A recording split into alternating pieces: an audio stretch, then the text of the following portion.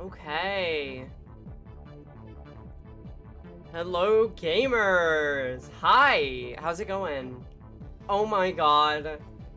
I totally forgot to get myself some water. Restart.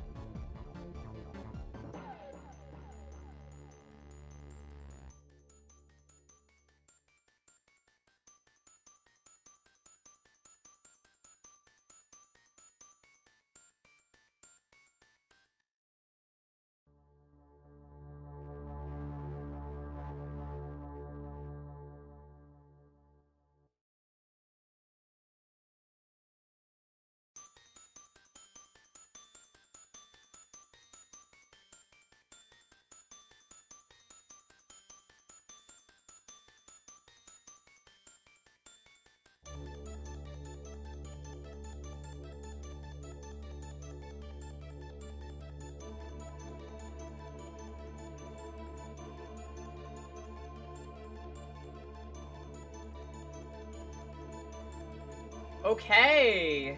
Hello for the first time today. This is the first time you're seeing me. Never been seen before. Ready for gaming. Okay. So, let's recap, what we did yesterday, right? Like, that's the idea. Oh, shoot. Give me 1 second. Oh my gosh. I'm so out of sorts today. Okay. Hi. So let's go over what we did yesterday. Yesterday, we played Clock Tower Ghost Head. What happened in Clock Tower Ghost Head? Well, we learned that there is a Maxwell family curse. There's a curse upon the Maxwell family. This curse affects Catherine, Stephanie, Ashley, and Alyssa, who has the last name Hale. Now,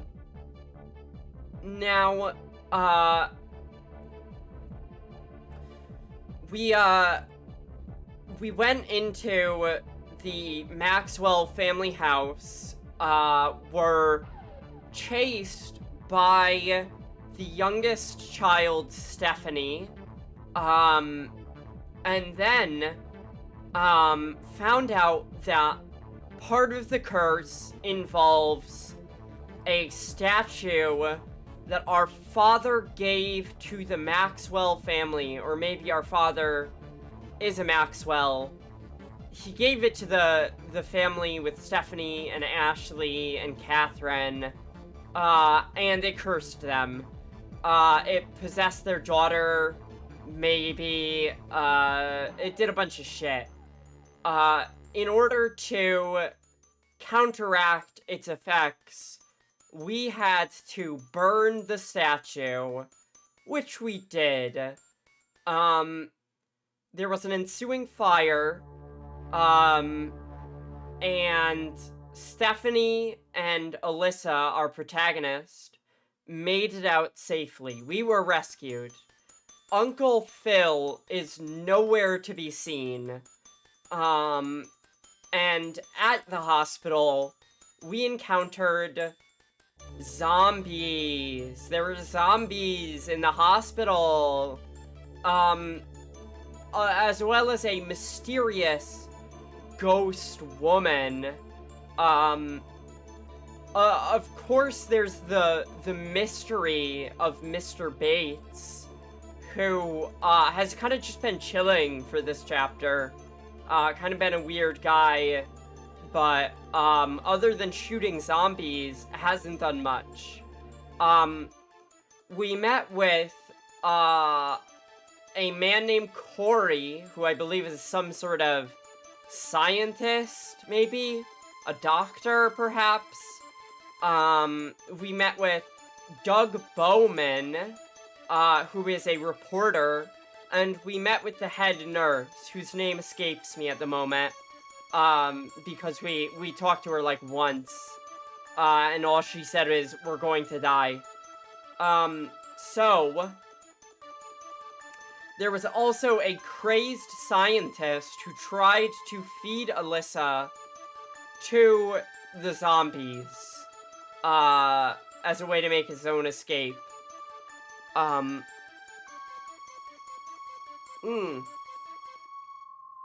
So, Doug Bowman and Dr. Corey, believe that Uncle Phil is the one responsible because he went missing. Now, last we saw him, he was lying on the floor of the den, like, bleh, I'm dead, bleh. That's what he was like. So, his escape seems, strange. It seems, an oddity. And Stephanie, who also made it out of the event, nowhere to be seen. We know she was taken to the hospital, don't know anything more than that. Ashley, presumably turned into a zombie and chopped into little bitty bits. So, I think that's just about everything we did in Clock Tower Ghost Head. The Struggle Within 2.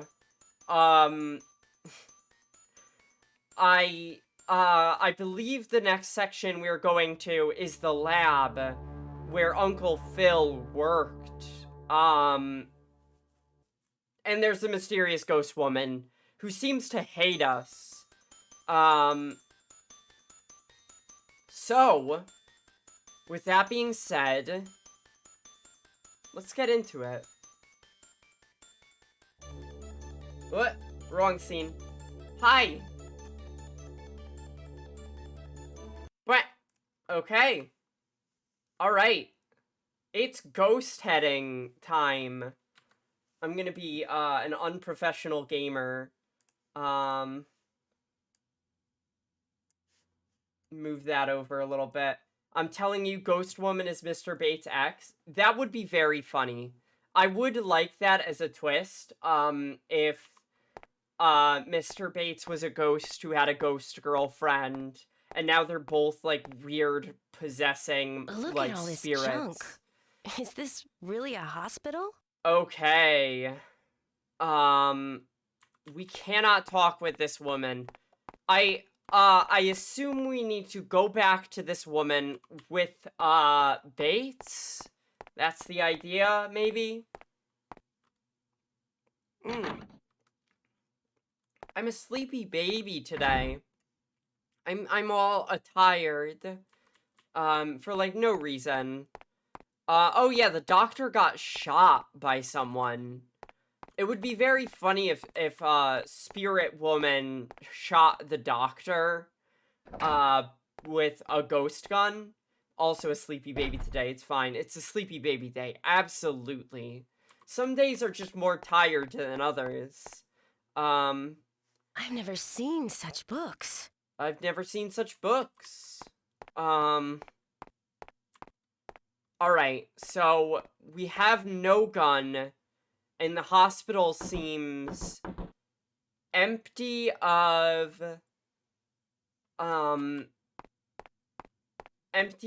like, other people. Wait a second. The table drawer seems broken. What if we use the drawer key on that table instead of the one with the shotgun? Oh, Lord. The shotgun wasn't... No, that's Nurse Woman. Oh, there are a couple of locked doors in this hospital that we haven't figured out what the deal is with that one.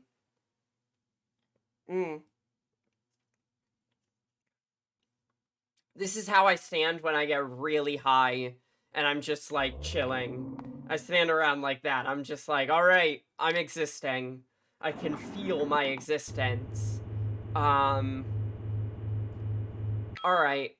Let's find out the mystery of Mr. Bates. I really want to know. I desperately want to know what the fuck this weird guy's deal is. We might have to... Oh, no! We might have to, is he chasing us? Yes? Alright. I hear the music. Okay. So there is a way to get us scared. We gotta put the amulet away, though. And try and talk to that nurse lady with the Bates. That's the only thing that I could think of where I'm like... This has to be what we're doing. Now... Is it this one? I have never seen the movie Psycho, by Alfred Hitchcock, where I assume the name Bates comes from. Hold on. We gotta go into the other room to hide. I've heard that it's a good movie, but, to me, I worry that, if I were to watch it, I might find it transphobic. It seems like one of those movies where it's, like, got some weird ideas about gender. I mean, like, oh my god. There is, the discourse over Silence of the Lambs, but,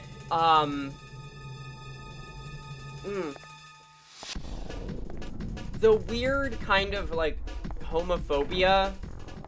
Oh, it's Carrie versus zombies, you're right. So I read all of the Silence of the Lambs Hannibal book series, of course, as you do, and they are very mediocre. Hey V4, how's it going? What are you up to? How was your day? Are you at work? I know you do work with, airplanes. You put down the amulet. Yay! Nice. Hope you're enjoying your work day. Tell the planes I said hi.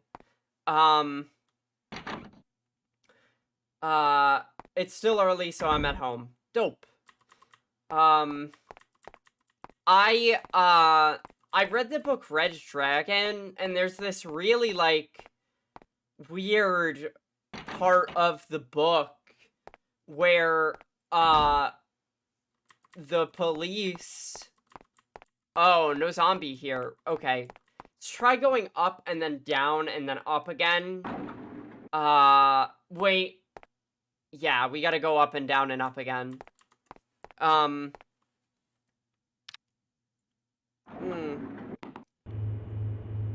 Alright. Go sideways. I'm about to. I'm about to go right, and then I'm about to go left. And then I go down again to summon a zombie, I think. We need to find a way to summon a zombie, to turn into Bates. Okay. So I read Red Dragon. For the record, all those fucking, Hannibal books are forgettable. They're, like, really mediocre, to be quite honest. But there's a part in Red Dragon where, they're like, what if we tell the newspapers that the serial killer is gay to make him mad, and we call him a slur in the newspapers? So it enrages him, and it's just like, what the fuck are you doing, man? What is this bullshit? It's a really weird plot point from, the Hannibal series. Oh, what's this? I haven't clicked on that before. Does this mean everyone's panicked? Okay.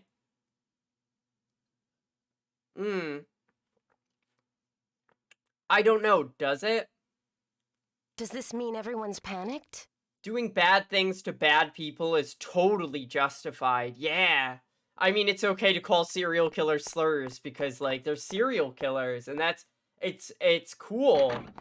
And they specifically are like, so, like, he's not gay, but, like, we'll call him that to rile him up. And it's just like, what, like, why? Why did you put this in your fucking crime book? Toxin? I wonder what this one's about. Okay, that's new.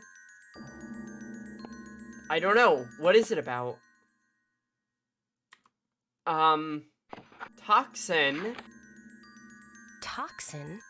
I I wonder wonder what this one's about. Okay. Alright. So, the Hannibal franchise, I've seen all the movies, of course, as well.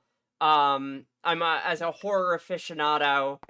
And let me tell you, I know that Silence of the Lambs gets a lot of credit, and people are like, yo, that movie's so good. Manhunter?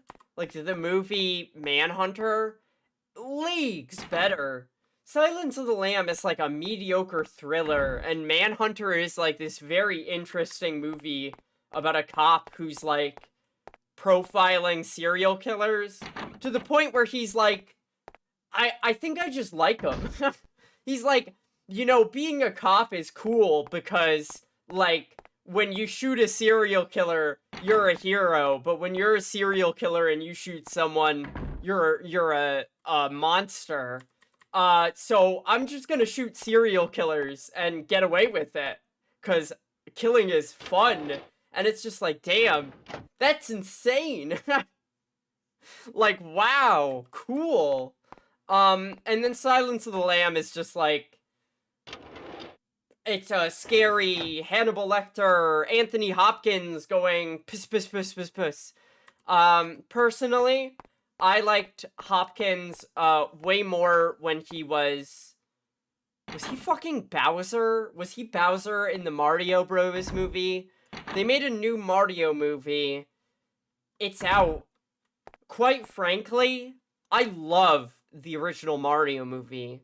I think the original Mario movie is very camp. It's a funny fucking movie.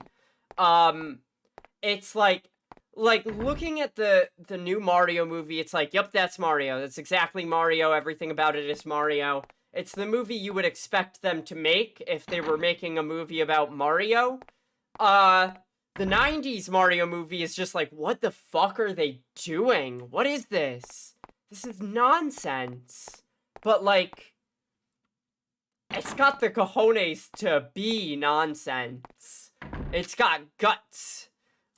Is there gonna be a zombie in one of these toilets? Zombie going poo. Zombie going peepus. And also, the Mario movie from the 90s is very quotable. It's, I mean, like... I'll be in big trouble if someone finds me here. Such an odd line. What do you mean? It's just, like, fucking out there. Everything seems normal here. Everything seems normal here. Okay, alright. Alright. I haven't seen the new Mario movie, but mostly because, like, it looks very mediocre. Like, as an adult looking at it, I'm like, it looks like the kind of movie that they would make if you had to make a movie about Mario.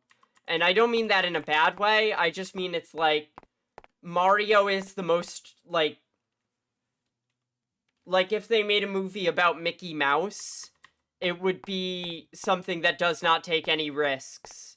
And it's like, why would I go see that? Everyone I know says it's good. Like, yeah, like, if you are expecting...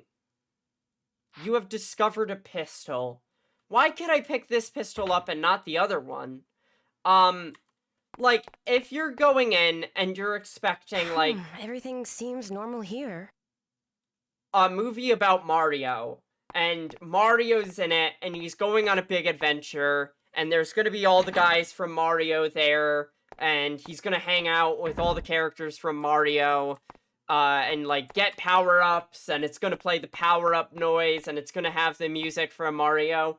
If that's what you're, like, going in to see, it's gonna deliver that every fucking time. It is going to be that movie.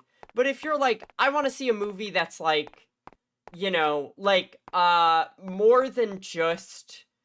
Everything seems normal. That was a weird line. Let me do it again. Everything seems normal. If you're looking for a movie that's like, you know, gonna knock your socks off with something you've never seen before, the Mario movie is probably not gonna do that.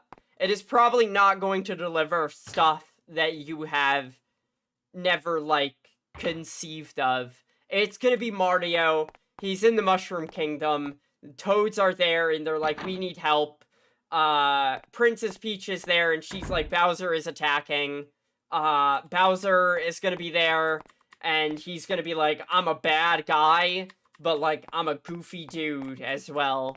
And, like, if that's what you want to see, you're gonna see it. And that's great.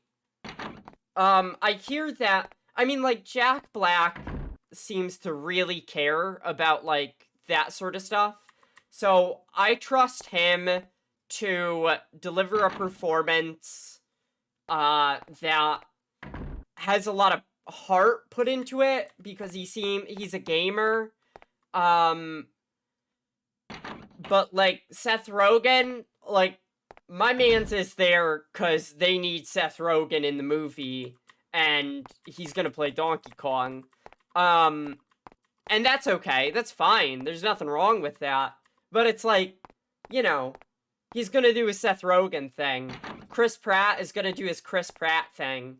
And, like, that's okay. That's what the movie does. And it does it exactly as well as you'd expect. What's this? This seems new. Here it is again, George Maxwell. Who is George Maxwell? Okay, it's not. I want to see the Mario movie, but I don't want to see it by paying money. I don't want to pay money for it. So what? Like, I'm waiting. I'm gonna wait until I can, you know, maybe see it without paying money.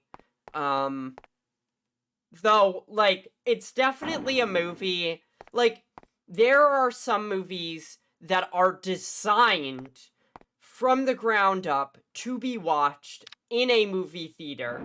There are also movies that are designed to be watched on certain formats of film, like VHS movies. A movie that is shot on video is going to be mixed, sound-wise, differently than a movie that is shot in theaters. The best example I could think of this as a total horror nerd is The Conjuring. The Conjuring, has moments where there are deliberate tensions being set for jump scares. What's over here? Hold on. Let me talk about this in a sec. Everything seems normal here. The Conjuring has its sound mixing specifically set so that the dialogue is purposefully low. The dialogue is, like, very quiet in comparison, to other movies, because when you're watching The Conjuring in a movie theater, it doesn't matter if the dialogue is low, and in fact, it's actually more effective if the dialogue is low, because they can mix the, horror stinger jump scare noises to be really loud. So you have to purposefully, intentionally lean in to listening for the I've dialogue. never seen such books. And then when they want to scare you, it has a like louder effect. What bad taste. I don't know. I think it's kind of cool. What bad taste. So by making the voices or the vocal track, one way to see a movie without paying. Oh yeah, Big B. I think sailing the high seas is an honorable and noble hobby. You better believe I was checking Twitter today of like, I mean, I've heard that if you just go on Twitter, it's there. Which is hysterical. Very funny. Yeah, like, if you are making a movie for a theater experience, like, there are certain ways that you're going to be framing things in the film, the ways you're going to be doing cinematography, the ways you're going to be mixing sound. Thank you for the hydration.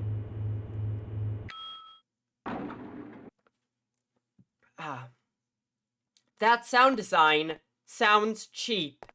Yeah, I did not like the Conjuring movies because of things like that, where I'm like, oh, this movie is basically meant to be a roller coaster ride. Yeah, it will scare you, but it's like just meant to be a roller coaster ride, right? Like, a monster. I love Alyssa's hands and how they only have one polygon. Yeah, they're great. I truly do love them. Okay, so, attack this motherfucker. And then I guess we run back into where? Kick him in the balls. We've run back into the elevator. Perfect. And now as Mr. Bates. It's such a funny name. The other thing about the Conjuring sound design is that in addition to mixing the vocal track purposefully low and kind of muddy and a little mumbly, before a scare, in order to create tension, what they'll do is they'll cut all the sound out, which obviously, makes you have to listen even harder. Okay. Is he gonna stay dead? Yeah, she does have kind of like, fleshy version of strong, bad boxing gloves for hands. So, like, a movie like the Mario movie, to me, sounds kind of like a movie like that, where it's like a cinematic roller coaster. It's like, a movie that is meant to be kind of enjoyed as if you were going to an amusement park. It's one of those things where, like, once you got the gimmick down, it stops working. What are you doing in here? This is the end. Everyone's gonna die. Give her a pep To talk. wander about forever?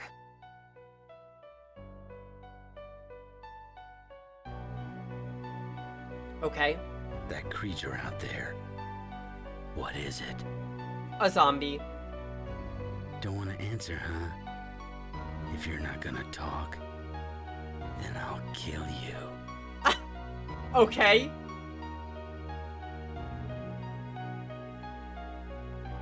There's a file in my office. You'll find your answer in there. Okay. She's so dramatic, and Mr. Bates is like, yeah, murder is always the best and first option. I do love how he's just like, listen, I will kill anybody for any reason, it's just my favorite thing to do. But, like, also, like, I'm trying to be chill about it. Like, I'm not gonna, listen, I'm not just going to shoot you after you answer me, but if you don't answer me, I will straight up kill you and then never get an answer. So this is definitely not her office, but, yeah, like, The Conjuring is definitely, like, a movie that is meant to be kind of, very light on any sort of, like, thoughtful, kind of meditative, movie-going experience. It's supposed to make you go up and down like you're at an amusement park. No thoughts, head empty. Exactly. It's a no thoughts, head empty movie.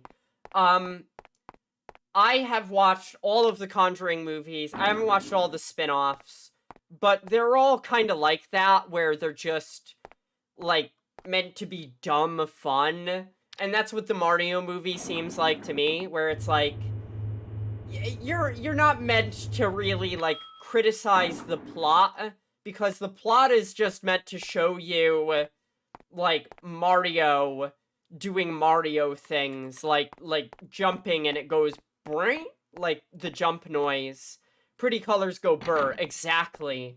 And you could have movies that are, of that kind of caliber and, do the same thing, that are, you know, also, like, thoughtful. Oh, it's Mario, he jumps, haha, I love video games. Exactly, like, that's what they want you to do. And, like, if you love video games and you love Mario and his video games, then, like... Cerebral toxin. Confidential. Interesting. Is this what we're looking for? This makes sense. Getting infected with cerebral toxin turns you into a zombie. Okay. The bacteria forms a new parasitic brain and makes the old brain stop functioning. These are facts. He's spitting fire. That means the zombie's weak point is their parasitic brain. Okay. I've got to try. Okay, alright, I see. So, before we were targeting just their body, he even kicks the ladies in the nuts. Before he was targeting just their body, and now he's like, if I shoot them in the head, they're dead forever, I guess. Sure. I have no clue. Huh?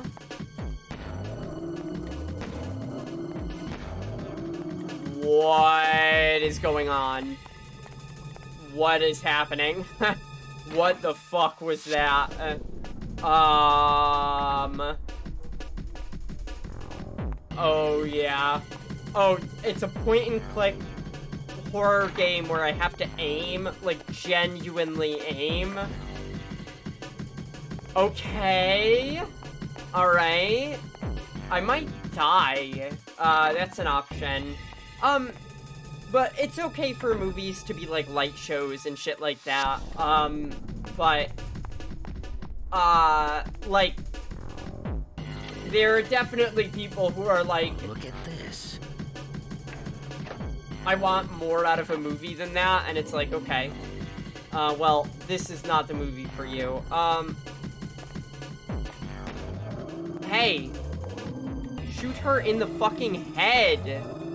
What are you doing? What? I'm gonna die. What am I doing wrong? Do I have to disable her first? Ugh. Game over. Continue? Yeah. No. I don't know if the zombies actually eat.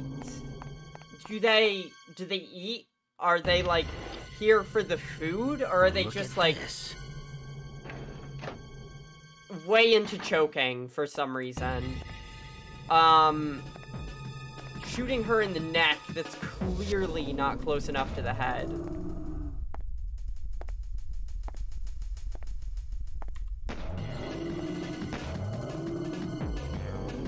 Okay.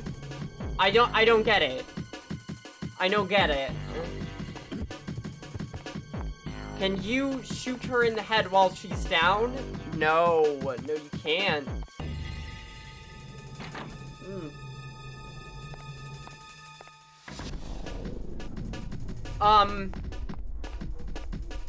I also find it the Conjuring movies, I find very interesting for their, odd kind of religious qualities. Mr. Bates goes, fuck this, and runs away like a little bitch. Yeah, he does. I would assume they reproduce by forcefully shoving those bacteria in your face. I guess? Can it affect dead bodies? Is it only living bodies? Why? I can juke her. They choke you out, then give you a little kiss. A little kiss you. Okay. So I'm fully out of bullets forever now, I think. Unless, the guns respawn somehow. Maybe. Hopefully.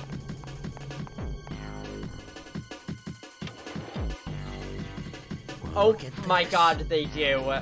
Quick go into the men's room. The girl nurse can't follow you in there. Yep, yeah. Though, we did kick her in the nuts. We did, give her a groin kick, and it seemed effective, so who knows? They might just be wearing a skirt. I don't know.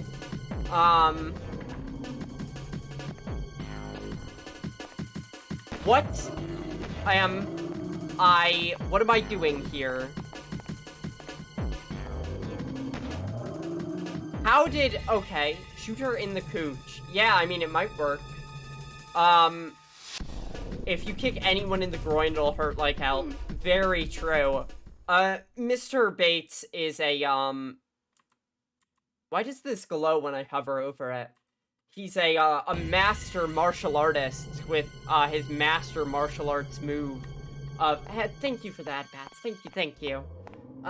We'll figure out how to kill a zombie together. Well, look at this. Okay, hold on. Oh my god, I am going to talk so much about Exorcist movies. I'm gonna talk a lot about, Exorcist movies in a little bit. Because I have seen a lot of Exorcist movies. Some of them are good, some of them ain't so good. Where am I aiming? Disable her. No, the zombies are fucking invincible now. Somehow, I read a fucking... Oh, I think I died. I read a book that says shoot them in the head, and now they are truly unstoppable. Okay, so this ties into, Look at this. Horror movie sound mixing, right? It turns out that, horror movie sound mixing has there's a secret trick, to some of it that I don't know if everyone knows, but I find it very interesting. You're gonna run in there again. Because, yay. So what the fuck do I do? What am I doing here? Am I going crazy? Come on.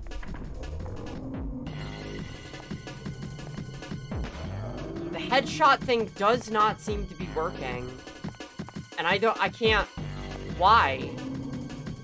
It directly gave me what I should be doing as shoot them in the head, and now I'm trying to, and it does nothing.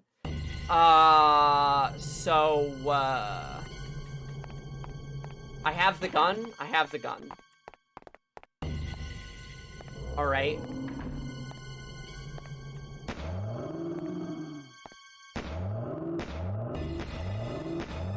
Like, what?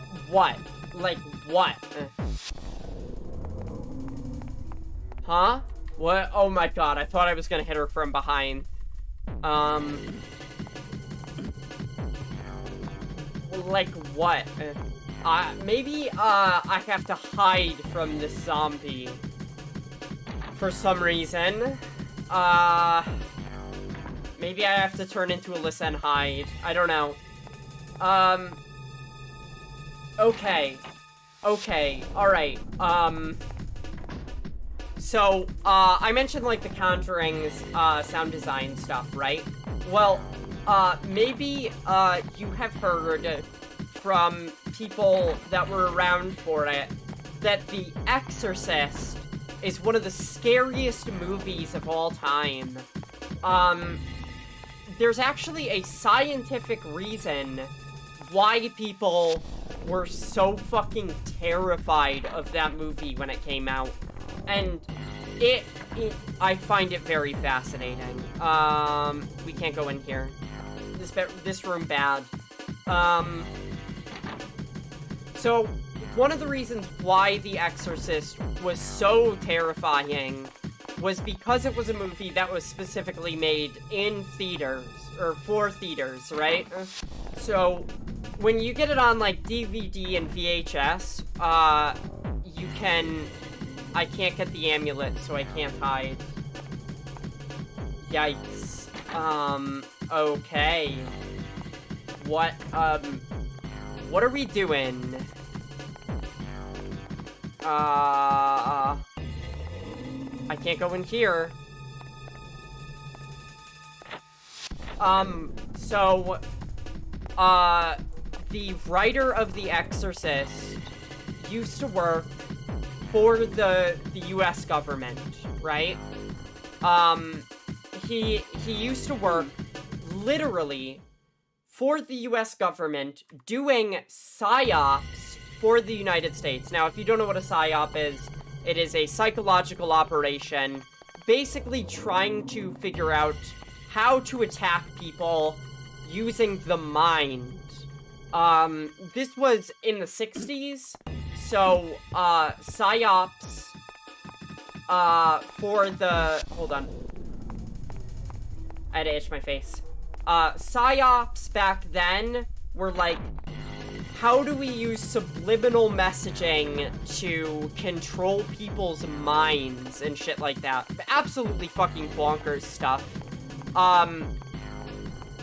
Some other things that you might know about, psychological operations were, MK Ultra, a US project where, the United States government basically gave people massive amounts of things like LSD and, poisonous objects, in order to see if, the amulet was placed here. I can pick up the amulet.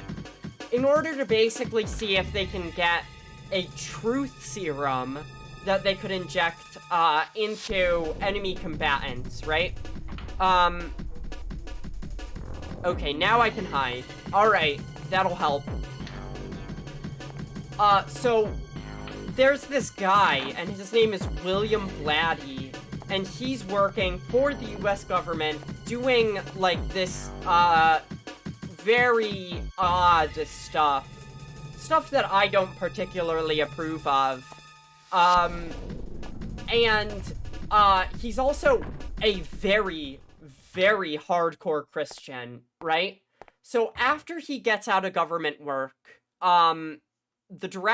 this author, right, Blatty, then goes on to make The Exorcist. Now, if you've watched The Exorcist, you know that there are a couple of things that are special about it. One of which is subliminal messaging. There are, frames intercut into the movie, that, pop up and show, like, a scary face in, like, the bottom right corner or whatever.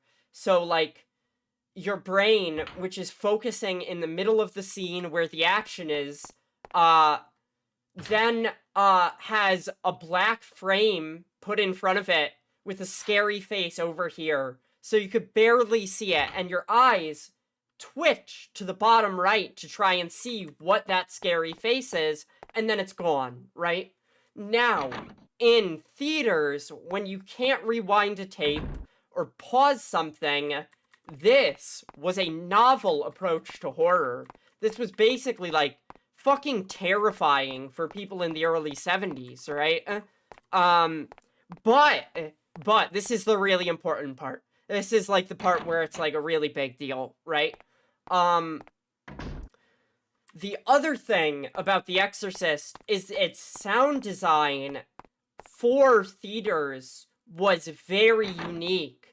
Basically, you might know that there are different parts of music. There's, like, you know, treble, there's falsetto, and then there's, bass, right? Well, there's also something called sub-bass. Fuck. I can't go into this place, because the zombie nurse is here. Shit. Okay, I gotta go hide. I gotta pick up a gun somehow, and I gotta figure out how to kill her, I guess. Or maybe I just go see the nurse again. Let's hide, see the nurse again, and see what happens. If that doesn't work, I hide, turn to Mr. Bates, see the nurse again, and then, wait, I can't see, fuck, hold on, I have to figure out the sequence of events here, but it starts with me hiding. Sub-bass, if you've ever gone to a concert and tried to take a video of it with your phone, you're gonna notice that the concert video sounds like shit. People call me a sub-bass sometimes. Very funny.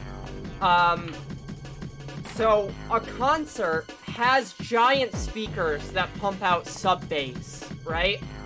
And when you go to a concert and it's really loud, you could feel like your whole body vibrates with the, with the music, but also, like, you could feel the vibrations in your body. That's sub-bass, right? So, here's the thing. Yeah, the bone vibration. Exactly. The bone vibration. So here's the thing, right? That's used, to enhance the effect of the music, but, William Blatty, who worked for the US government's Finding Out Psychological Operations stuff, found out that if you play sub-bass, and no other sound, it has an effect on the human psyche because you can feel the vibrations, but it's too low for your brain to actually hear the noise. So it creates a very unsettling effect when you're hearing a sound that your brain cannot process. Your body can feel it, but, it's like a dog whistle, but instead of being really high-pitched, it's really low-pitched. Actually, wait, hold on, let me go see the nurse first.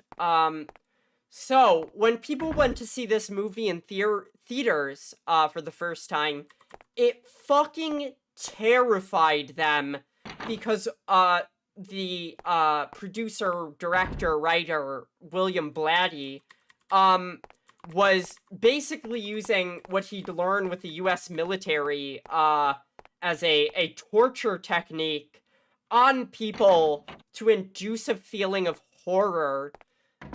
The other thing about Blatty, I'm gonna go on a whole tangent about this because I'm just walking around trying to figure out what the fuck to do. The other thing about William Blatty is he was a hardcore fundamental Christian.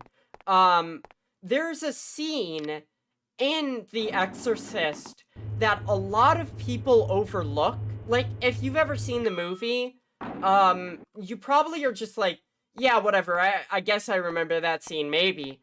There's a scene where, the mother of the possessed child approaches a bunch of protesters on a college campus and yells at them and tells them, suicide trigger warning, suicide trigger warning, suicide trigger warning, this is bad. Hey ma'am, don't do that. Don't. Stop. It's all over. I have no desire to live. No, you should do it anyway, though. If you commit suicide now, you'll turn into a zombie. Me too? Dead, but alive, wandering forever. Okay.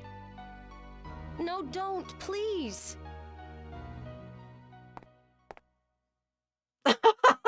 And then it's over. Do I have to turn into Mr. Bates and Look then at all this junk. Is this really a hi hospital? Lily. Yeah, that's basically like, listen, like, you can do that on your own time, but I don't want another zombie around, so, like, please. Okay, so what the fuck are we gonna do about that? So there's a scene where, the mother of the possessed child basically blames protesters on college campuses for bringing the devil into America. And, did you get the screwdriver from in there? I don't know if that's an actual hint, but, I gotta check now. Yeah, he blames, protesters in America for, literally, like, bringing the devil in. Which, like, if you've watched any amount of, like, right-wing conservative propaganda, is, like, genuinely something they believe. Uh-oh. She's probably fine. She just went to go get some water. Look at all this junk. Is this really a hospital? Horror games be like, how much triggering content can we fit in this bad boy? She's not hanging there, so she's probably not dead. This game just erases people sometimes. I don't know. I've got no clue. Did I get the screwdriver? I'm not seeing it. But, could be in here.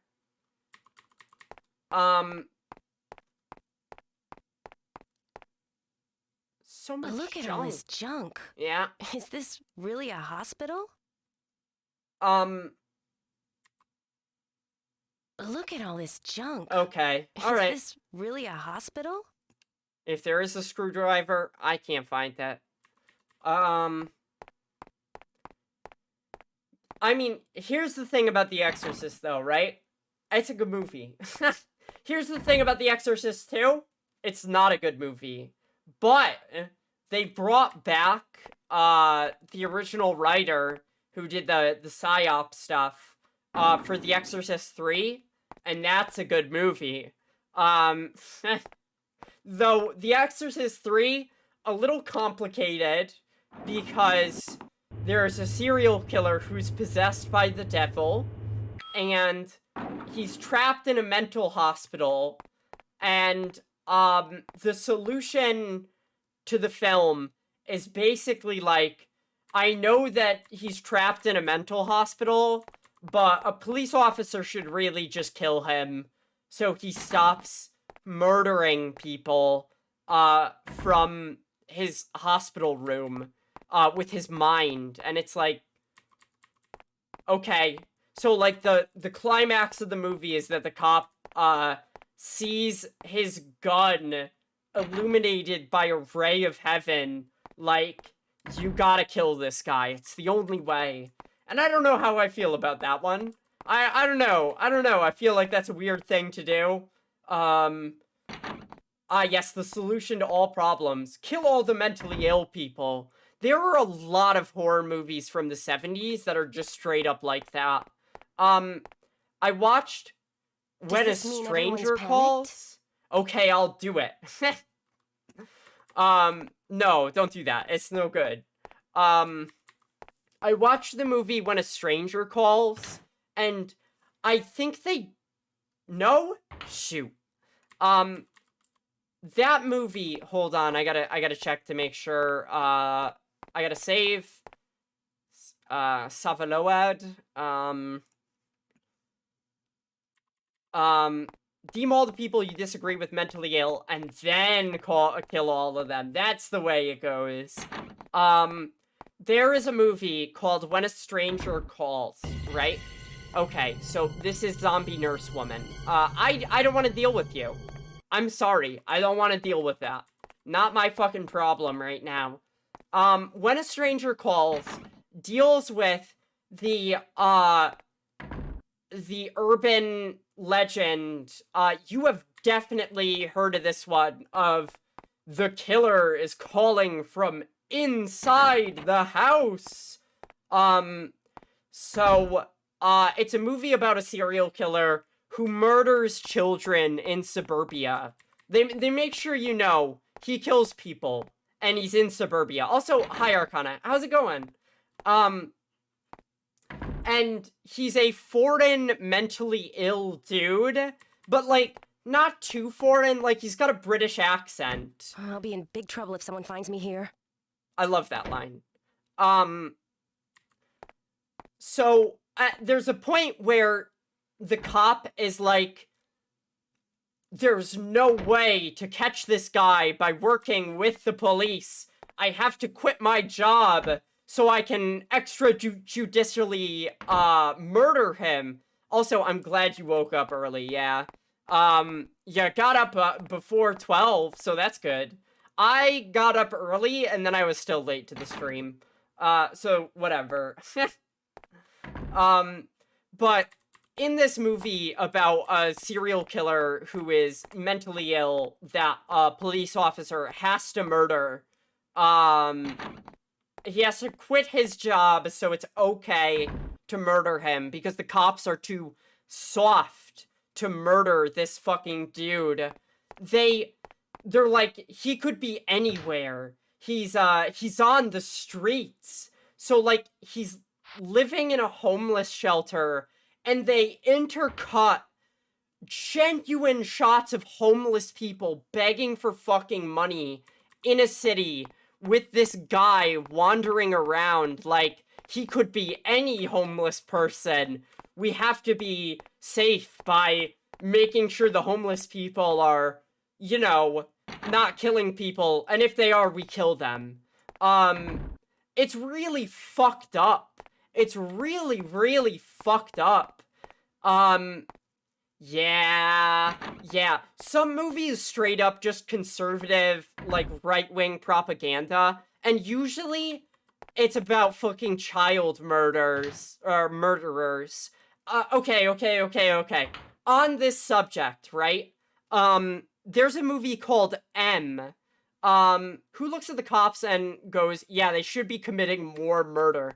Apparently the people who made When a Stranger Calls in the 1970s, the guy is literally like, I'm quitting the force because they won't let me murder this dude.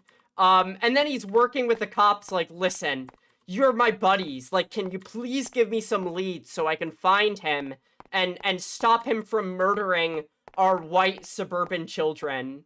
He could be you, he could be me, he could even be... I assume there's more to that. The homeless, apparently. Yeah. So there's a movie called M, right? And it's a movie about a child murderer, right? Here's the thing. M is a movie from, the Weimar Republic. Basically, from Germany right before the Nazis took over, and it stars the guy who, oh my god, I forgot his name. Hold on, I gotta Google this real fast. M movie, M 1931. The minority, which minority do we want to disenfranchise to make our boogeyman into this horror movie? This is exactly what I'm talking about. So, Peter Lorre, you probably know his voice, because he's the guy who talks like this. Oh, master, I have, gotten body parts for you from the grave so you can build a Frankenstein, right? So, Peter Lorre got his break from this horror movie called M, in Germany right before the Nazis took over, and Peter Lorre plays the murderer who kills innocent German kids, and he's also just happens to be Jewish. And I'm like, that's, looking back on that, I don't like that very much. I don't like that they cast a Jewish guy as a child murderer right before the Nazis took over. Yeah, weird, that one. Very odd. Not a big fan. Not a huge fan of that. I've never seen such books. Ah, fuck. So, like, I am very sussy about whenever I watch, horror movies where it's like, there is this terrible murderer who is killing the innocents, and the innocents are, you know, like, children that conform to societal norms, right? Because of the history of movies like that, I don't know, there's, like, a lot of people, I feel, watch movies that are, like, horror movies like that, or movies about, like, exorcisms, and don't really investigate the kind of inherent politicism to them. Like, The Exorcist is very inherently a Catholic movie. It is a movie about a Catholic ritual performed to exorcise demons. And of course, like, who gets possessed by demons? Like, in the worst case scenarios, it's like children. But in, like, real life, it's like the mentally ill are the ones who are possessed by demons. But, like, then there's movies like The Conjuring, right? And The Conjuring stars, what was that noise? Did you hear that? That weird noise? The Conjuring features Ed and Lorraine Warren, who are from... There's a monster man. We gotta hide from the monster man. Ed and Lorraine Warren were also Catholics, and they were also, from Connecticut. The Conjuring movie basically completely erases any of their specific, Catholic elements in favor of this very generic brand of kind of Christianity where, anybody can do an exorcism because it's, like, more of just a horror movie thing than an actual, like, religious thing that people genuinely believe in real life. I gotta be right back. I gotta get some water to drink.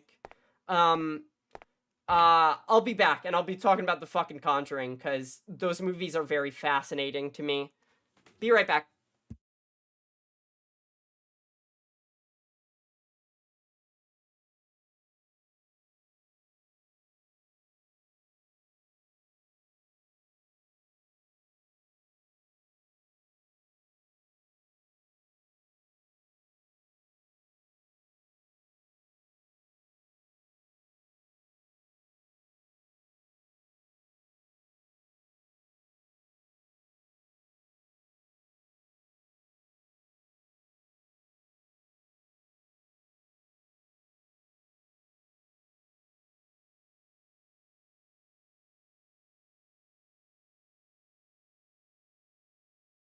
Okay.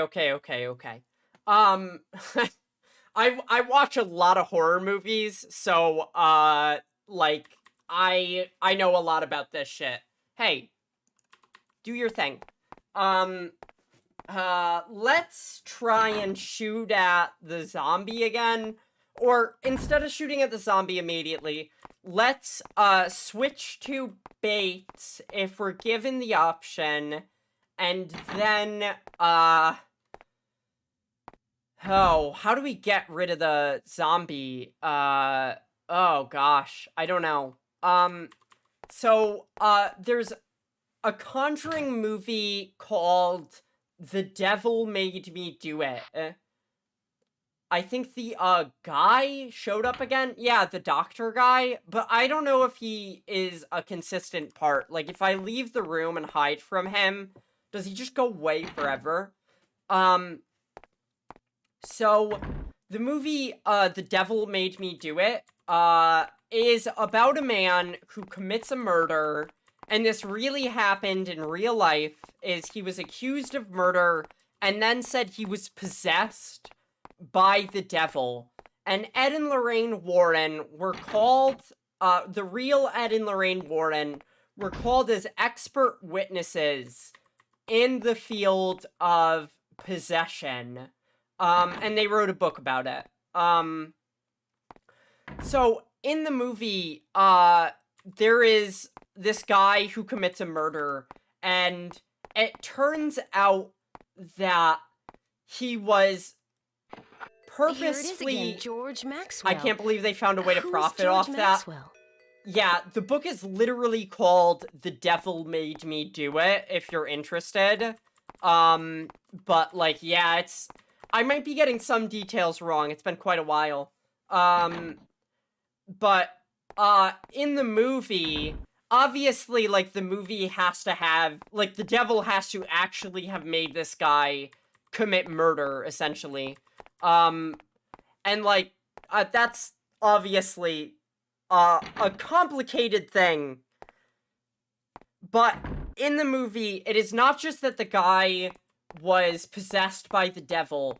It's that a witch had purposefully cursed him, to be possessed by the devil, and then,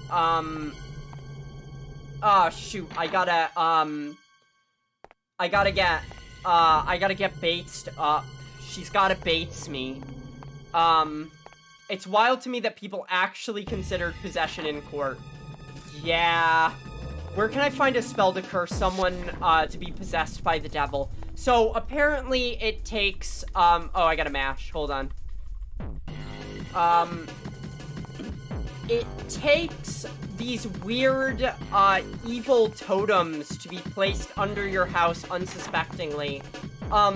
So, at one point, Ed and Lorraine Warren go see a priest, a non-denominational priest, and... Did the zombie... Yeah, I did just kick the zombie nurse in the pussy.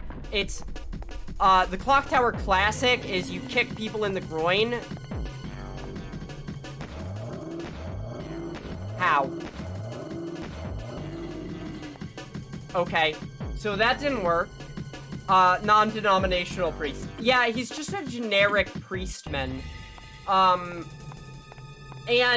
he gives this entire monologue that sums up the idea of the movie that there are agents of chaos in the world who want nothing more than the destruction of good people.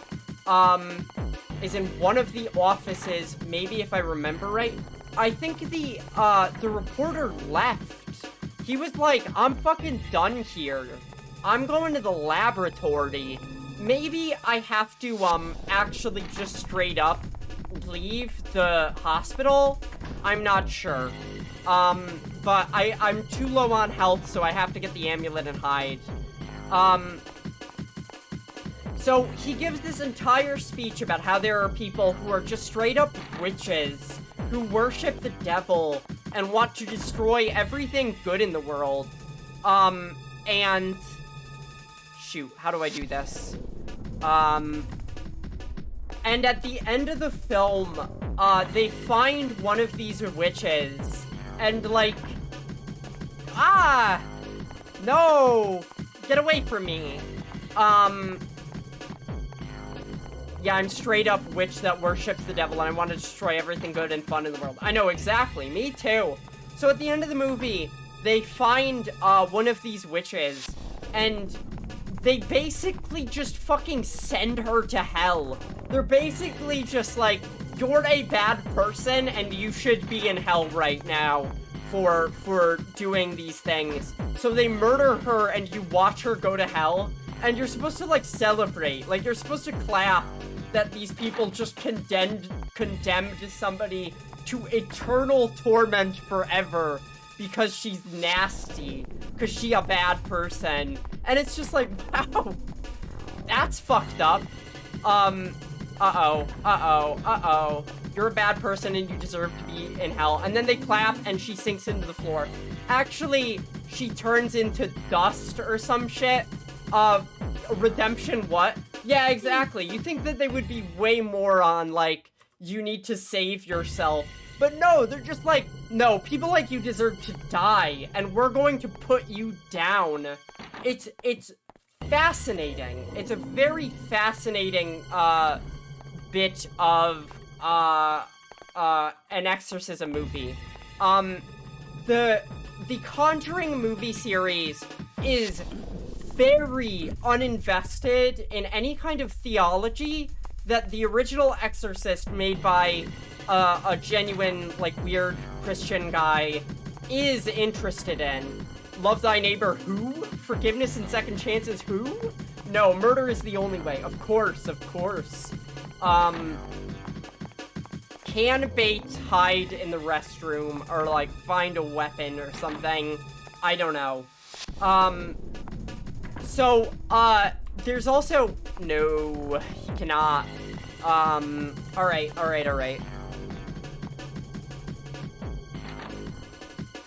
If you're gonna make a movie about Catholicism, at least mean it. That is 100% how I feel about that movie series. And I think, you know which ones are witches because when you kill them, they turn into dust. Yeah, they make pacts with demons, and I think it's implied at one point that she took a lover who was a demon. Like, she literally, like, fucks the devil or something. Obviously nothing that cool is shown on screen. It's only alluded to. I know. Like, I want to see that, actually. Like, put that in your movie. Hell yeah. But, like, they don't do that. They just kind of slander her with it, and then she dies and is dustified. So, the movie that is, like, the worst offender of, like, we want to get the credit for being vaguely Christian, but we don't want to actually do the work of, like, doing any Christian stuff, is, 100% The Nun, Witch Trials 2! Yeah, woo! Witch Trials! I love when they try the witches. Okay. So, a movie about the nun. Nuns are, like, mostly, from my understanding, a Catholic thing. There are, there are women pastors. The nun isn't even super Catholic. No, they literally, like, are like, hey, priest man, like, prayer is cool and everything, but I've got a shotgun to shoot the zombie demons instead. So, like, there's a time for prayer, and there's a time for shotgun. And it's like, holy fuck, dude. Like, that's dumb as shit. The whole movie takes place in an abbey, so you would think that maybe they would be more invested in the whole, like, we're in a place that is, like, Catholic. Welcome to our non-denominational nunnery. But, like, literally, though. Oh my god. So, like, it's very odd. The nunnery was a castle that had, genuine, like, there were people in the castle in the medieval times, and crusaders came in and killed them because they were opening a portal to hell. And that portal was sealed because the Templars, or the Crusaders, or whoever, killed all the people there and put a big Christian seal on it. And when the castle got bombed in World War II, it cracked the seal, allowing for the nun, who's actually a demon from hell and not a nun possessed by the devil, to be released. And, like, you would think that it needs to be, like, an exorcism or something, but I think that they genuinely just find, like, in the nunnery is hidden the blood of Christ, which they use to, like, they throw it on somebody the non-demon possesses, and then she has to leave their body, but it doesn't, like, send her back to hell or anything. She just moves into somebody different. Like, I feel like the blood of Christ is probably, like, really fucking powerful. Like, if you get some of the actual blood of Christ, somehow, like, it's probably got some fucking good magic in it. But nah, it just, like, moves her to a new person. And it's, like, very odd. It's a movie about a nun. You would think they would be more invested in the whole, like, religious angle, but it's really more of a prop than anything. I mean, the blood of Christ is literally a prop in the movie. Like, very, very odd. Via transubstantiation, all communion wine is the real blood of Christ when it's blessed by a priest. Yeah, it's just some fucking shitty wine that they locked up. It's just like, it's just in a wall somewhere. Especially in Catholicism, they're all about old dead people body parts being powerful. Oh yeah, they love that shit. They put fucking gold and jewels on them. And, like, I mean, like, say what you will, but it's goth as fuck, and I kind of respect that. Oh my god. Okay, hold on. How do I deal? Maybe I just fucking leave. Do I just leave now that I found that out? We could try it. I played Blasphemous. I remember the silver-plated lungs. You all reminded me of a terrible Russian Orthodox government-sponsored film. I have to know about this. Is it a horror movie? Because I'll watch that shit. I will check that one out. Yes, and they should make movies about it. Yeah, they should. I want to see fucking, locked. like, it's locked. Okay. It's locked. Okay. What the fuck do I do about this zombie woman? I don't get it. They told me that the brain has a parasite and I have to shoot it. What am I doing wrong? With the animation quality, it might as well be horror. Oh boy. Is it, I was gonna say, is it like a 70s Soviet movie, but I don't think the Soviet government was, very into the whole Russian Orthodox thing. Huh? It's dead just as I thought.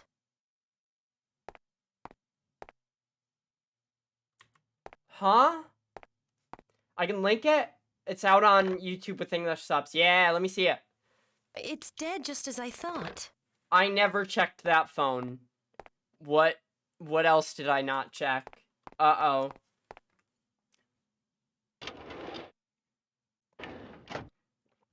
Everything is normal here.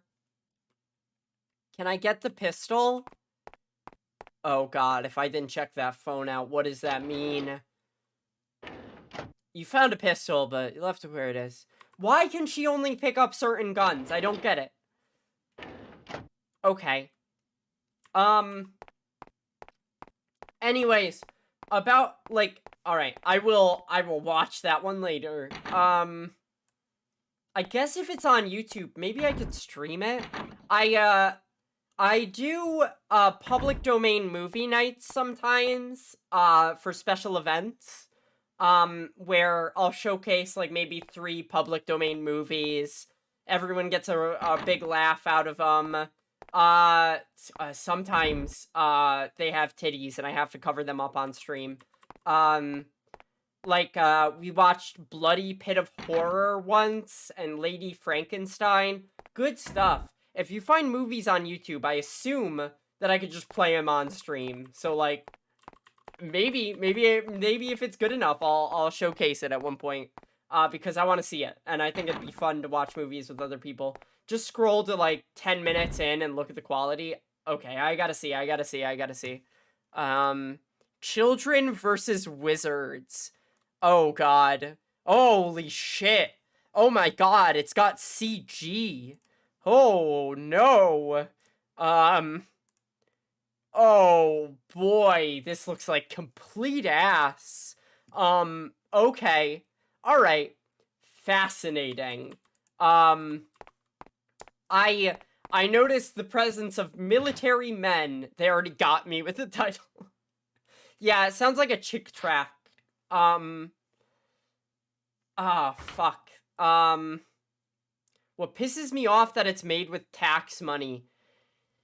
Yup, yeah, they were like, this is definitely a worthwhile use of, everyone's dollars. Because people are gonna watch this movie. Fucking bullshit. I mean, like, the US funds, apparently, the Department of Defense funds a lot of movies in America, and is just very hush-hush about it, because, like, when people hear the word propaganda bad, but, when the government is like, can you make a movie about how cool it is to fly jets that bomb people? People are like, dude, that's so cool. The jets are dope. We should spend more money building jets that are billions and billions of dollars, and, not use them fucking anywhere.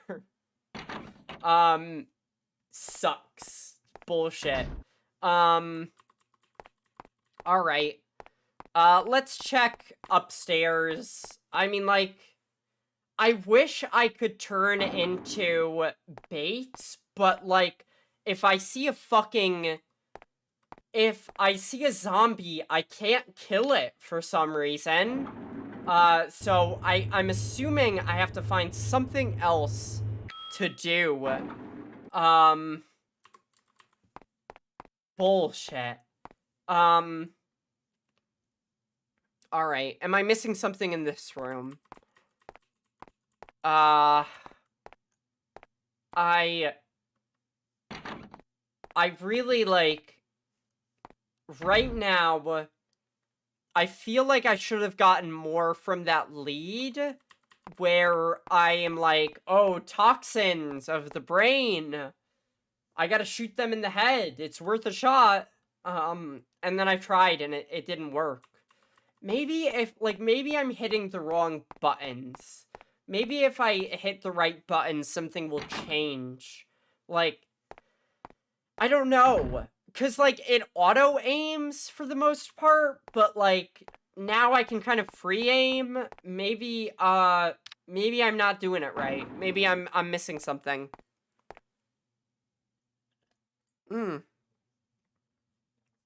Okay.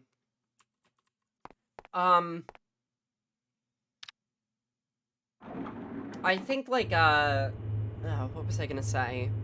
I'm trying to think of, like, other, Catholic horror movies I've watched, because I went to a Catholic school at one point as a child, and, like, the aesthetic is hot, but, like, the actual stuff about it is kind of, muddy. Sometimes,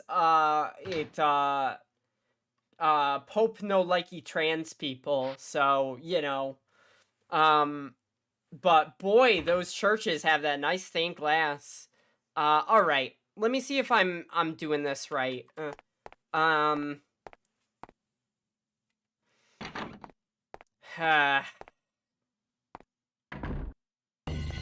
Yeah.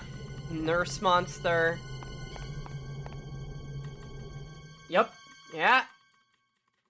Fucking get him. Alright. Now, if I hit, like, a specific button combo or something, like, does it change anything? Okay.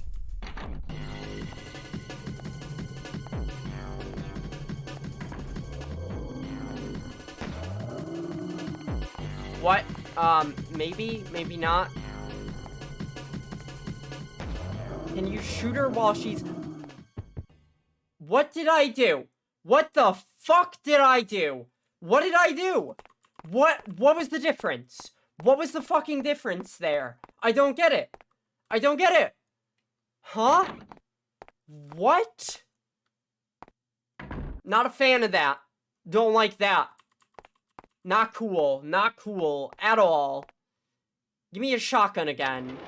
There is nothing in here I can use. I don't know, but you got an actual targeting reticle for a second there. I don't get it. I don't get it. I don't understand. Maybe we killed one single zombie. I guess. How? I don't know. It's a mystery. Alright. Alyssa. Yeah, and she turned to dust and went to hell. Yeah, they melt into the floor when you kill them, but if you shoot them the wrong way, they just drop.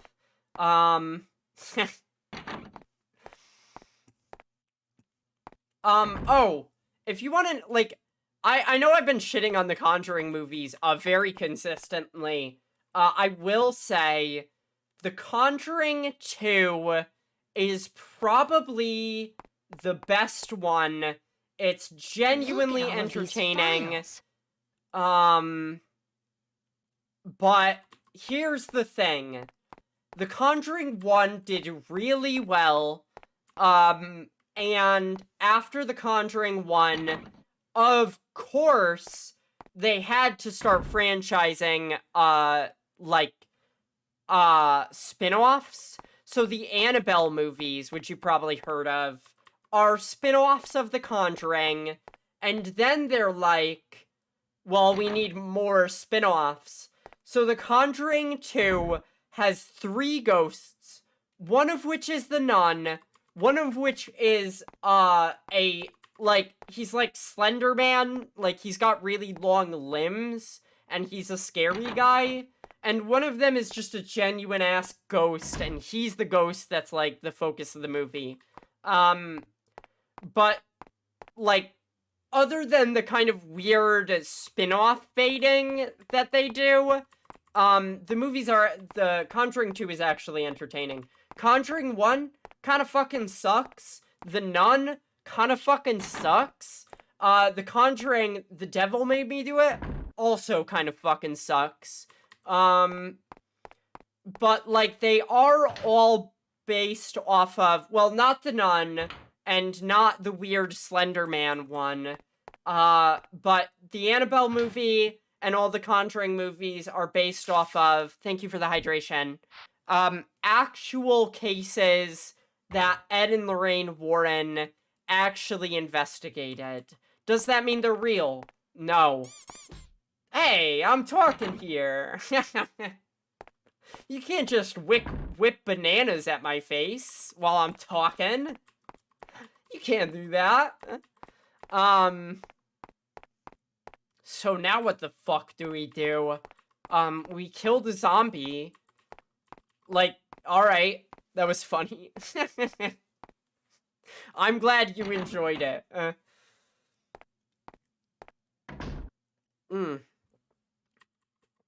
Alright, let's try this room out. Maybe, like, there's no zombies around. Again, wait. Did something turn into a reticle? Did you turn into... Shit. You found a pistol, but left it where it is. I can't shoot the gun 2 times and get a new gun. Zombies are busy. Yeah, I mean, have you looked at me? I'm talking all the time. That's a busyness, baby. Alright.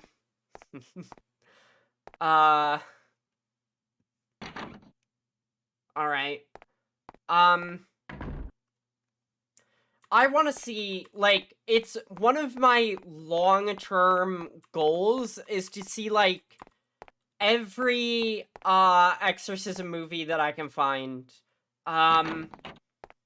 Okay, alright.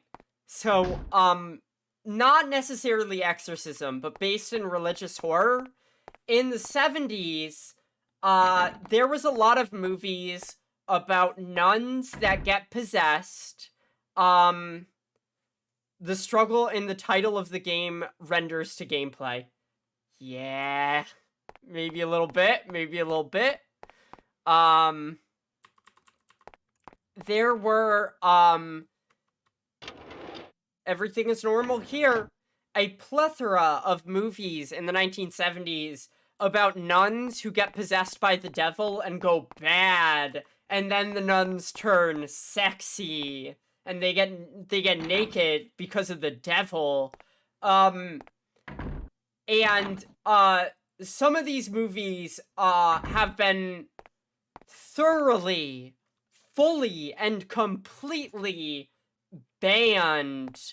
Just banned. Fully banned. Hold on, I gotta find out. There's this one movie that I've seen, because it's banned, and obviously, like, I have to see it because it's a banned movie, right? Like, what's it about if it's so banned? It's called The Devils, and it was produced by Warner Brothers. Banned, exactly. So, it's a movie produced by Warner Brothers. You know, the guys who make, fucking Animaniacs and Bugs Bunny and shit.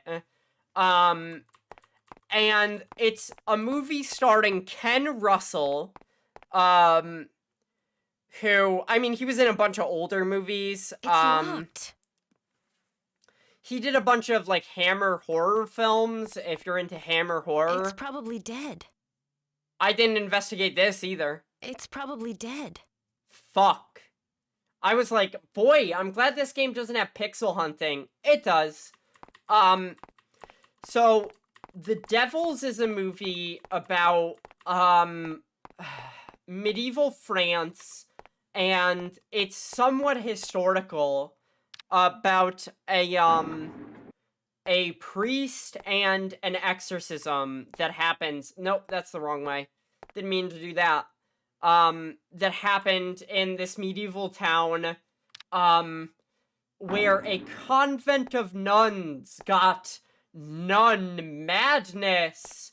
And, one of the reasons why the film is so banned is because, there's a scene in the movie where the nuns get really naked, and they have an orgy, including, a giant crucifix, which they do the do with. It's very hard for me to conceive of the Animaniacs people okaying that movie, and being like, yeah, let's make a movie where nuns, like, fuck Jesus. One of the nuns, has sex with a bone from a man who was, burned by the Catholic Church, and, like, it's insane. It's very crazy. Like, obviously, the reasons why it was banned are, I've pretty never obvious. seen such books. But the movie is still banned today. You can't buy the movie on, like, DVD or Blu-ray. It's essentially, like, partially a lost movie because of it. I mean, I watched it, and I found a place to watch it because I love seeing movies with that. It was fucking metal. Here's the thing, though, right? So, it sounds fucking hardcore. Oh, yeah, and during the orgy, there's, like, a holy priest guy, and he's got, like, opera glasses, and he's watching from, like, the corner, and he's jerking off under his priest robes while he watches. And it's just like, wow. Now, here's the thing, though, right? The soundtrack for the movie is the goofiest fucking thing I've ever heard. Look at all this junk. So, like, Is this imagine really a hospital? seeing that scene with a very, very high intensity, and then it's got, like, clown horns and slide whistles playing on top of it. And it's just like, whoa. Whoa. I feel like this should be taking it way more seriously. I was like, I was a little upset. I was hoping for something way more dramatic. But no, it's got fucking goofy ass music. And it's just like, holy shit. Like, dude, you can't be doing that.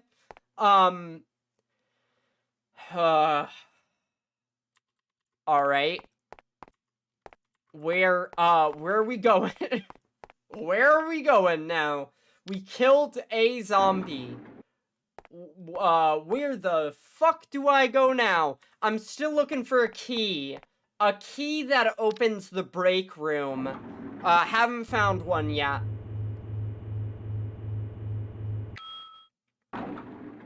Do I have to... is there gonna be a zombie that comes out here? Do I have to put the amulet down? Maybe the zombie only comes out if I put the amulet down. Yeah, yep. I am very much into watching movies that, cross a lot of societal taboos. I love watching extreme movies. That movie has not been released by Warner Brothers since, it was basically made, but here's the fucking thing. Here's the thing, right? The nuns from that movie, here's the thing. They show up in the background of Space Jam 2. In Space Jam 2, you could see those nuns from that movie. And you know what? It makes me want to watch Space Jam 2. I never thought, wow, Space Jam is going to bring back the nuns from the Devils. But they did. I know. Hold on. I gotta find it.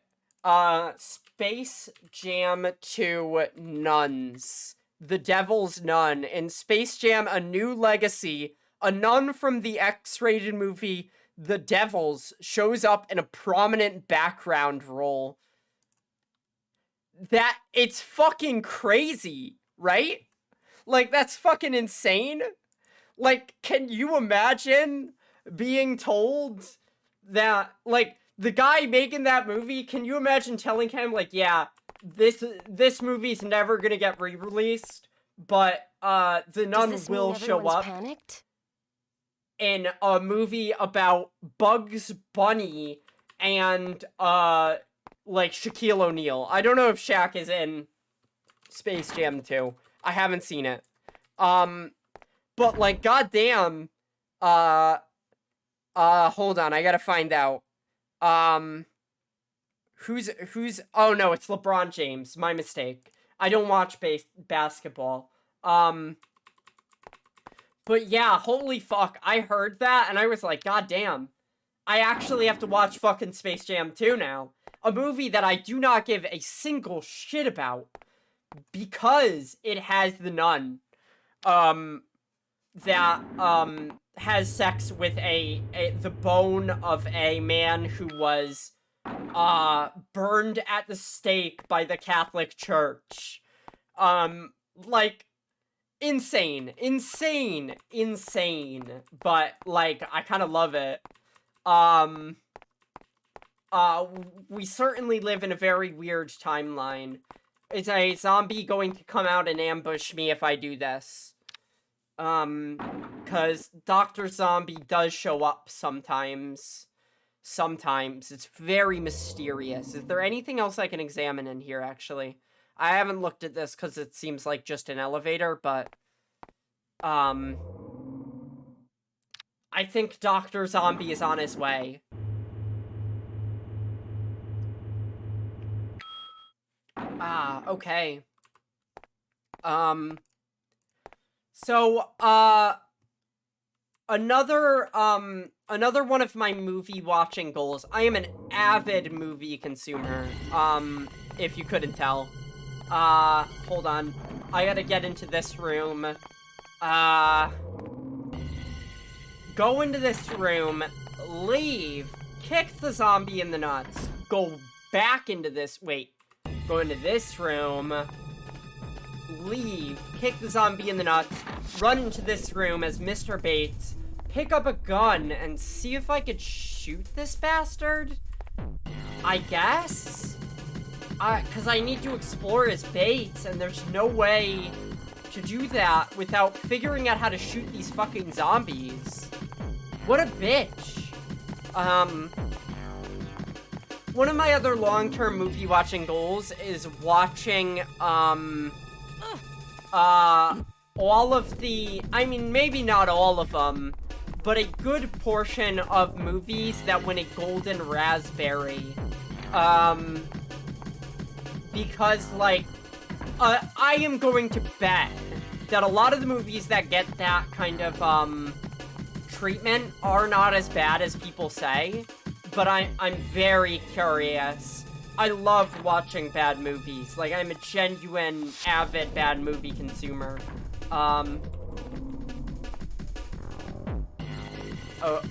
Okay.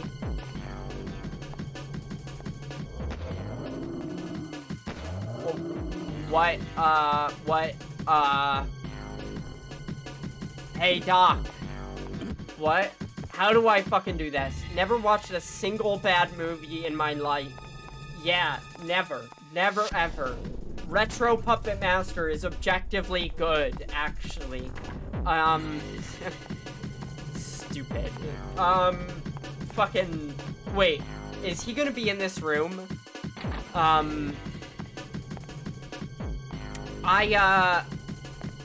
Yes, and he's going to murder me. That sucks.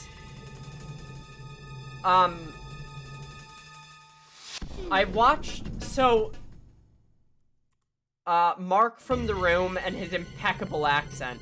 Whoa, buddy! You can't spawn right there. That's fucked up.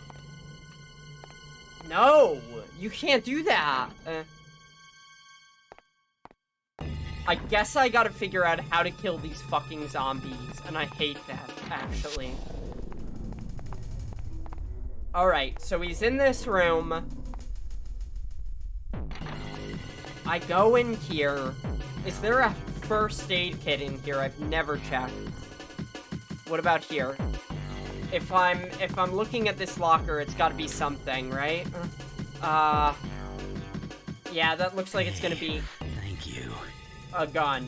Hey, thank you. That's the only time Mr. Bates ever says thanks.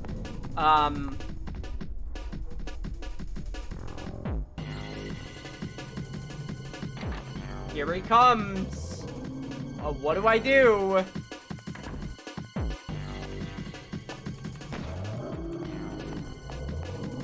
Okay. Well, I didn't want to go here, but, sure, fine, whatever.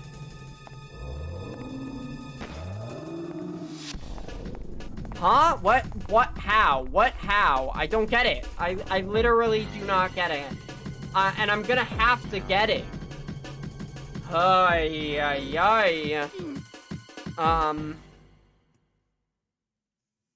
Alright, continue? Yeah.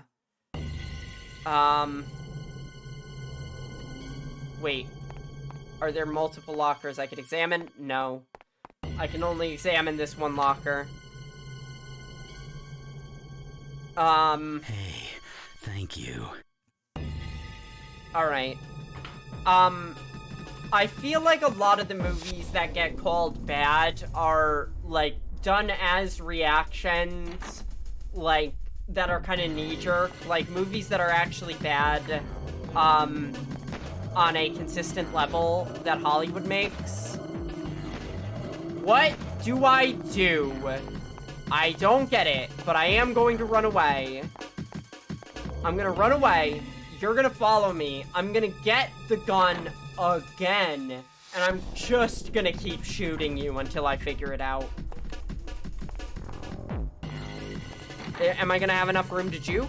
I might have enough room to juke. I might not have enough room to juke. Fuck. Okay, that's fine. Alright. Oh shit!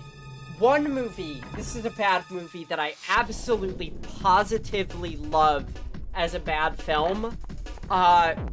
The Tom Hooper version of Cats. Has something to do with the color of the reticle. Oh, and I'm Little Miss Colorblind. That's right. So, the musical Cats is, no, I'm gonna die. I'm gonna die and it's gonna respawn me.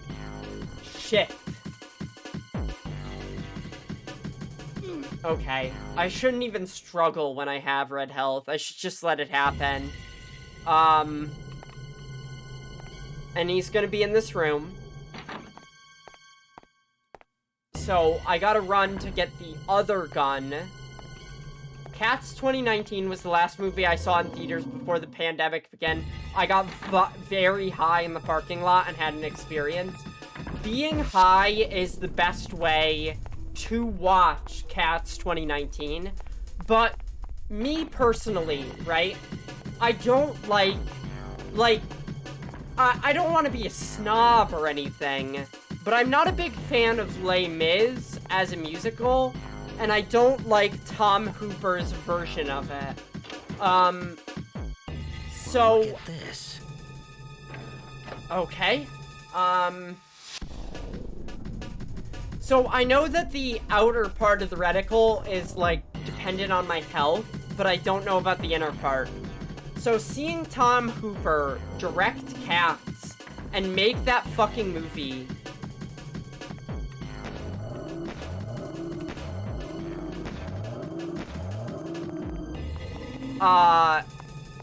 and it sucking so hard is like...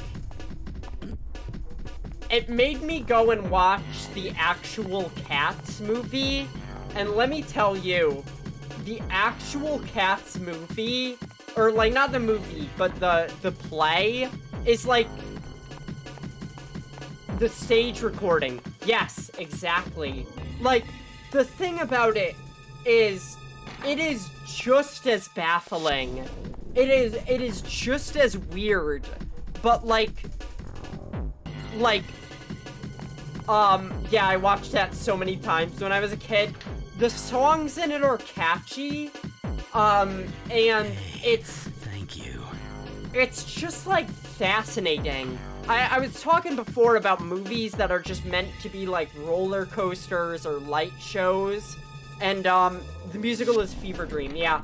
I saw somebody describe the musical as, like, this is what happens, I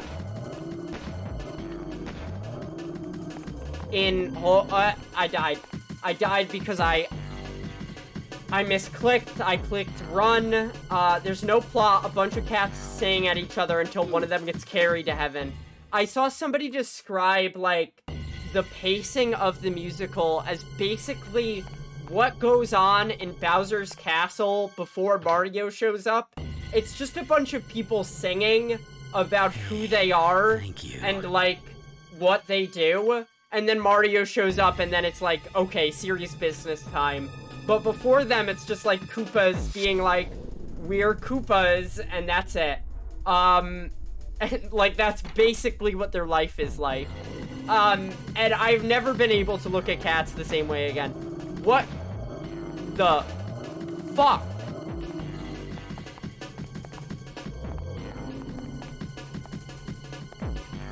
I don't get it. I don't get it. Now I gotta go... Ah, fuck you.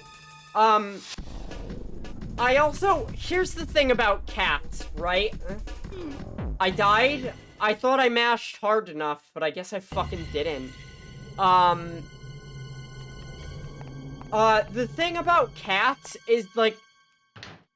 There is a plot to it, but there's a bunch of references to esoteric magic shit.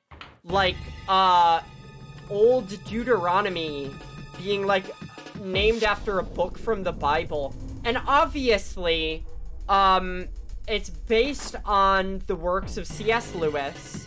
And...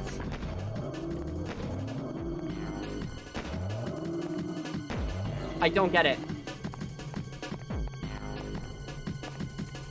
I don't get it. I don't understand. And now I kick him in the nuts. What did I do differently on that woman? What the fuck did I do? Give me a shotgun again, please. At least I get this cool drum and bass style, chase music.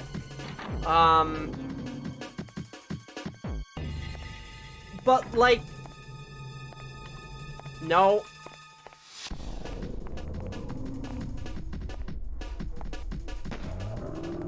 Okay. And now I gotta go get the other gun. What did I do?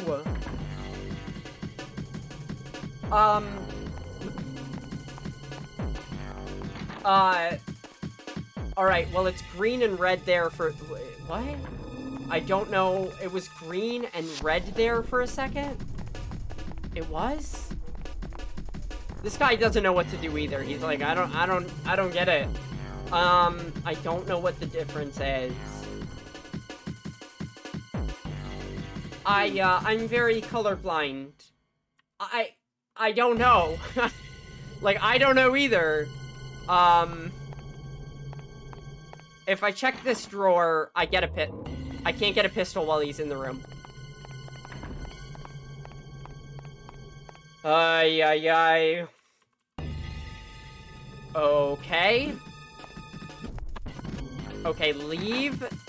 Why? What? Why? Why? Why? That's no fair. He shouldn't be able to do that. I was running away. Fuck. Okay. Yeah.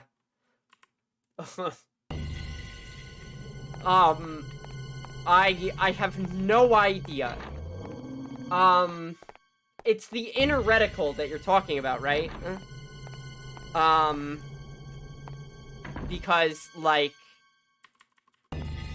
I'm positive it has something to do with the colors of the reticle. I just don't know what changes it, which colors are good or bad. Hey, thank you. Okay. So the outer reticle right now is, like, green or, like, yellow or something because of my health. Like, right now it's, like, glowing a certain color because my cursor was that color, right?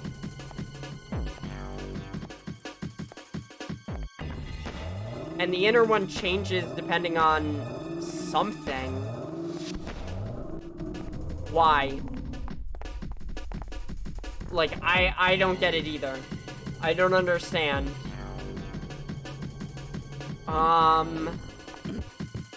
Ay. Should I look up how to shoot them properly? I would appreciate it, because if it is a color thing, the chances of me finding it out are literally so slim, because I am very, very colorblind. I did a puzzle in Haunting Ground, and the puzzle is, like, you have to find out the doors to go through in a maze based on the color. And, as a child who did not have a little friendly chat to help me, I basically spent hours in that maze picking doors at random. And it wasn't fun. And then I had somebody in chat just tell me which colors were which, and I did it in literally like 5 minutes. What?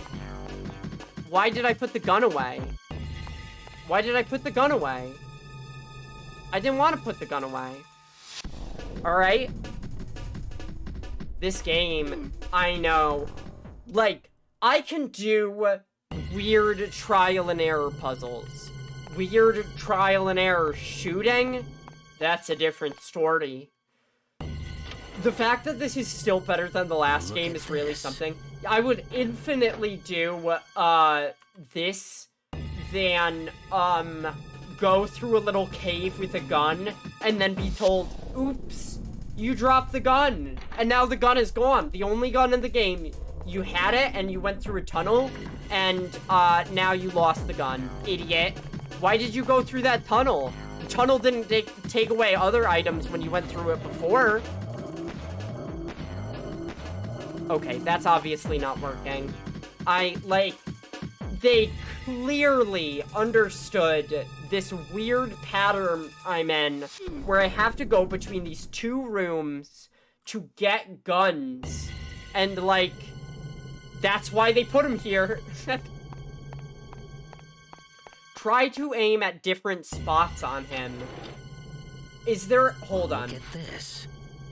Look at this. Alright. Hold on 1 second. What if I... is there a slow-mo mode? Hey, Super PS1. Can I do a little bit of a slowdown, please and thank you?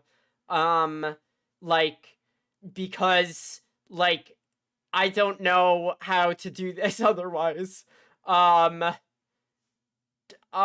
boy, the slowdown is not easy to do. Alright, yeah, there's a slowdown mode. It's just annoying. Hold on. Alright, okay.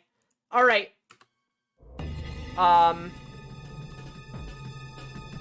Buddy, come on in. I've got a gun for you. This is the benefits of having a Super PS1, is I get to just, like... Alright. Oh god, this is ass.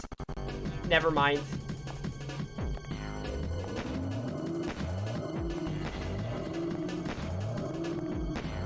Why? 52-50. Alright. Let's analyze this.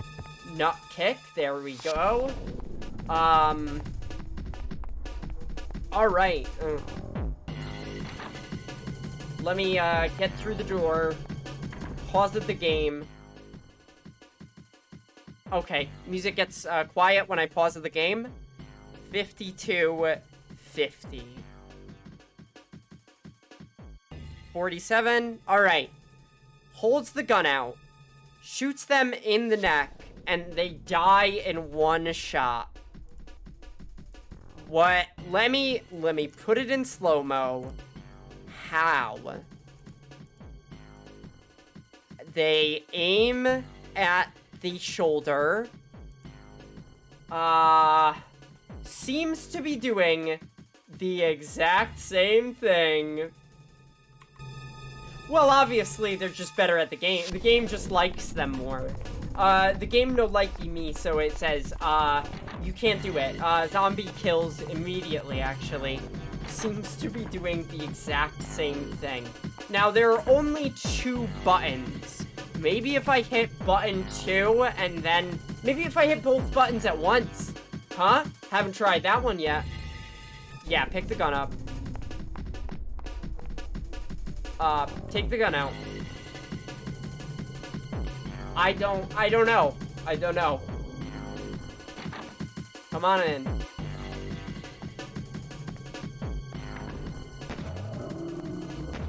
No, hitting both buttons at once doesn't help. Like, what? I don't get it. Maybe aiming longer. Oh, that could do it. That could do it. Maybe I have to, like, line my shot up in the game. Yeah, just pick it up. Alright. Let's try it. Alright. He's gonna walk out.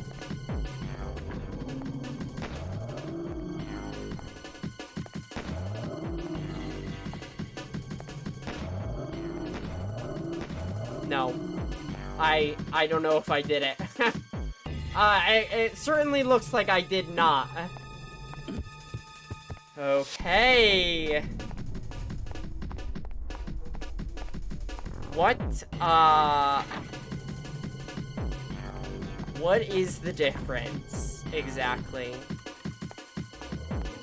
Why is their reticle so much... Oh, they're probably playing with, like, a, how did you kill the nurse? It's a very good question, isn't it? The nurse died because she wanted to. I don't know. I don't know. Well, look at this. I am, ask again later. Answer unclear. I don't know. Alright. If I hit this button, does it change the color at all?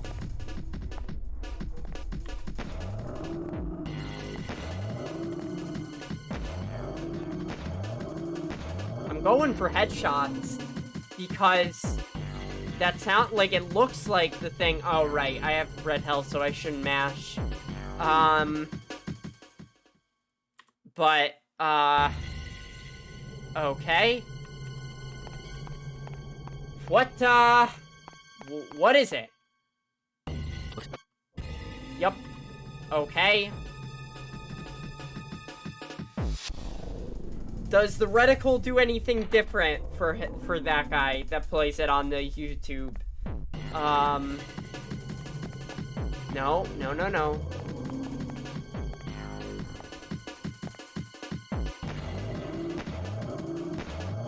Is it a pixel hunting thing? Do I have to hunt the pixel? Oh my god. Just go. Just leave. Ah, no, don't go in there. No, Alyssa, that's the men's room. You can't go in there. Shit. Good news? They have infinite fucking guns in this hospital. Between these two rooms. So, bad news? I just have to keep doing it until it happens, essentially.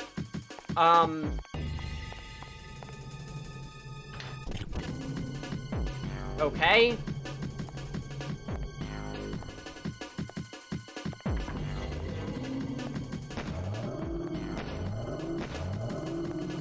No, I accidentally... If you click off of them, by the way, you run to the location you click.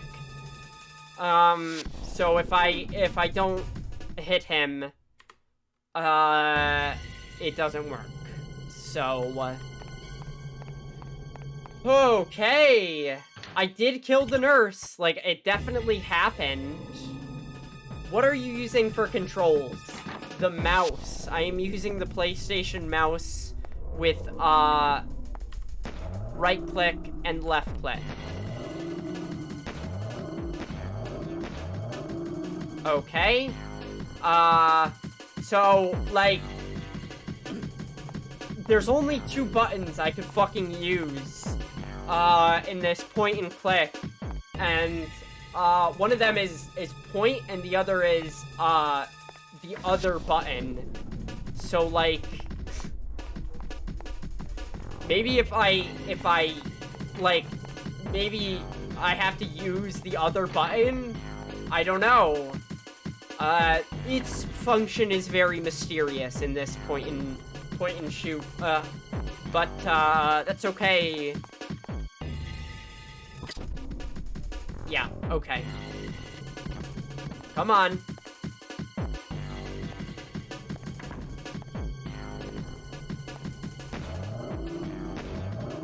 I'm trying to use it, but, then it just, oh god, oh no, it didn't like that.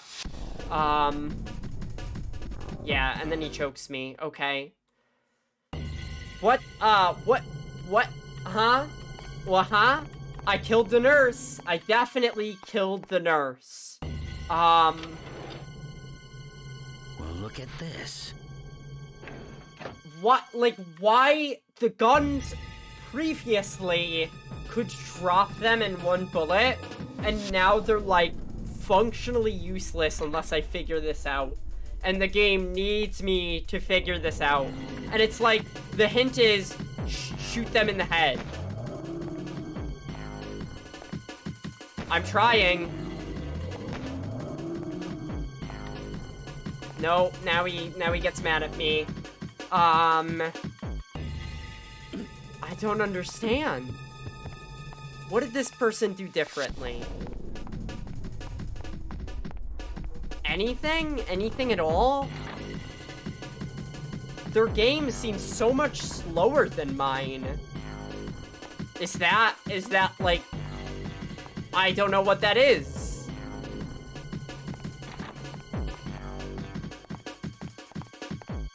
I have no idea.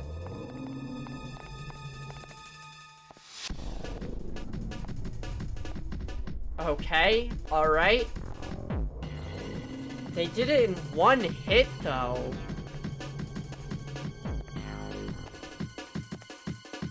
Come on. I know you're coming.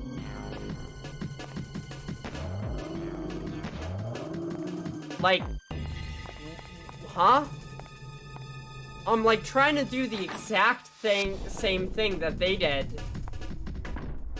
And it just does not seem to want to do it. Which stinks, because I have to be Bates, I think, to progress the story right now. So, what's the dealio? What is the problem? Hoi.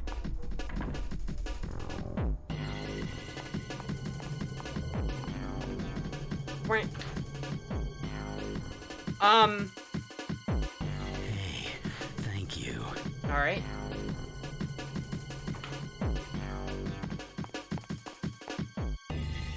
Is it if I slow things down?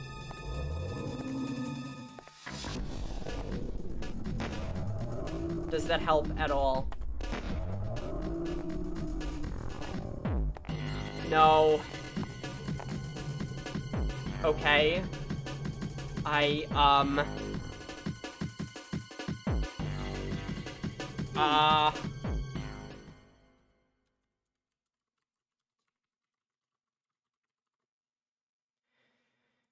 All right.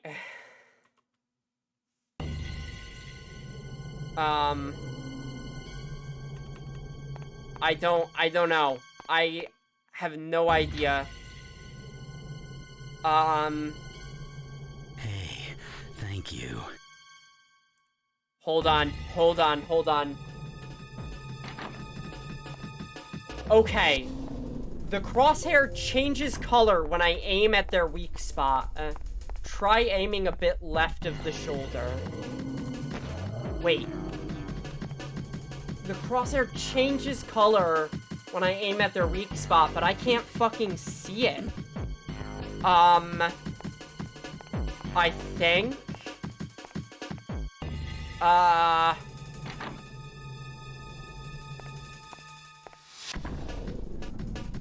Okay.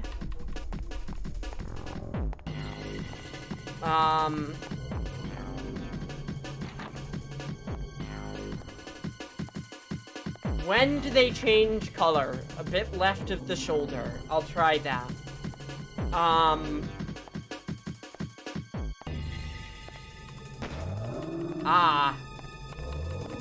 Let me try and... No, I can't juke him. I know that it does change color. I just can't fucking see it. This is the kind of thing I mean where I'm like, I'm very colorblind. Like, if I was playing this game on my own, I would never get past this part because I would never know. That's the only thing I glean from this video. The position is slightly different, but I don't think it matters. Hold on. Okay. He's coming. He's a-coming. I saw it. I saw the color change for a second. Ah! I have no clue. I can tell that it changes color at one point. I just, like, I have to slow the game down so I can see exactly when that is. Because otherwise, I have no fucking clue. Because I know it does. But it changes from, like, a very, maybe a green to a yellow? Maybe?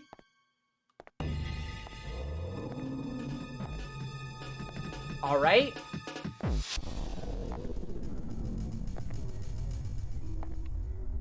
No, wait. No, wait. No, sir. Can I run away from you? I can! Yay! Alright.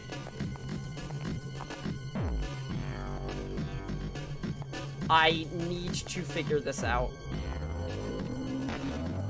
Okay, that was not it. I know that it changes color. Or at least somebody online says that it changes color. Where?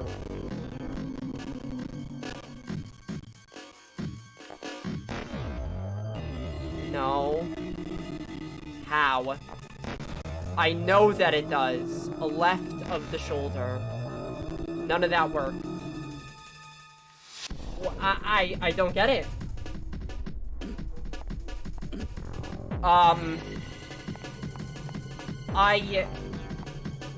It's gotta be fucking somewhere. It's gotta be somewhere. I could tell that it changes from, like, maybe, a light green to a yellow, and I've got no idea when. Or maybe it changes to red, and I can't see it? I'm not sure. But this is very bad for me color vision. This is not a game with accessibility in mind for people like me.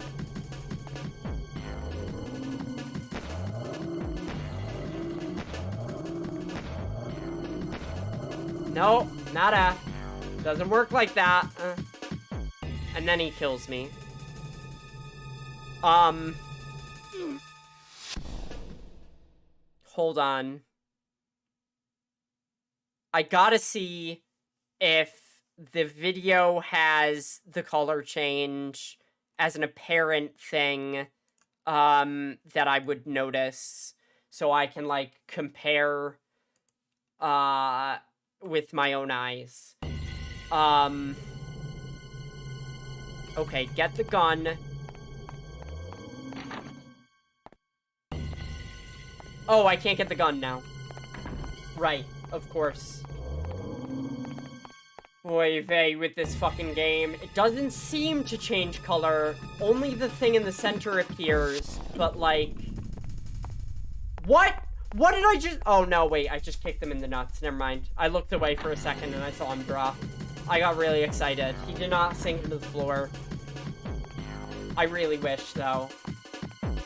I thought that maybe the thing in the center changes color, like, very briefly, but maybe it just glows. I don't know. I really don't know. A mysterious mechanic. Truly full of wonder and mystery. Okay. I'm glad that I am not the only one who has no fucking clue what's going on here. Like, does it not change color? Does it not? Like, isn't it turning yellow for a second? I think I...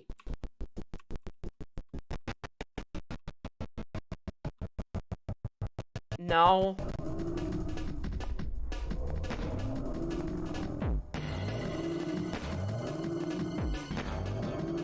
Yeah, I know. It definitely blinks to a slightly different hue. I'm not the only one seeing that, right?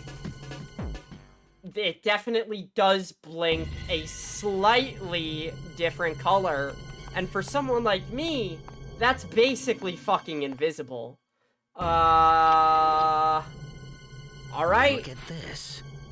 Target practice time. Hold on. Let me save.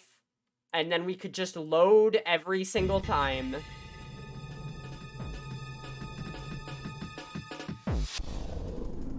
Come on out, buddy.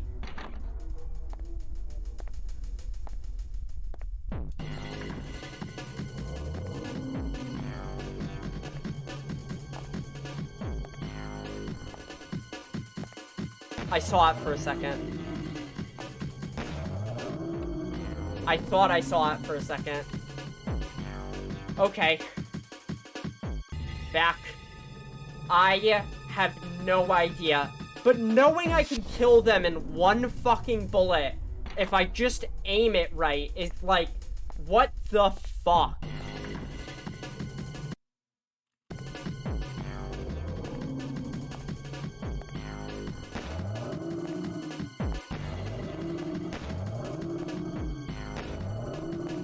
How? I don't get it. I don't get it. And then I kick him in the nuts. Hold on. No, just like, we just have to find the spot. Ladies know what I'm talking about. Am I right? Am I right? No, that was the wrong button.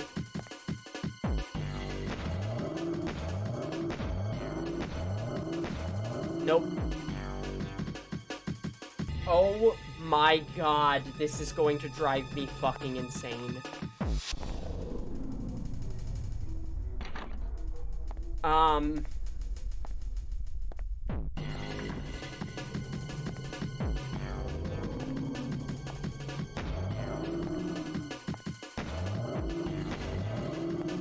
I don't get it. I literally, like, I just have to shoot him in the right area, and that area is impossible to find. Ha ha ha ha ha ha ha ha. Please.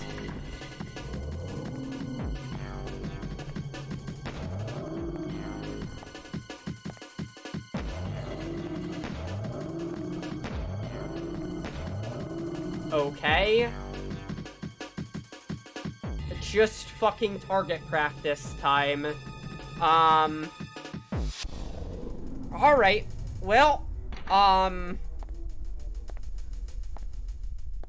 that's okay.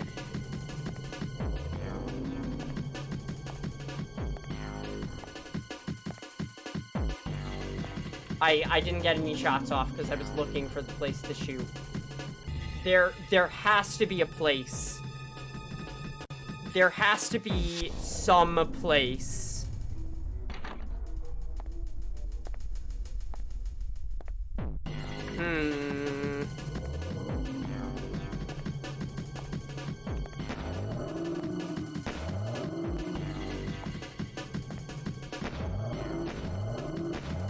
Nope. I hate this. I hate this, but it's like, once you know how to do it, you just do it, right? Like, once you're aware of the way that this works, it is just a simple mechanic.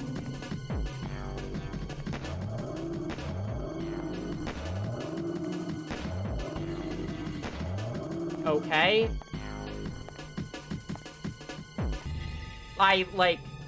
Come on in. Slightly left of the shoulder.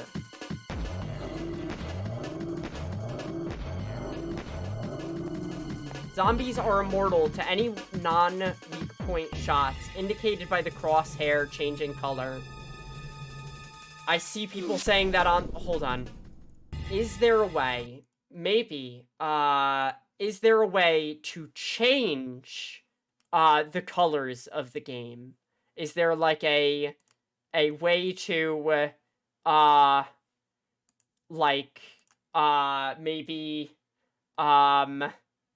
like, just invert the fucking colors so I can notice somehow? Maybe it becomes easier if I dither it properly. Maybe. Fucking maybe.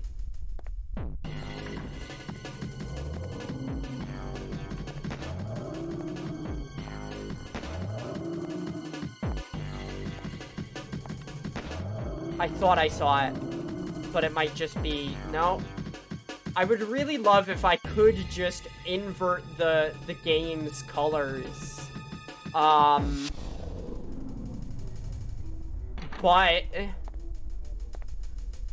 I don't think it works like that.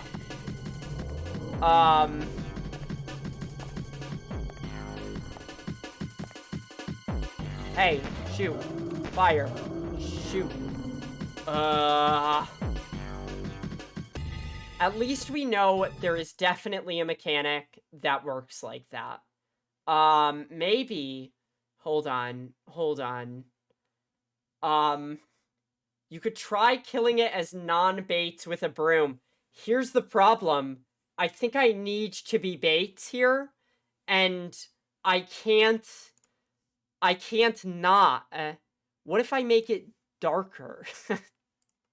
What if I, maybe this will work. Maybe I am desperate for an answer here. Like, literally anything. What if I turn the contrast up? What if I get my CRT out? Is there any difference? I'm looking.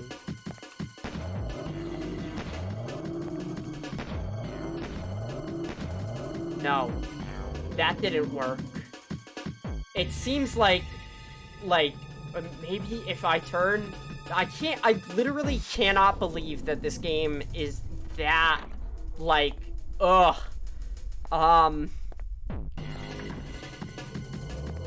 Maybe if I... Please, sir.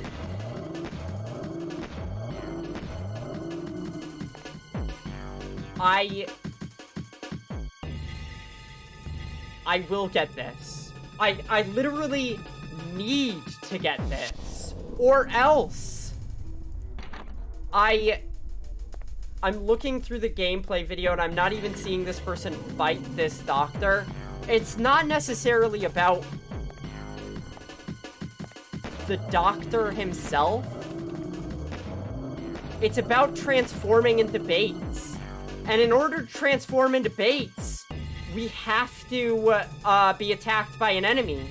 And in order to be attacked by an enemy, we have to get rid of the enemy, or else we can't do anything.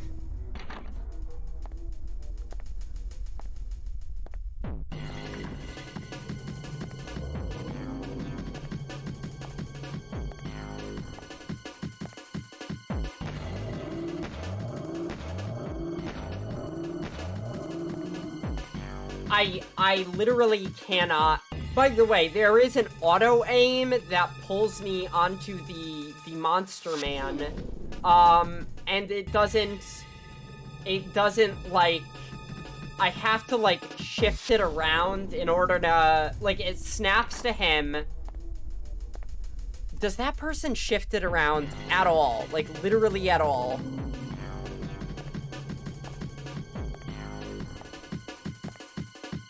Maybe it just works. No. Maybe it just doesn't. Please. I am begging the video game.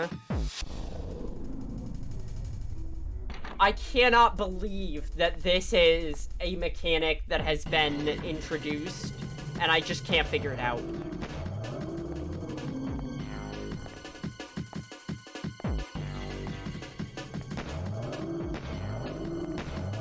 Is, like, there's no way to disable, there is no way to incapacitate with the gun. It's just like, do it. Just do it. Okay.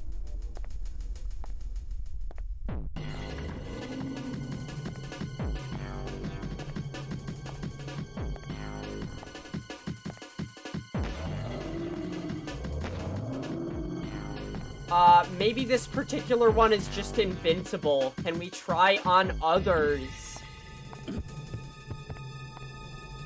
I don't know. I don't know. Like, I don't think that this one zombie would be invincible. Like, how would that work?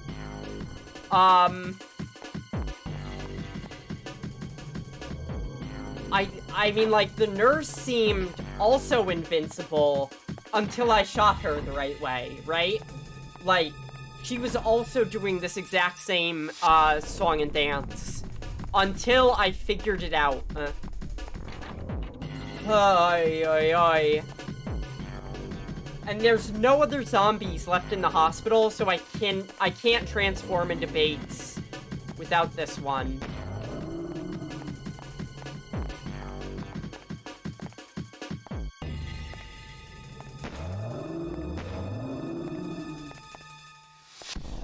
No. I'm like, maybe... Okay, alright. Hold on. Let's go here. Let's pause the game. I'm going to be right back. I need more tea in order to handle this. I am baffled by this one. This one is getting my goat, even. I'll be right back.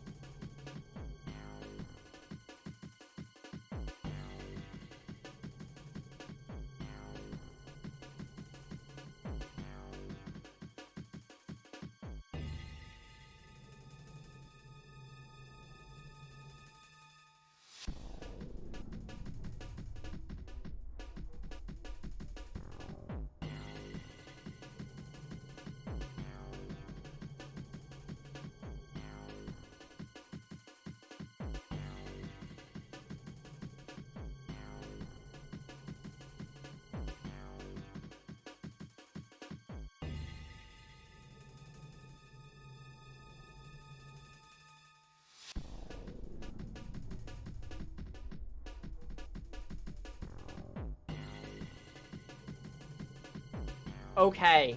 Also, the question of, can we try on other zombies? Like, basically no, because there are no other zombies. This is, like, the last one. I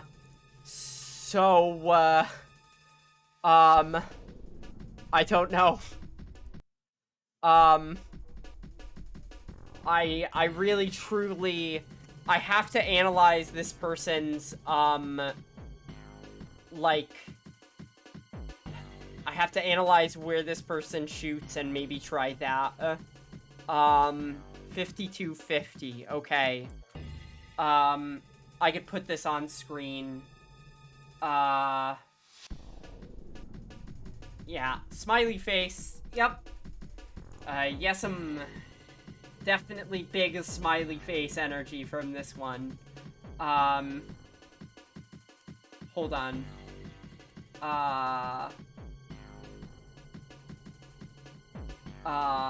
Give me 1 second.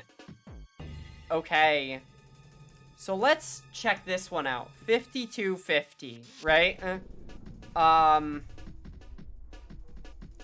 You try to see if a bit later they shoot like 4 zombies in a row. Could also look at that. Alright. I will. I don't know where the timestamp for that one is. Let's just do 5250 right now. Turn that on. We're gonna turn this one off for a second. Okay. Now, they are playing the video game.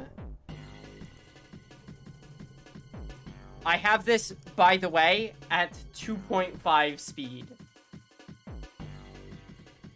Oh, you can't see the, you can't see the gaming. Hold on.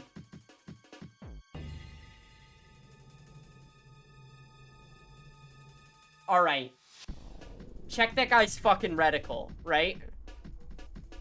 It's a completely different zombie they're shooting. They're all the same fucking model. Like, why would it matter?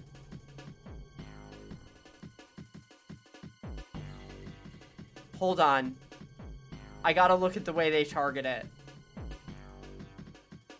Because it might matter. I don't think so. They're zombies. It's not like, like, there's no other zombie in the hospital.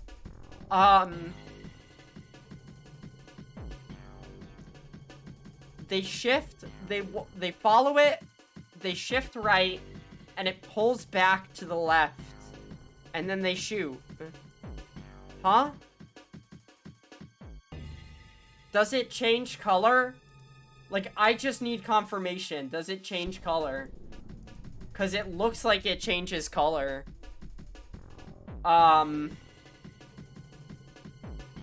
It looks like, to me, it goes from this color to that color, and then they fire.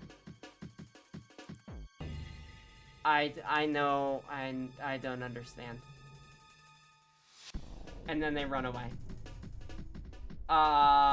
Okay. Gamers. I'm yellow-green colorblind. Oh, good. Oh, happy day. Oh, glory. Move this back into place.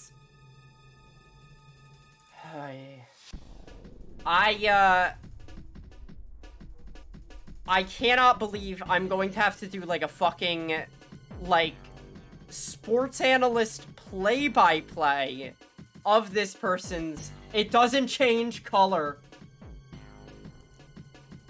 No. No. No. It has to. It has to change color. It has to. No. But, like, here's the thing. The nurse did this exact same thing until the nurse didn't do this exact same thing. So how? So how it no work? What, maybe if I, 1 second. Oh god.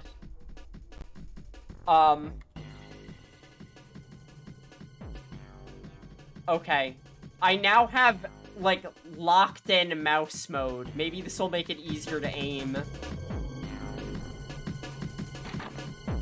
They do mention something about unkillable zombies. Hey, Shadow X Stripes. We're gaming.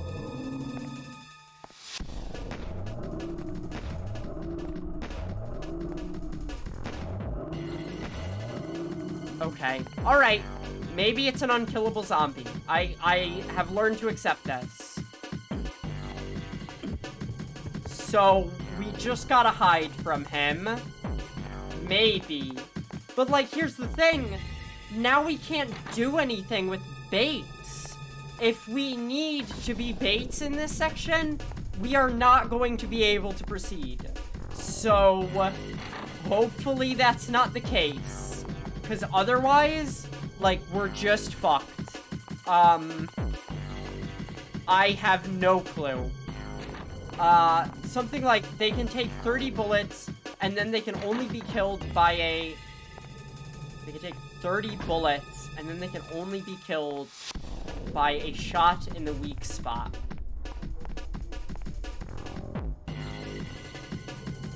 Okay. Alright.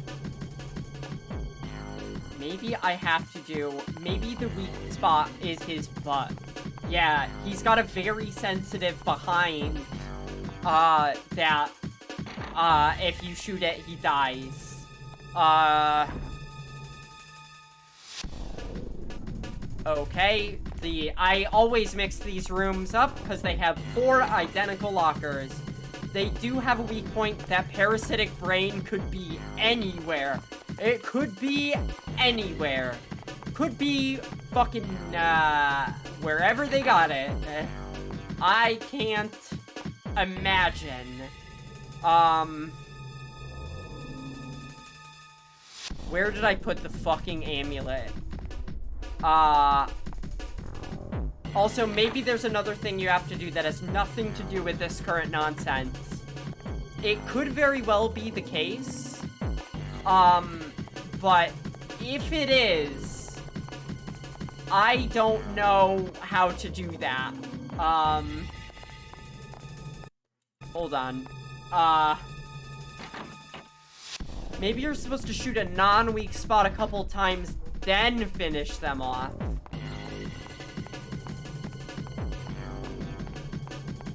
It could be the case.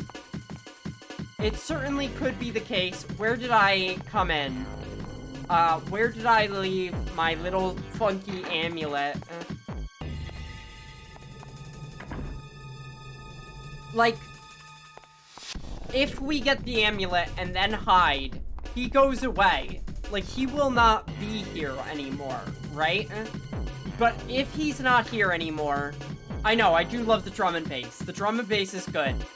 If he's not here anymore, then, like, we can't do anything with Bates. Like, that is just the fact of the matter. Bates becomes completely off limits. We can juke him. We can juke him. No, we can't. Nope.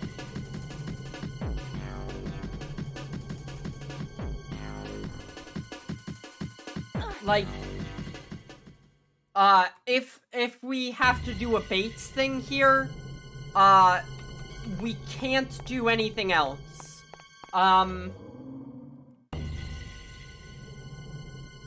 Pick up the amulet. Yeah.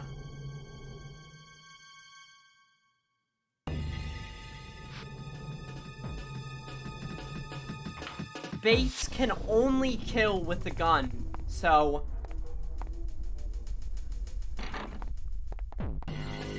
We open the door at the same time.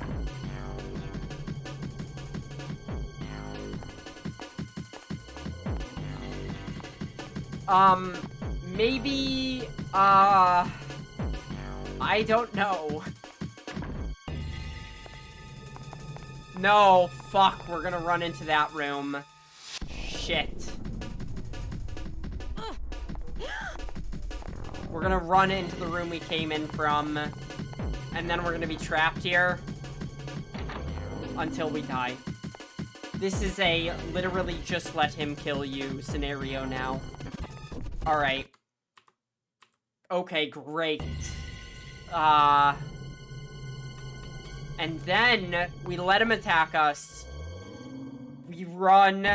We hide. And that's it, basically. If we can't kill this guy, then we can't do anything with Bates. It's as simple as that. Because there's no other zombies in the hospital.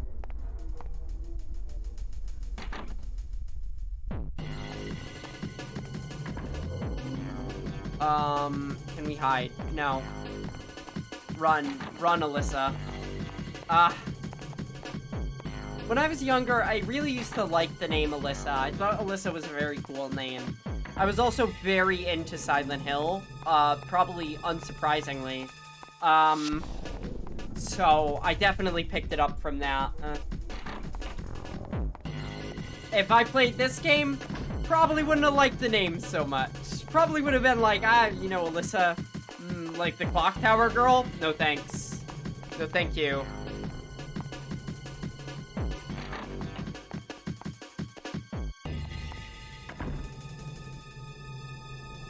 Alright, hide.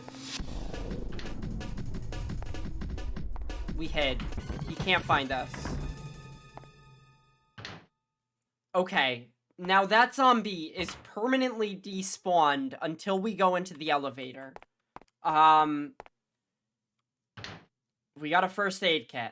Everything's normal here. Sorry, the first aid kit is in another place. But like, okay, now we're Alyssa. What does Alyssa do exactly?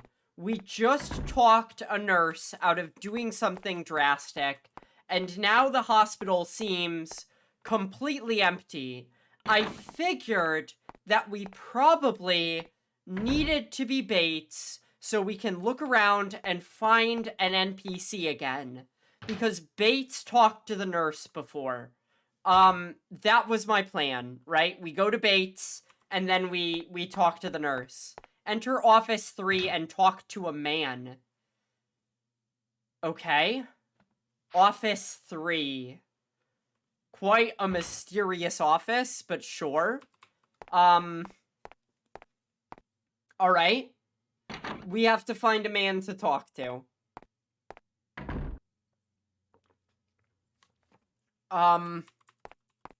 Which man? Which office? I'm not sure.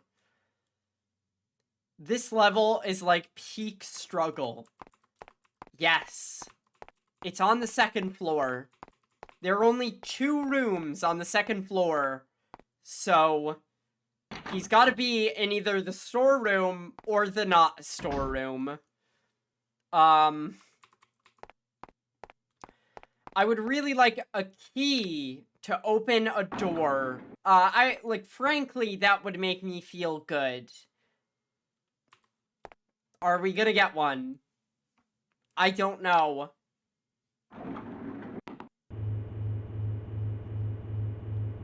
Okay. Elevator. I like that it's got a microwave ding noise when we get to the right spot. Let's go. This is the only office here. And there's no man. Yup. Here's the thing. There's this. There's the key rack. A common key hanger. It sure is. There's the painting. We talked to a crazy guy here, and then... I've never seen such books. He got shot. So, like, I'm almost positive I can go through all of these rooms with Alyssa and find basically fucking nothing. I really, really get a strong feeling like we have to be Bates. Because Alyssa just did the whole talking the nurse out of, you know, doing bad stuff. And now I feel like we have to be Bates and do something with the knowledge that, there is, something to do with the toxins. Because Bates was interested in the toxins. Alyssa has no interest. Look at all this junk. Is this really a hospital? I don't know, Alyssa. What do you think? Okay, there's that. There's that. Is there anything else in this room? Doesn't seem like it. Can you... No, that's that. That's that. That's all one shelf. Ah! Point and click. I point and then I click. Yay! Alright.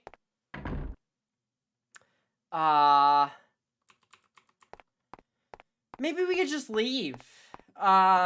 Consider. The door is just unlocked now, maybe. I know that I'm pretty sure I tried that earlier, and it wasn't. And there are still locked rooms that we have to investigate. But maybe it's just open now. But, like, here's the thing. Here's the thing. They do give me a zombie to spawn in by going up and down. That, like, implies the change to Bates. Is she gonna... It's locked. No, I can't leave. It's probably dead. It's probably dead. It's probably dead. It's probably dead. Like, because the zombie spawns when there are no zombies around, it implies that we do have to change to Bates. Potentially. The potential to change into him is still in play because, well, there's a zombie that we can, fight.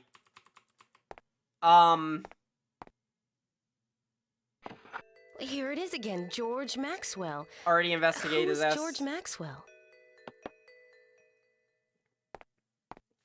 I mean, like, you know, this game is very esoteric, so I don't know. Maybe you should pick up the pistol, girl. But we just did something as Alyssa, and I get the feeling that if we change into Bates, an NPC will spawn. I just, like, feeling the game out, personally, that's what I get the inclination of. It appears they already talked to, that man. How about the computer room? Well, this is not the computer room, but, Doug Bowman used to be in the computer room, and then he was like, do you want to come with me to the lab? And I said no. It didn't really change what happened, because either way, Alyssa said, well, I want to explore this place first. And we got a hint saying we have to see all the scenes in the hospital, which means we're missing scenes. This is the computer room. What's this? Everything is normal here. Okay, we passed this point. We saw the nurse, talked her out of her thing. This place, is very mysterious. This door has mystery involved, because everything is normal here. Bates and Alyssa say this about this place for some odd reason.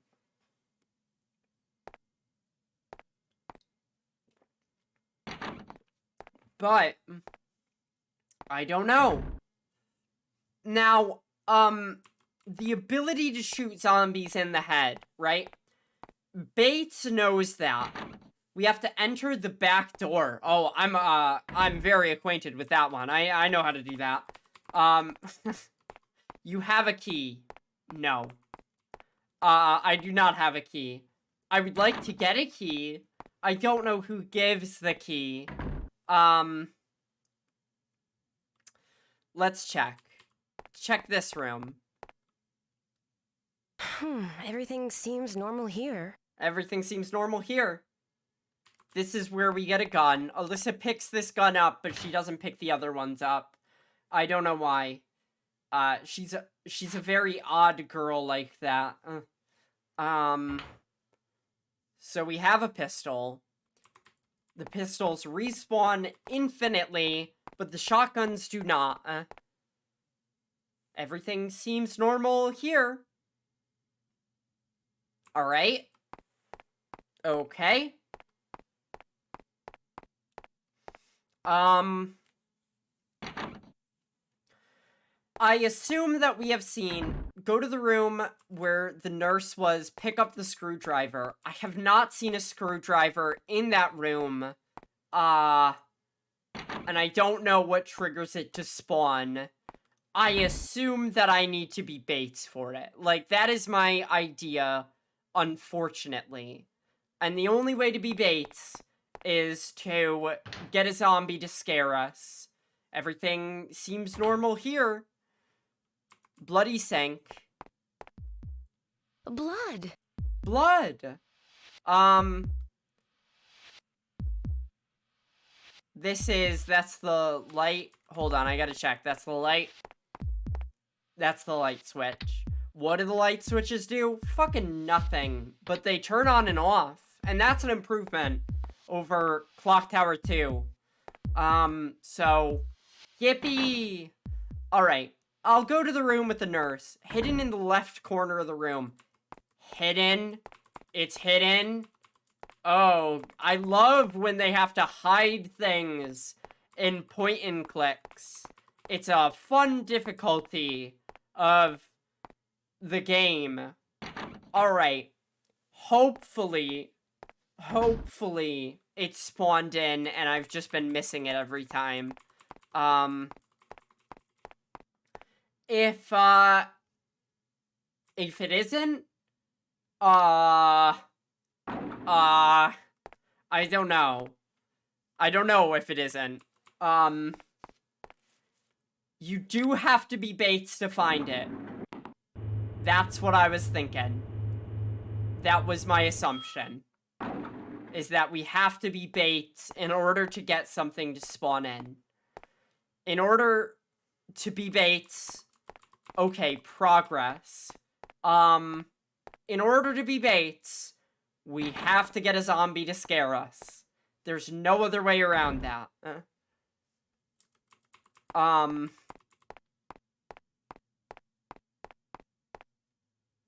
Yeah, I'm not seeing it. In order to be Bates, we have to get that specific zombie to spawn in. There are no other zombies in the level. We do not have another option here. We have to kill him. In order to find out how to progress, that zombie has to die. Because Bates only kills things with the gun. He cannot use environmental effects like Alyssa can. And, he cannot hide. We figured it out. The problem is we're back to square one. Yup. Yeah, I know. I kind of, I mean, like, without,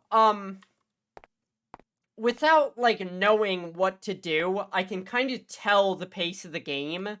And that was, like, what I figured the pace was. But,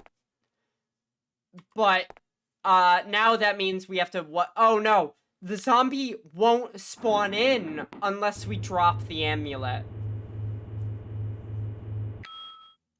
Because otherwise, there's no point to him being there. So, I guess, we just shoot him a bunch. I guess we just shoot him a bunch. I don't think he's an invincible zombie. I know that it might seem that he is... he spawned in. I know that it might seem he's invincible, but, I assume that he is not. And I assume this because that sounds like a mechanic that would get introduced as opposed to, something that would exist passively. We can't do anything about it. We can't do anything about this. We're trapped in this fucking room. Alright, so, here's the thing, right? If we are back to square one, we're back to square one, baby.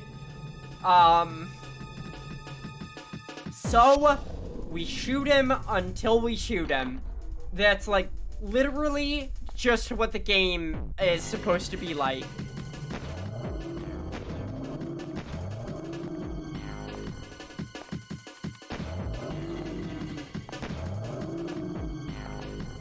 Hell yeah. Huh? What the fuck was that? That was weird. So, like, I really... I'm really hoping there's a mercy mechanic where if you shoot a zombie a billion times, the game is just like, yeah, they're dead enough. Here's the thing. I don't think the developers would do that.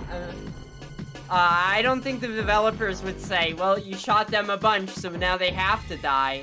I think the developers would say, why aren't you shooting them more? Thank you. Thank you. It's the only time he's ever grateful is picking up a fucking gun. Don't come in through that door. I need you not to come in through that door. Yep. Okay. So... we just shoot him. It's as simple as that. I mean... like, there's gotta be a special pixel or something that tells you this is how you do it right.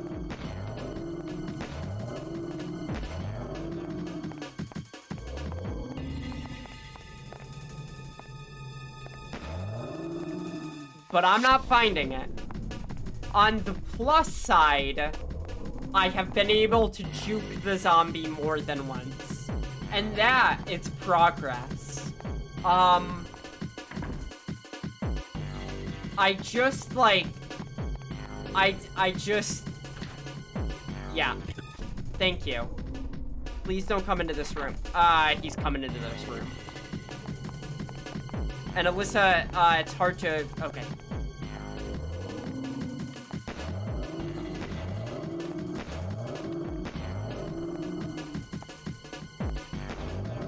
Okay. And we gotta kick him. So, part of my fear with this is that this sweet spot to kill the zombie may only be geometrically possible from certain angles. Because certainly doesn't look like it's easy to find. So if the zombie is tilted in a funny way or is rounding a corner, maybe you can't shoot that weak spot. I don't know. But, like, I know that I'm not the first person to have this problem with this game, because there's no fucking way other people had an easier time with this. I just don't believe it. Alright. Let's try square up.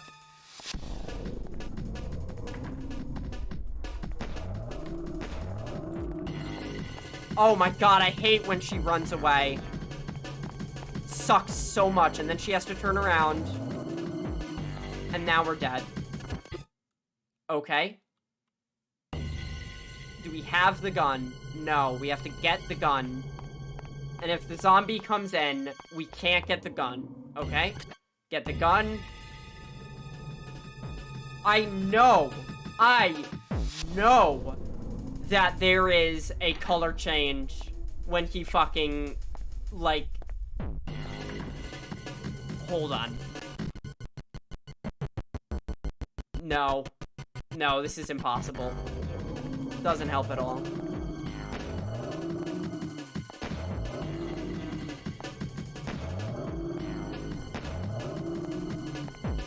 Okay.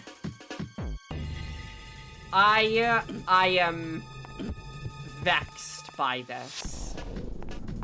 I cannot understand how this fucking works. But like, here's the really frustrating thing, right? If you get it in one bullet, like, you get it in one bullet, right? Like, there is a way to do this. There is a mechanic in the game built around this.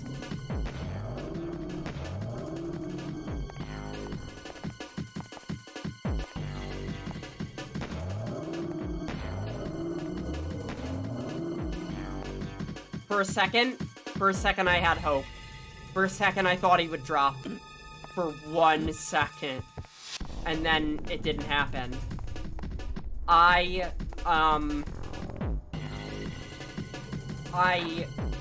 simply, like, here's the thing about it, right?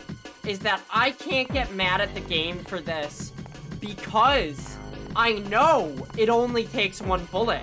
I just don't know how. I just have to keep trying until I randomly hit that fucking spot. But if I knew how to do it, it would take literally 1 second. And that's it. So, like, what the fuck, right? There's a set amount of point to shoot on the zoo. There's a set amount of points to shoot on the zombie. It could be anywhere on them. Really?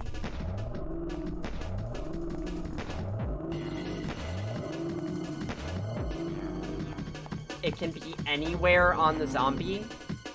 It can be anywhere on the zombie.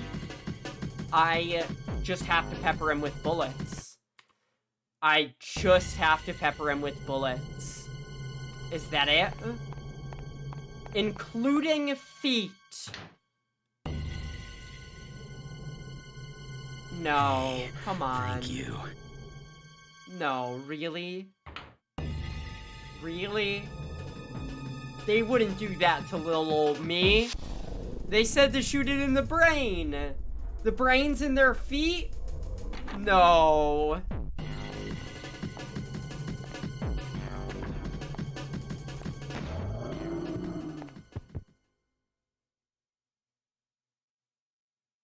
I'm furious. I feel a very, very terrible anger. Of course. The brains in their feet. Thank you, Shadow. I have been trying to do this for a very long time now.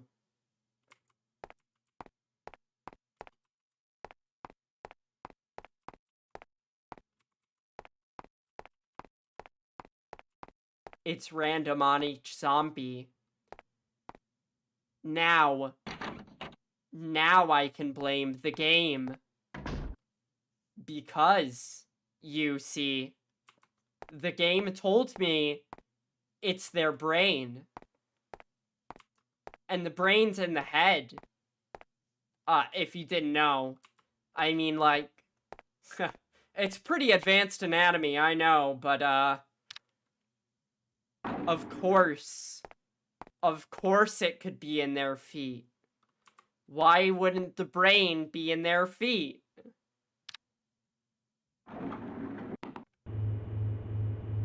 We're going to find this screwdriver now. It's screwdriver time. I've been trying to do this for so long. I would have never thought that the brain of the zombie would be in their feet. I would have never guessed.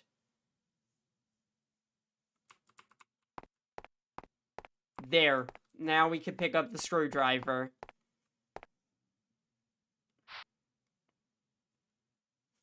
What do we do with it?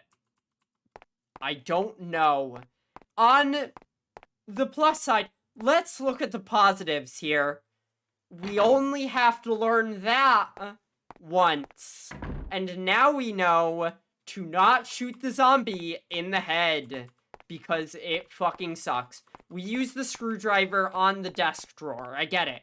The desk drawer is broken. We pop it open with the screwdriver. Yup.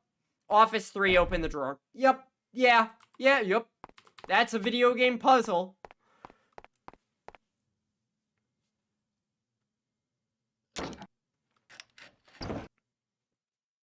Okay. We got a key to the back exit. Okay. Back exit. That is the giant door downstairs. I assume.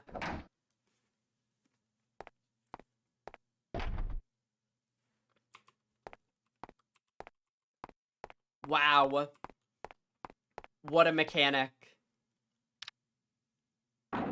I'm gonna be mad about this one for days.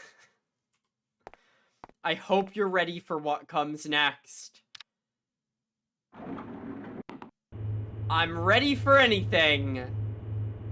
Let me heal first. I didn't see if you got it, but there should be one mysterious to find, only as baits too. Let me guess, it's the one with the bloody sink? Or... there is definitely a mysterious voice that I only got as baits. But I don't remember where it was. Now let me heal before I do anything. And then we can, Savaload.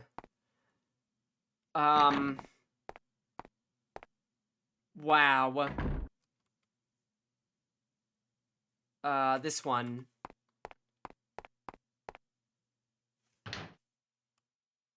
Everything is normal here. Okay, that's one that we put our our amulet into.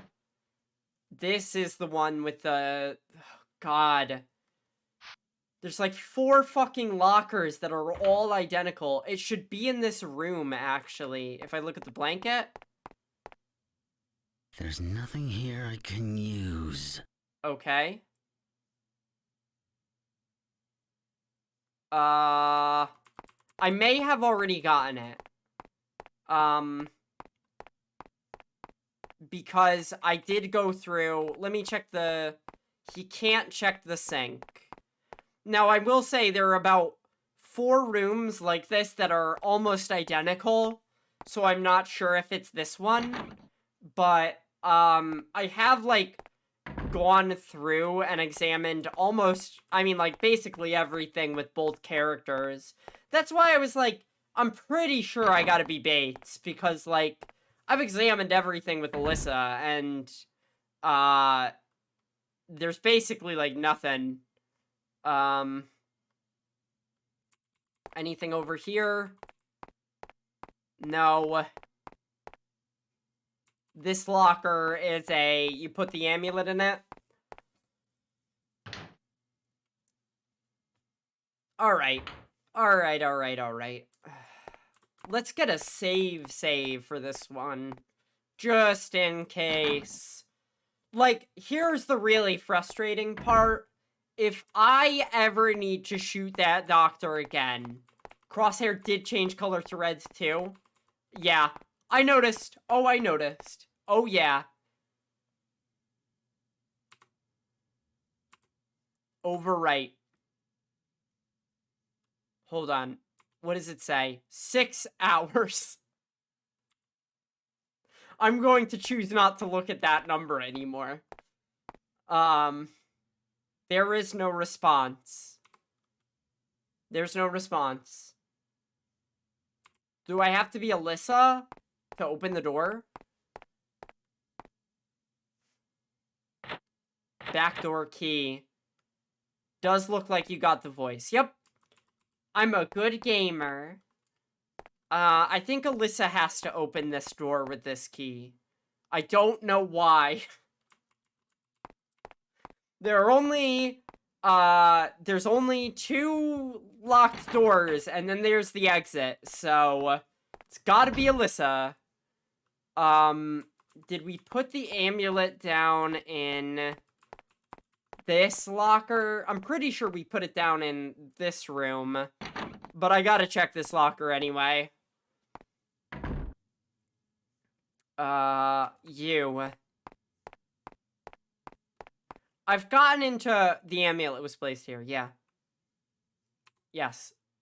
I've gotten into watching some very old, classic AMVs lately. I've started getting recommended, like, 14-year-old AMVs from YouTube. And I've just been, like, basking in it. Because... I don't know. There's a specific aesthetique to old AMVs that is unspeakably of its time. You open this door. Ah, the AMV days. Oh yeah. Yup, only she can open this door. Other than the shooting thing, I have a good sense for the game, I feel. The door is locked. Okay, I have to go back to Bates. AMVs, I can't go back to Bates. The door is locked. Okay. Use the key on the door? Okay. Oh no, it's locked. Okay. Oh, it's Corey. Let's get out of here. But the door's locked. Stand back. We have our own gun. Alright. Alright.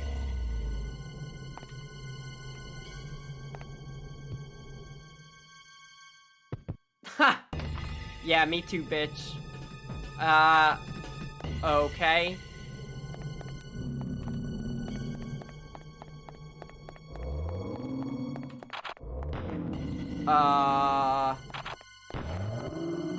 Oh, the horror.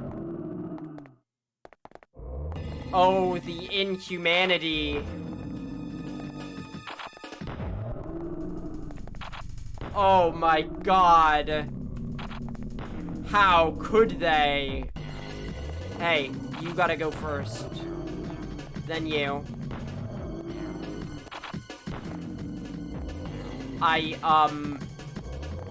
You're coming from that direction, yep. Okay, now this guy. Wow. Oh, how action-packed.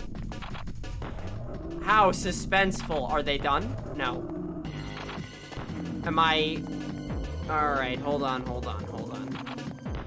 Am I doing something wrong? Do they just keep coming?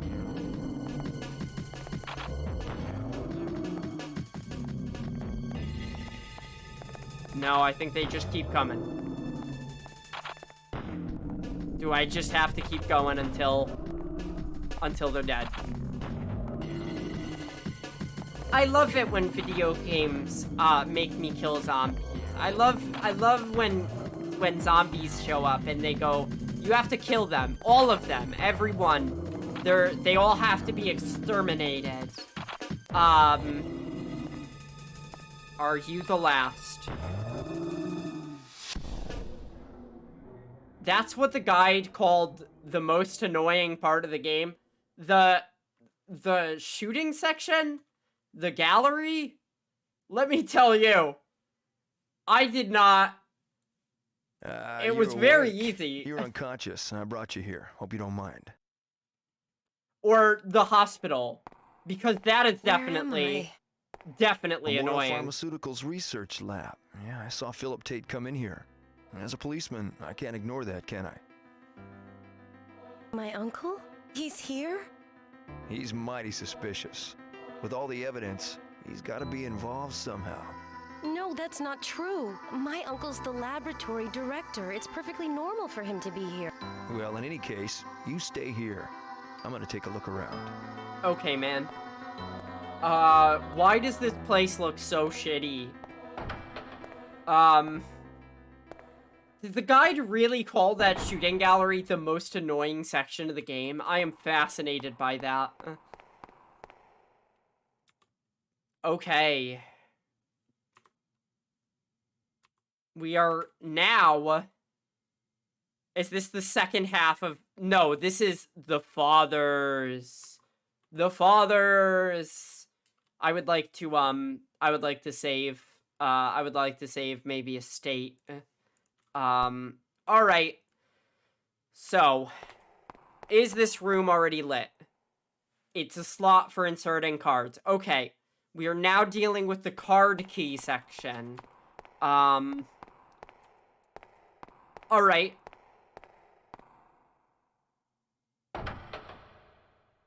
It looks like he came in from here. Okay. Alright. Yeah, we fucking did it! We fucking did it!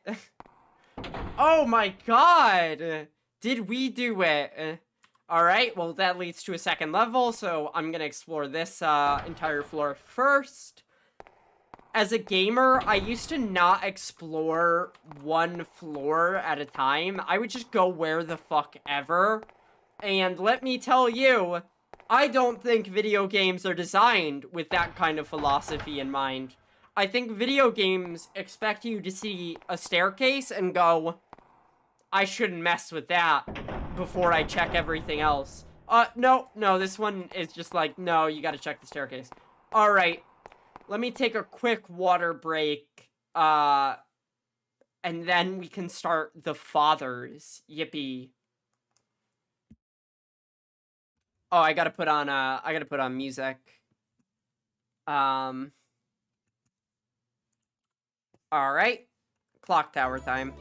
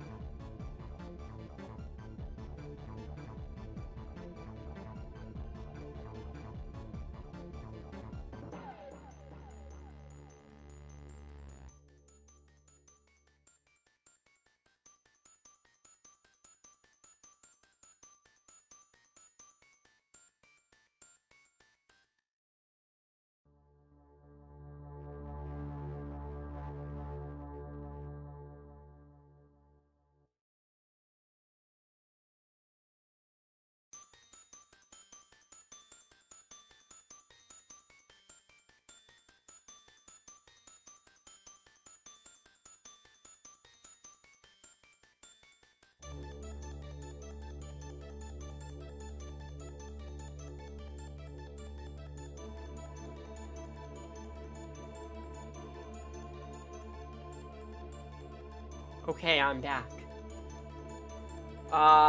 When the cutscene is over, you have to play the most frustrating sequence of the game. Are they sure that that's what they would call that? That's fascinating.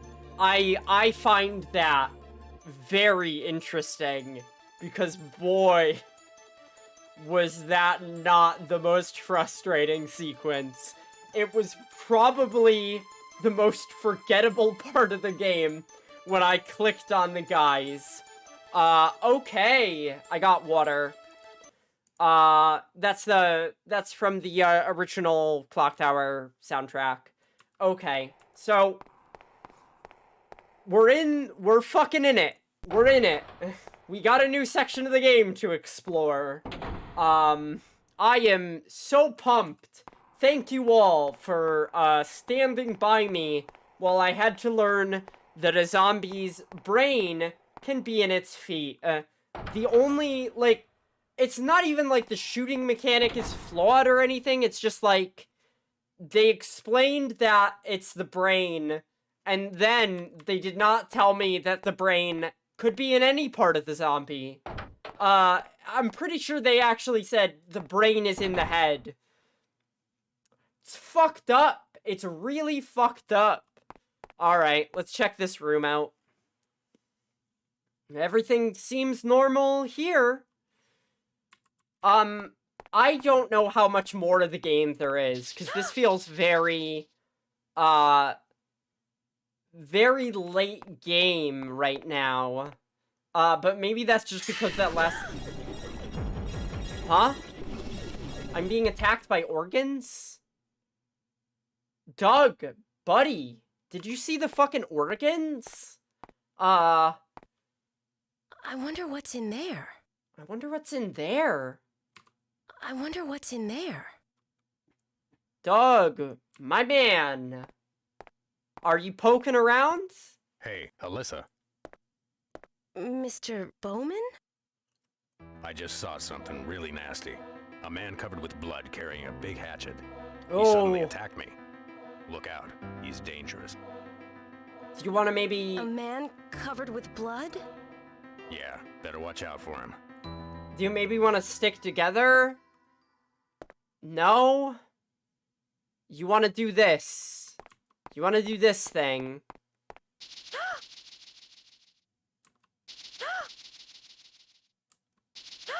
What's that? What? What, Alyssa? What? What is it? Okay. Alright.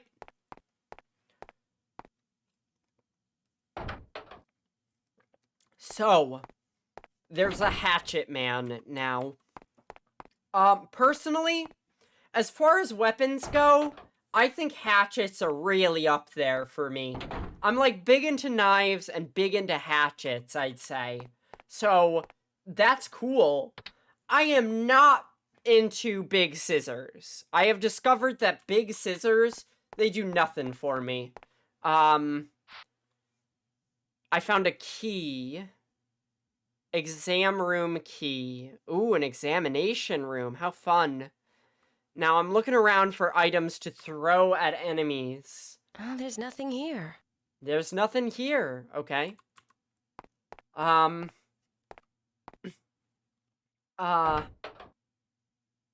The chair is maybe throwable. Maybe.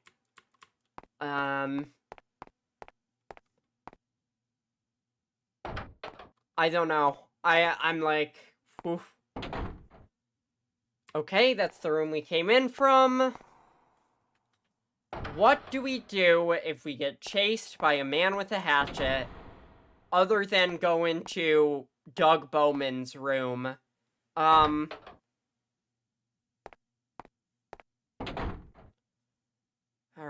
there are lockers. Alright, I found out what we do. Everything seems normal here. And this locker... Well, there's nothing in here. One of these lockers has an amulet that we're gonna take, and this locker is where we put an amulet, this locker is where we put ourselves. Kick him in the nuts per usual. Yep, yeah. Works every time on everybody.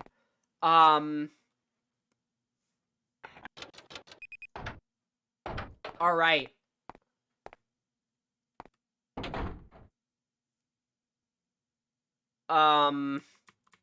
Now that's odd.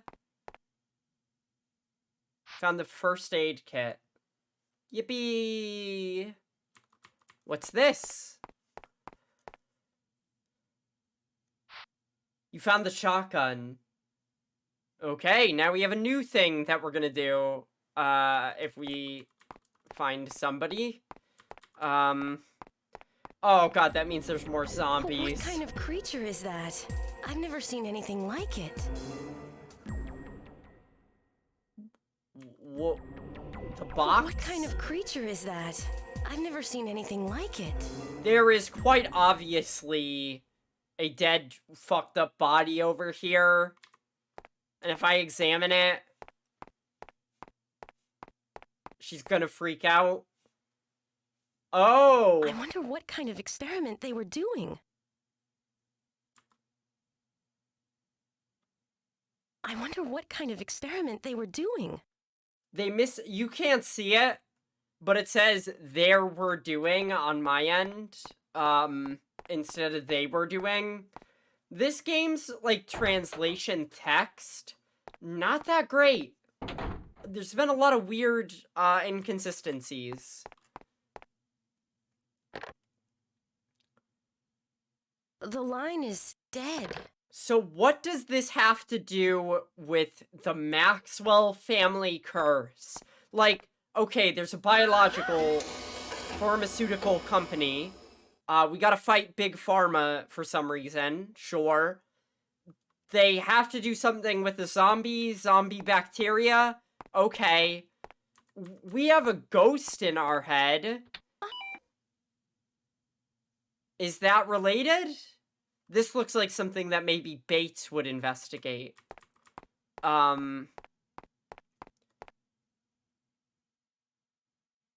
Everything seems normal. Just to double check. Alright.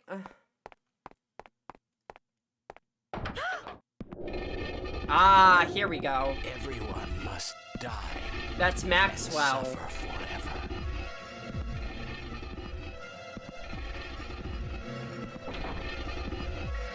Okay. Alright. So, wait. Whatever. No! He's gonna attack us with his machete. I wouldn't say that's exactly a big hatchet, but... like, I guess? It's kind of a giant sword. Still kind of hot. It's a little bit of a hot sword. Yeah! A new chase song. How exciting.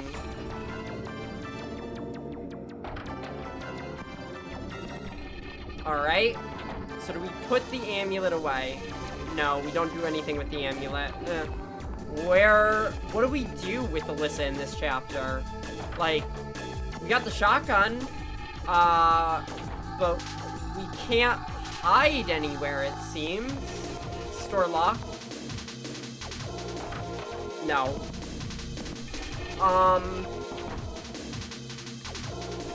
Of course, this guy is wearing a, classical, traditional Californian mask of the ogre. Everyone knows that classic Californian archetype? I'm not sure. Is this locked? This is locked.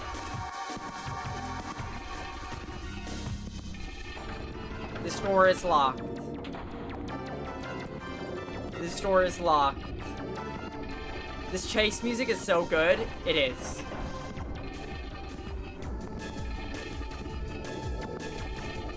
So, like, Alyssa's just fucked, right? Like, wait a second.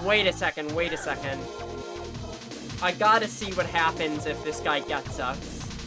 What, excuse me, sir. How do you kill us, exactly?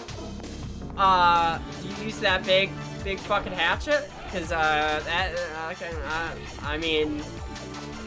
I like it more than zombies that choke you, I think. But, like... who knows? Doug! Dougie boy!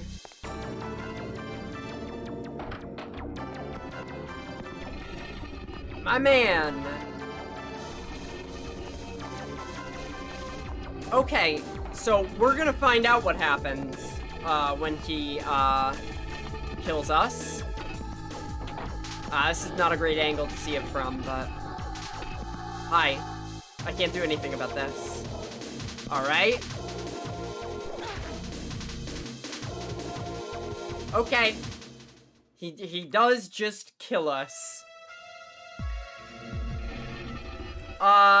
So, like, hey, is Alyssa just fucked here? If she gets chased, is there, like, literally nothing she can do? Because, like, it kind of seems like there's nothing she can do.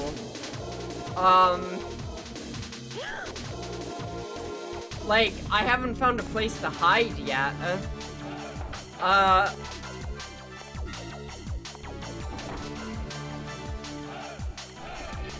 we supposed to juke him? Yeah, we're supposed to juke him. Now it's a chase sequence. Get to the door, quick! Alright, I see. We gotta find a way through this. What would be different if we dropped the amulet before we started getting chased? I don't know. But we can't drop the amulet now, so... alright. We gotta try and get through the door that he came through. And maybe there's progress that way, because the door's not locked. We saw him open it. Through here. Wait. The cart, maybe? I don't know. It looks like we could interact with something for a second. But I think this is just you gotta juke them. How does that work with the point-and-click adventure game? It doesn't seem like it'd be that great, but... I think that's the idea.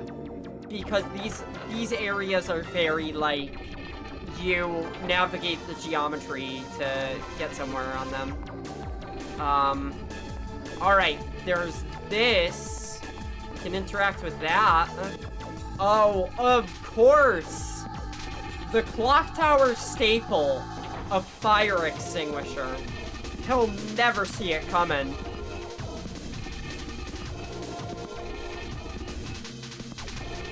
He'll never see it coming. Got him. Alright. Well. Now, we have to be very, very careful. Now, one of these lockers has to have a first aid kit. This computer. It doesn't work. It doesn't work anymore. It used to. Why? This, fax machine It doesn't work. also doesn't work now. The phone...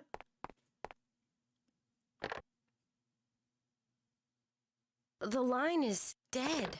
also doesn't work now. Okay. They previously did work, though. And then Maxwell showed up. Why do they have such, like, you found the first aid kit. Goody goody. Why do they have such English names? Like, I don't think that that's localization, from my understanding. That's just, like, the game? I don't get it. I expected an I'm going to kill you. Oh my god. Automod caught that one, because it says I'm going to kill you. Zombies. Of course.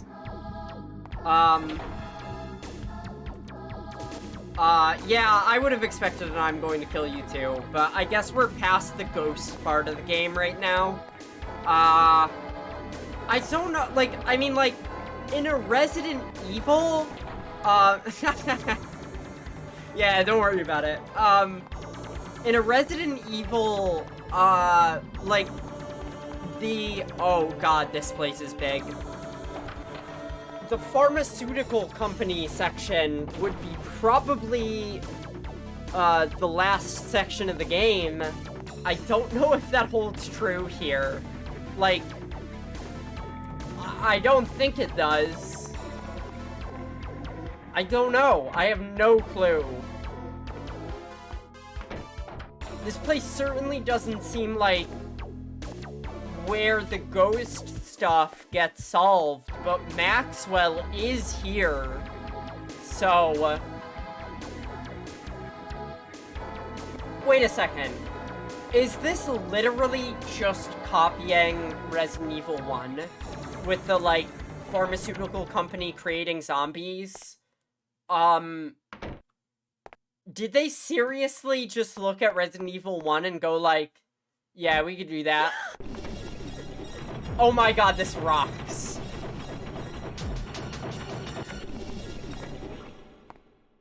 She's okay. What happens if you do that again? Oh, I hope nothing else comes out. Oh, I hope nothing else comes out. I did not take a health hit from that, which is good. I'm glad. That makes me happy. A blue card. In the sink. I wonder what it's for. Oh god, no. We're gonna have to heat that card up. We're gonna have to put that card in the microwave. We're gonna have to go to the freezer section. Oh, I know how these games work. Also, this place is huge. Oh, that's the men's bathroom. You could tell because it's blue. So we gotta get, Mr. Bates out. Mr. Bates, still a hysterical name. It never gets not funny.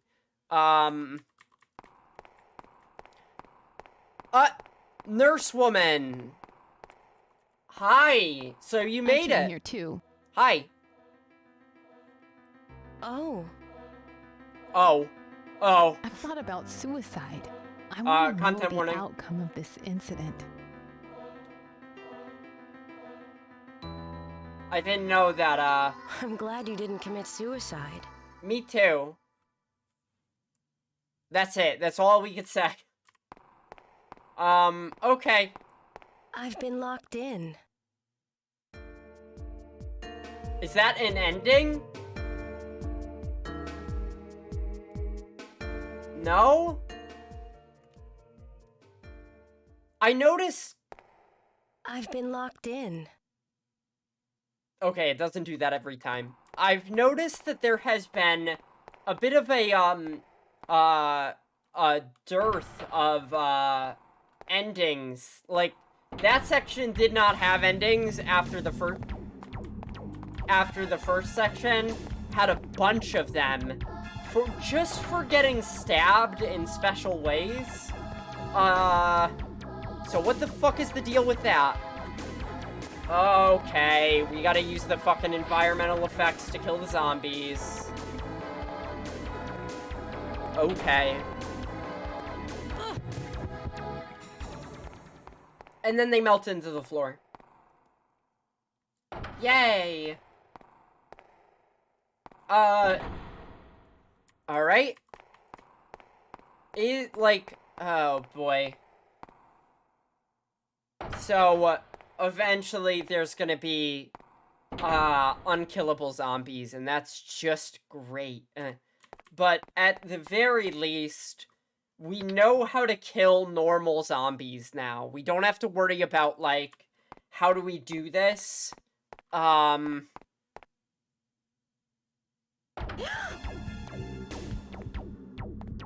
Okay.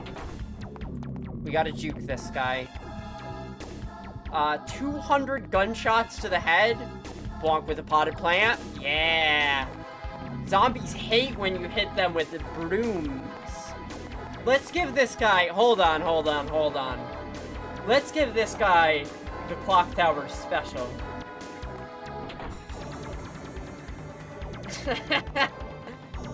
This is maybe...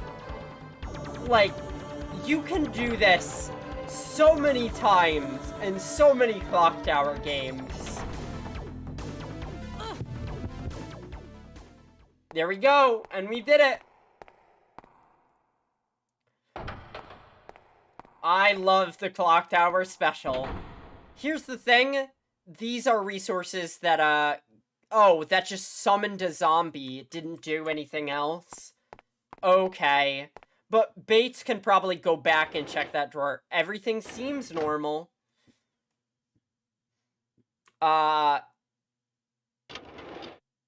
Everything seems normal. Okay. Should I leave the amulet? Hey! There's nothing here. Well, I mean, there's a severed arm. Yeah? Hold on. There we go. She doesn't have a comment about it. She's just like, well, that's fucked up and weird. Probably doesn't have anything to do with my Uncle Phil. You discovered hint number 7. Oh, it's been a while since we saw a hint. Thank God. Sometimes the armored samurai moves, sometimes he doesn't. This plays a major factor in determining the ending. What the fuck are you talking about? Oh, there's nothing here. What? Huh? Oh, there's nothing here. Okay, so there are zombies. There is... No, that's gonna lead us to... There are zombies. There is a man with a giant, severing sword. And he has an Oni mask. There is going to be haunted samurai armor. Oh, hey, look at that. The, oh god, this level's huge. The fire extinguisher respawned. Yay.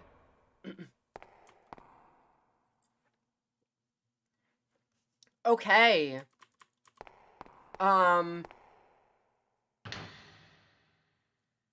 Everything seems normal.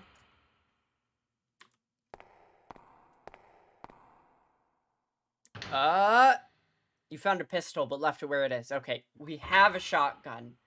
Shotguns do not respawn. I don't think. It would be very weird if they did. Because why would I ever want to pick up the pistol? Alright.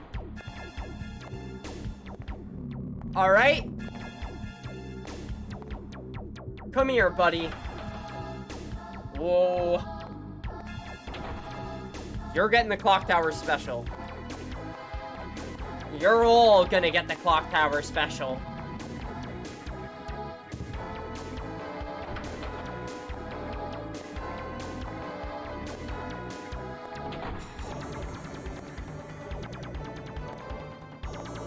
Alright, here you go. Come on over. Slowly walk up to me while I hold this fire extinguisher. Got him. And then we run back to where he was. I have to check everything with Alyssa first, and then I'll swap to Bates. It's just the way it goes. Multiple floors with an elevator. Okay. Boy, this level seems fucking huge. But it could be, an illusion.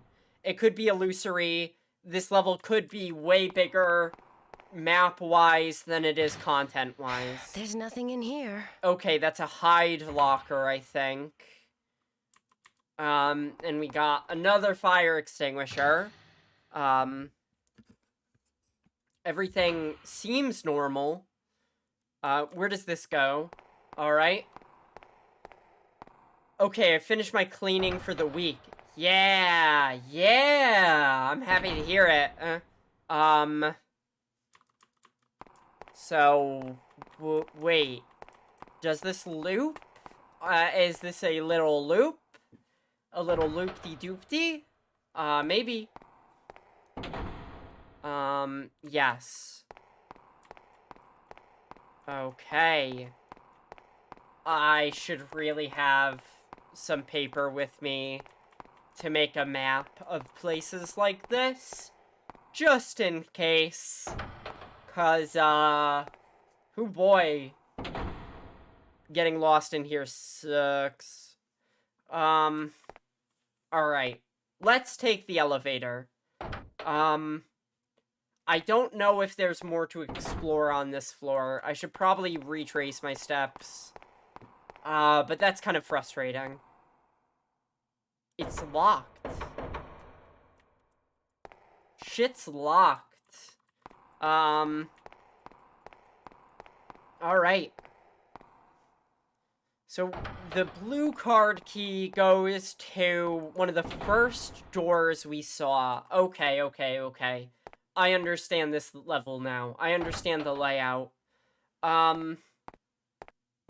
Interesting. I think. Now, how do we get down a floor? Yeah.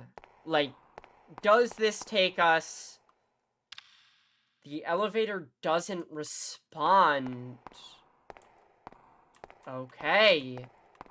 Alright, so we gotta manually go back down. So this elevator probably takes us down to the first floor, behind those two big doors, that we, could not get through. Good to know. Nothing that way. Okay.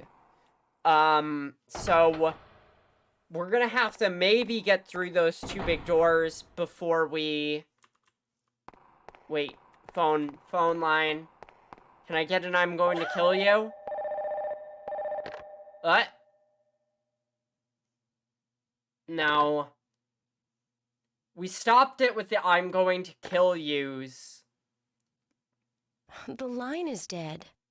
I gotta say, while Bates was like, he was really playing a center stage role in the first section, now it's really like the Alyssa and Uncle Phil show.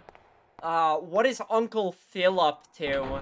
I am like, I don't wanna be mean, but like, really? We're going with the whole zombie infection pharmaceutical company? Yeah, Uncle Phil. You know Uncle Phil.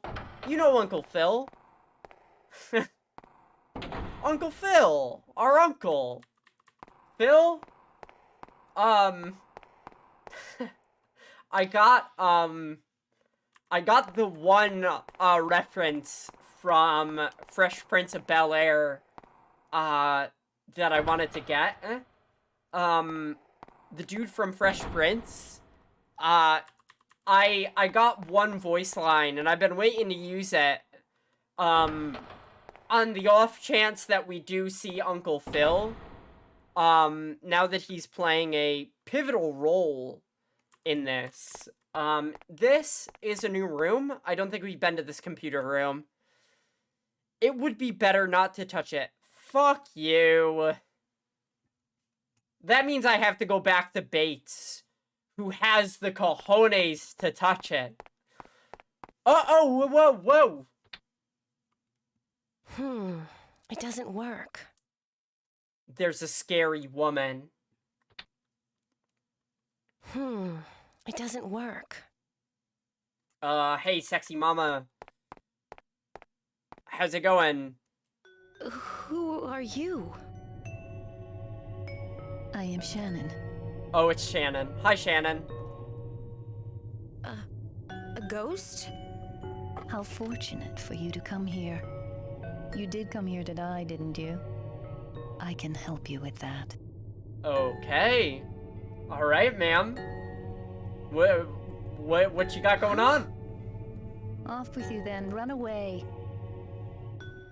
So that I may have a bit of fun with you. Okay, I can do that. And then she just sits there. Hold on a second. I want to move the game over so you guys can see a little better. Oh boy. My UI is a little tight. What? We'll move you over here. And then put you under me. Hi. Okay. Well, that's the way this is gonna work. Sure. Fuck it. Whatever. Alright. So we're gonna have to come back and talk to her with Bates. Bates is gonna have to be like, yo, Shannon. My girl. But, okay. If we get a sexy ghost lady that wants to kill us, I'm not complaining.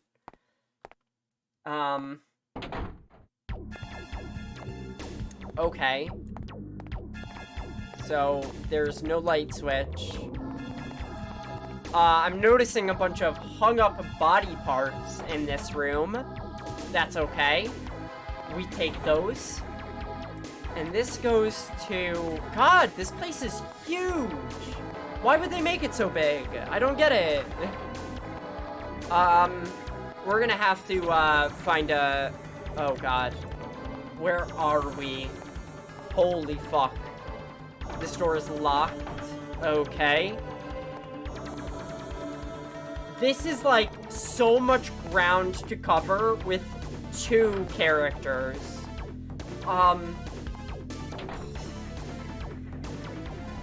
The lights. You can't hide if you can't see. I guess she can't hide. Okay. Alright. I literally can't believe that it's just gonna cop Resident Evil with an evil, like, pharmaceutical company making zombies. Like, goddamn, guys. Really? Really? Maybe it's more, original than I'm giving it credit for, but, like, I don't know. This seems a little on the nose to me. Could be wrong. I could be very well wrong. Turn the light on while you're here.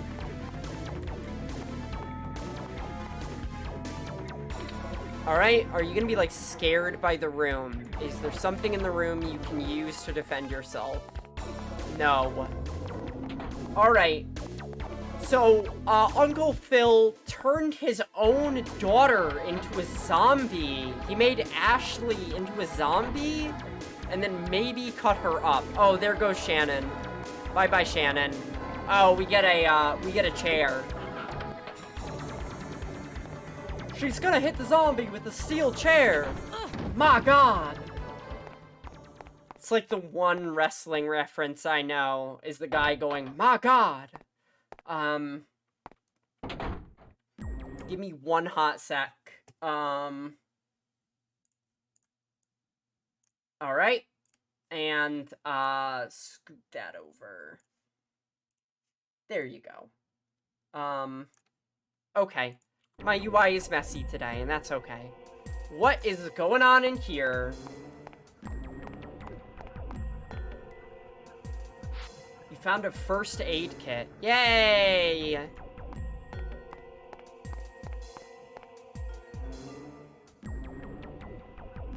Everything seems normal. Okay. Can you, like, look at the body parts? It's rotten. Oh, yum yum. It's rotten.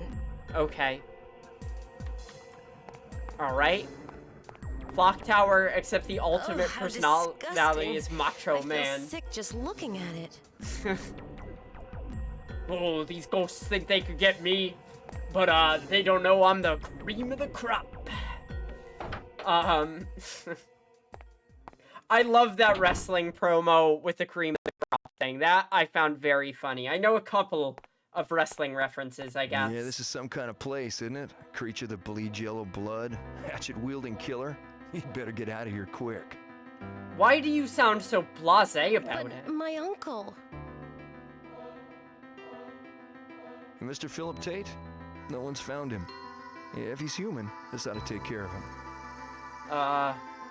You mean my uncle? I mean that if he's alive, then he's probably the guy who did it. But they didn't put the guy who did it part, but that's okay. Everything seems normal. Okay. Yo, oh, Corey's polygons were messing up a little bit. Alright, so, everyone thinks, oh boy. Now I can't hide in these closets, can I? Can I use the chair again? I'm just, like, going through and clearing out these fucking zombies.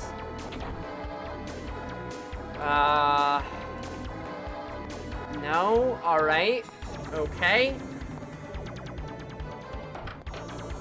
Alright. Now I go back to the... Yeah, I can. How resourceful, Alyssa.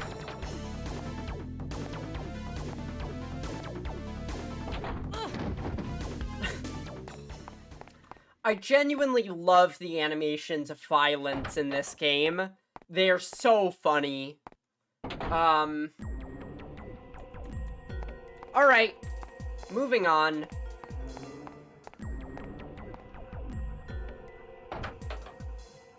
Let's, scoot on out. I hope, like, I am, like, this stage has perplexed me so far. It's very odd. The zombies are there, and they just get fucking bodied by everything in the environment, and I could do it an infinite amount of times. The samurai armor is gonna show up at some point. Alright.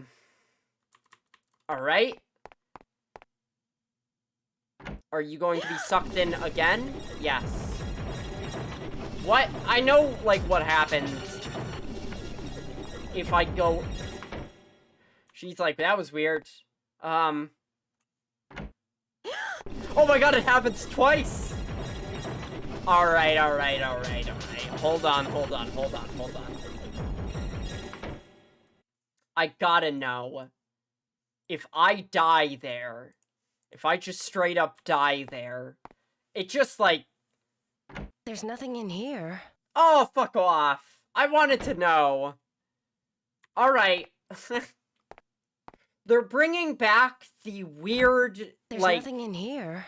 semi-instant death mechanics where, like, random things in the environment will kill you from Clock Towers 1 and 2. I'm okay with it. Hold on one second. I'm getting a little OCD about this. Alright. It's not perfect, but it's gonna have to do for now. The door is locked. Okay. We gotta find our way back to the first floor, and we can't take the elevator. How exciting.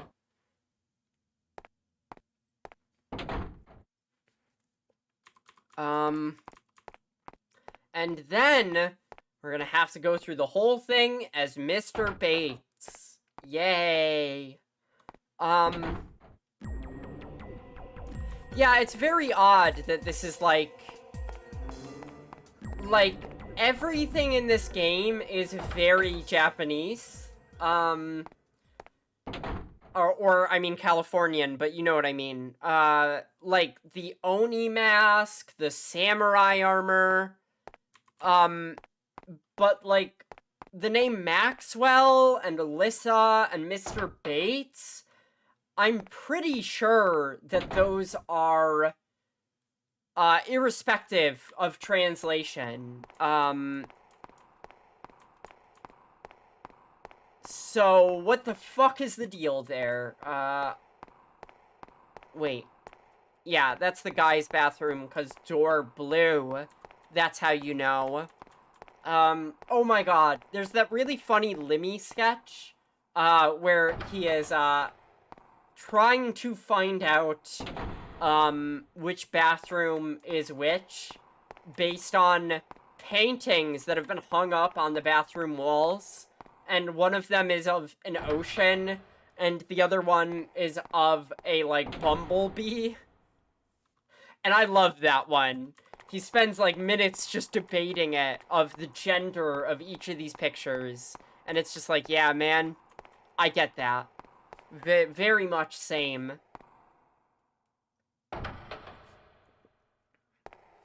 Alright. Now, nope, wrong one. So we have established that every character we have met... Oh, by the way, I don't know if you guys have noticed, Stephanie is just gone from the story. They're like, Stephanie didn't die, she's at the hospital, but, we checked the hospital and she wasn't there, and now nobody talks about Stephanie. Nobody brings Stephanie up anymore. So... Oh, there's nothing here. There's nothing here. What's this? I wonder what this device is. You don't have... I wonder what this device is. You don't have the chutzpah to click those switches, but Mr. Bates does. Everything seems normal. Okay, we gotta get to floor 1 to use the key card. And then, after we use the key card, see everything in the key card room, then we gotta swap to Bates. Is it through this door? Oh god, I might need to make a map of this place. Shoot. Okay. Phone is dead. We have a potted plant in here for whacking. I think this is a window. It's kind of hard to tell. Or a giant door, maybe. Alright. Not the lockers. Yay. Oh, boy. A bunch of semi-identical hallways. Everyone's favorite. No. Through here. Judging by the size of this, is this the last chapter of the game? Maybe there's one more after it. I know, I read on Wikipedia that there is, like, a Shinto shrine at some point on screen, and we haven't seen that yet. I don't know if it's a location we go to, I don't know if it's a location that is explored, I don't know if it's in the background of a shot or something, but how big could this game possibly be? The answer is maybe actually pretty big, and I have no clue. But I'm in it to win it. I'm in it for the long haul. Oh god. Okay, so we came into this room from this direction the first time we visited it. So that means we are not going through that door. We gotta go, I think. Oh, you got a little tired, buddy.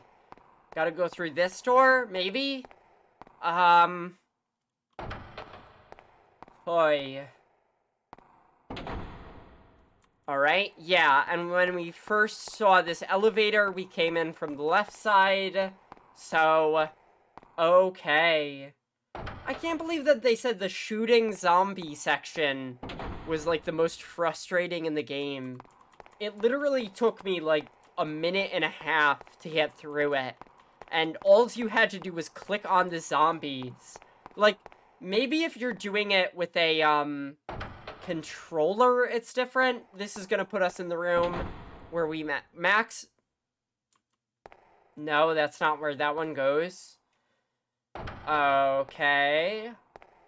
Maybe if you're doing it with a controller, it's completely different. The aiming is difficult and annoying. I don't know. Doing it with a mouse, you just point at the guy that's closest to you, and then you click the button. Seemed relatively straightforward. Am I missing something here? I'm missing something here. Okay. Oh god, please tell me there's not two elevators that look the same. You have to shoot them in order, and if you fail, you start all over.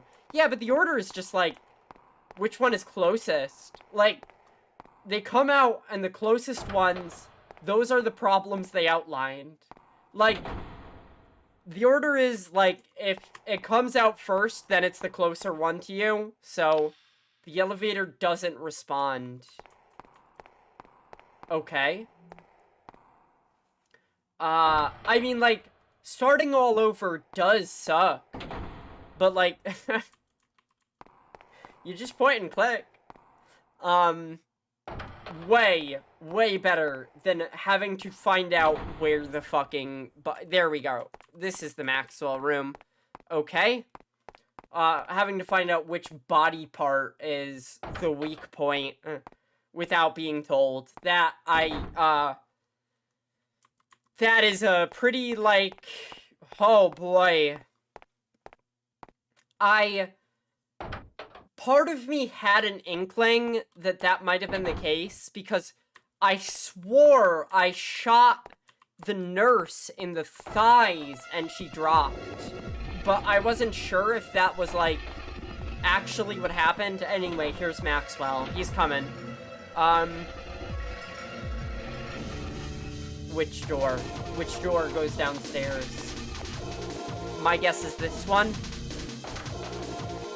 Hi, Maxwell. I was wrong. Uh-oh. Alright, we could juke him, This is a jukeable situation. He goes left. We juke right. Okay. Yeah, this is a, like... because I've played these kind of stalker games, especially, like, other clock tower games, I understand when they give you an environment with something in the middle that you can walk around, like, that's something they expect you to do. But if you don't know that, if, like, that is not an intuition you have, you're just like, I guess I'm fucked.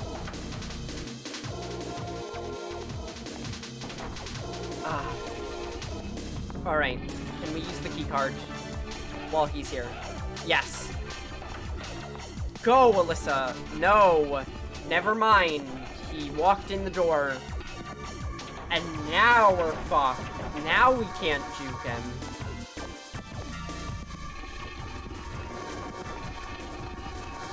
It's locked. I know it's locked.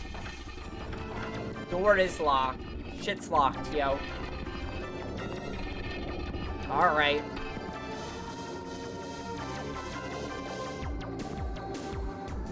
It's a very slow swing. You could really, like... You don't have to stand still like that for it, but okay. So we are going to have to juke again in order to, get past this guy, which means we gotta go here. I mean, I guess we could find, like, an item to throw at him or something, but, like, the more practical answer is, we go into one of these rooms, juke him, use the key card, and then, like, figure it out from there. Oh, that's the door we just came out of. Okay. So, I don't know about, like, the Oni. I don't understand if that's gonna be a component of this story. I don't know how they're gonna do that with the California stuff. Got no clue.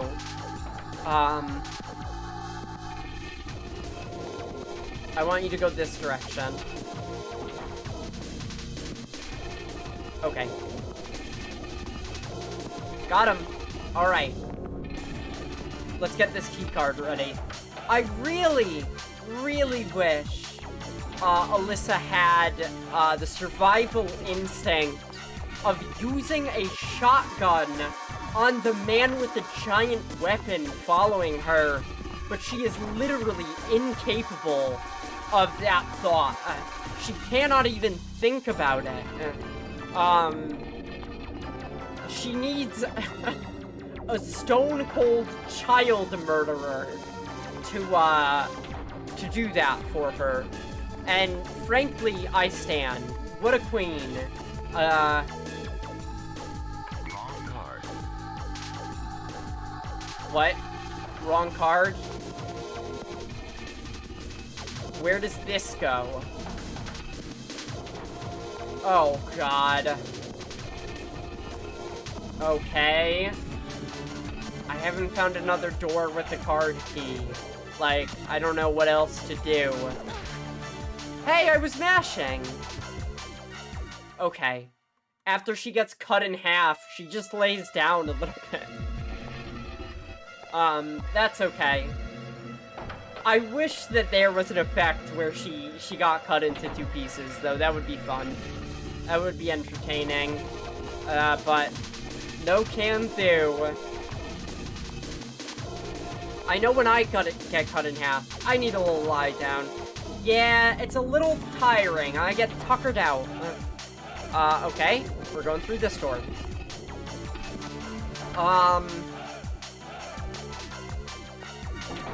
Of course, the Clock Tower classic of why can't we, hang out with somebody when this happens? Why can't we, like, find somebody and go, oh my god, there's a giant monster chasing me? You just can't. Don't even worry about it.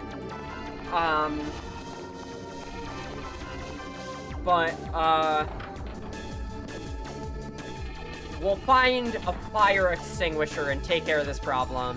Easy peasy. I'm sorry. We're gonna hit him with the steel chair. Let's go. Off the top rope.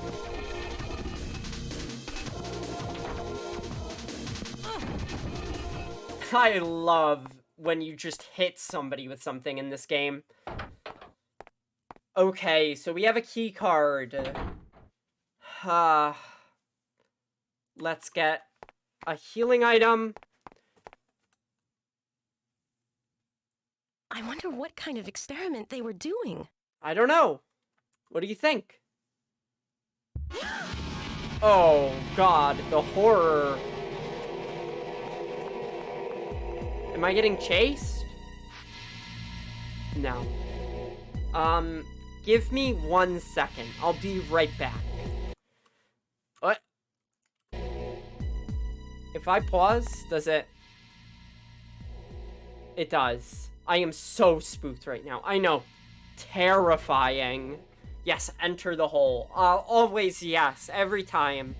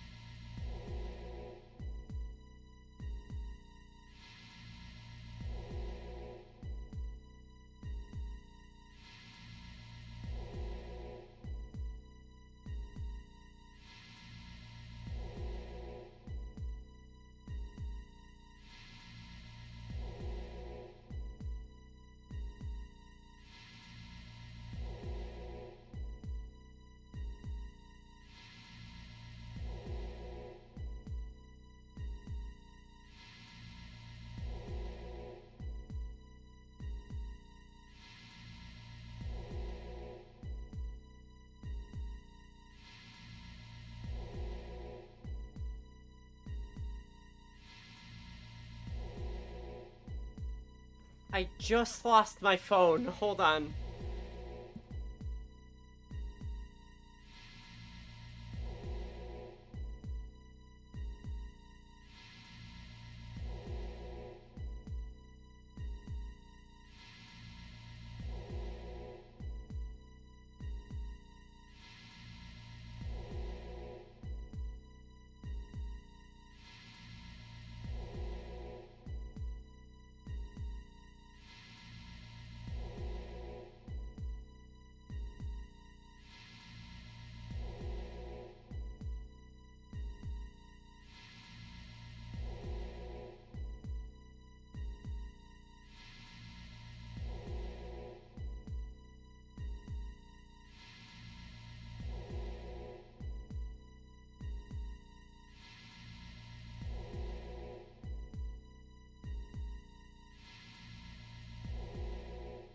Okay.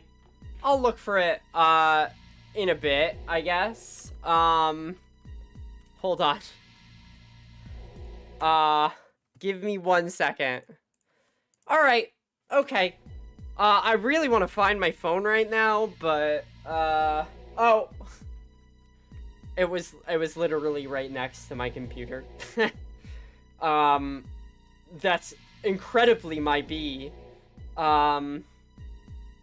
Alright. Let's, get back into it, right? I want to do, one more sweep through with Bates, after we find out where to put this blue key card. That's, like, the plan, I think. At least, for me, because I know this key card goes somewhere, and it doesn't go where I found the only card reader in this entire fucking game. So, I gotta look for doors that need card keys, not car keys. But where is that? I don't know.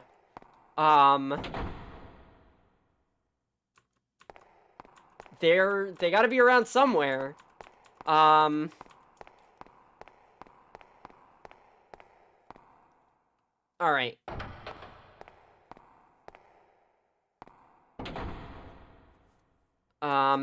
It's a blue card.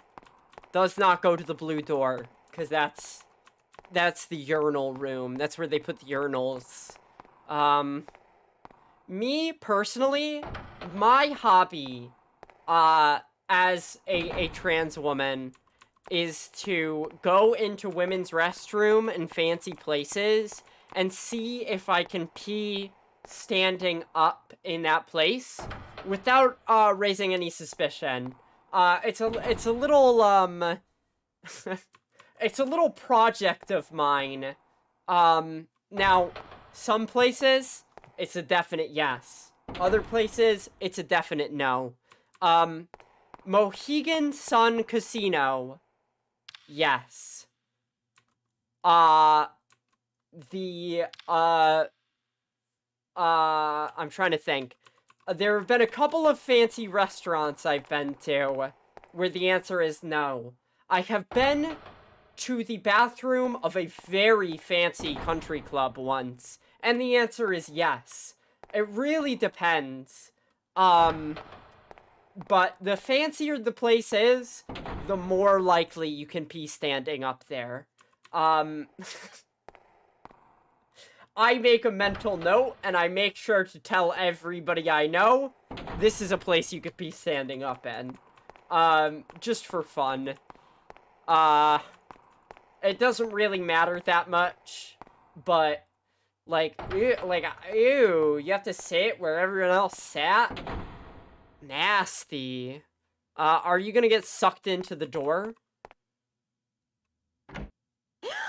Yes.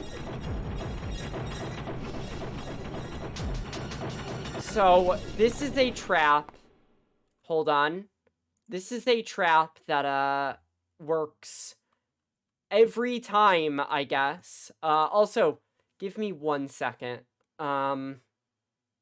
I have to do something. Okay. Alright. This is a trap that works every time. I have to know what happens if I die. I know it's just gonna shake and then stop shaking. No! I actually can't die in that. Can I? Oh, I hope nothing else comes out. No, you're gonna die in there. I want to see you die in there. I know that you're like... It's like she's just gonna go in and then she's not gonna come out. But I've definitely been to women's restrooms like this one.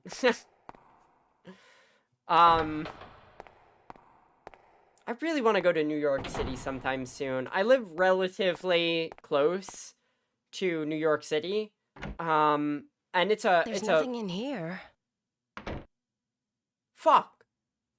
I guess I'll never know. There's nothing in here. Okay. Hold on. I don't want to take that hit if I can't die from it.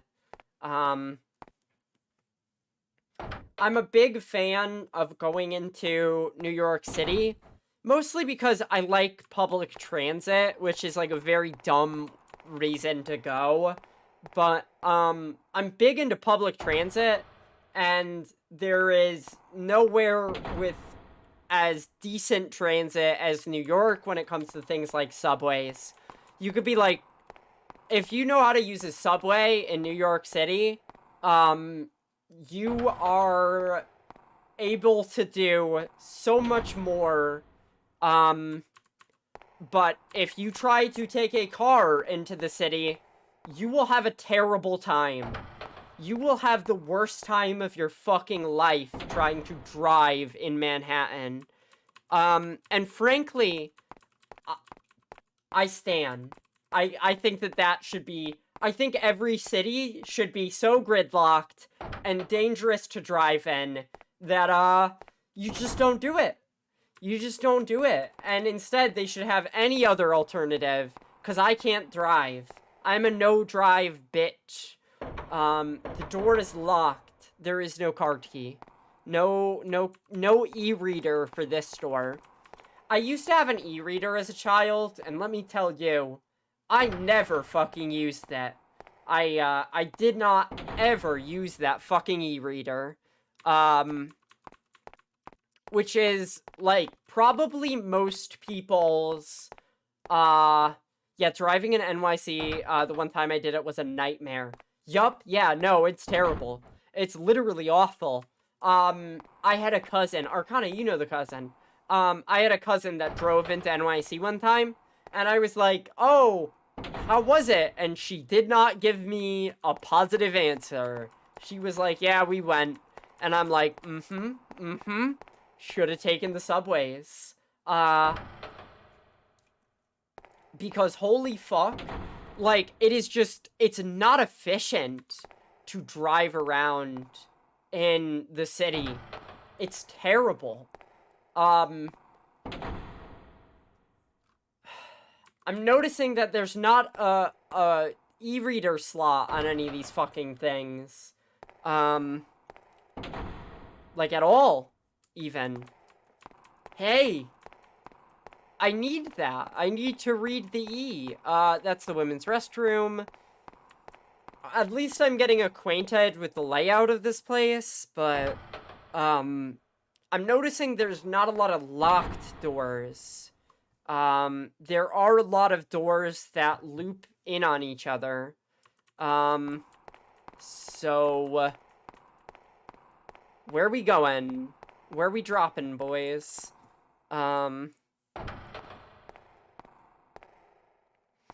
I feel like e-readers, like... they came out, right? And as a kid, I was like, ooh, Game Boy Advance peripheral. Yay. And, like, what I really, really should have done instead... This is a light switch. Yeah. there's 2 buttons, and one of them is the toggle for the lights. What's the second button do, Alyssa? What's the second button do there? The e-reader, bad investment. Did not have fucking anything on it.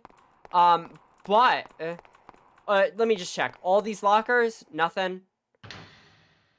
You found a pistol. Yep. Okay.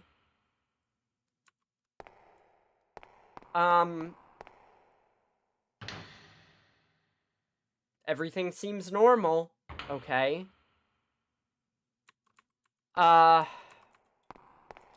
If I can't find the key card, then I might just have to switch to Bates and, see what he can do. Because there's only one door that's locked with a card reader, as far as I can tell.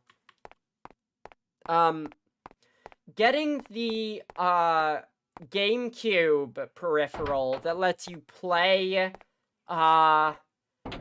Game Boy Advance games on the GameCube, way better choice versus the e-reader. And I did not get that. I did get the thing that lets you transfer, GameCube to... What kind of creature is that? I've never seen anything like it. Game Boy Advance to GameCube stuff, and let me tell you, it was a great investment for one single thing. Taking my very highly level Pokemon what kind of Pokemon experiment they were doing.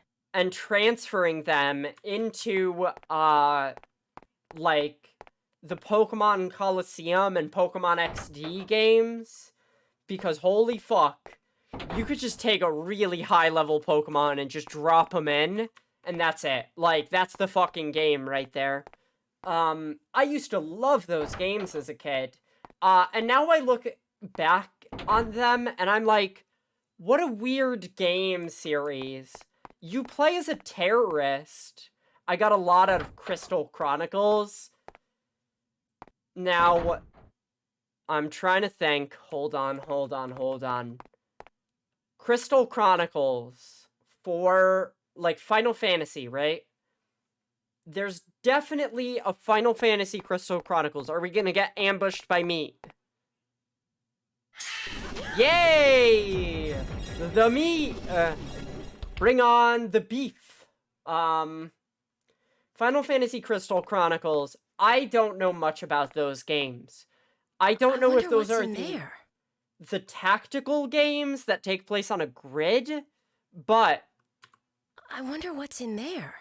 I think those are the games that had a Wii U store example. Why does this scare you? What about this is so scary? It required GBA hookup to GameCube. I see.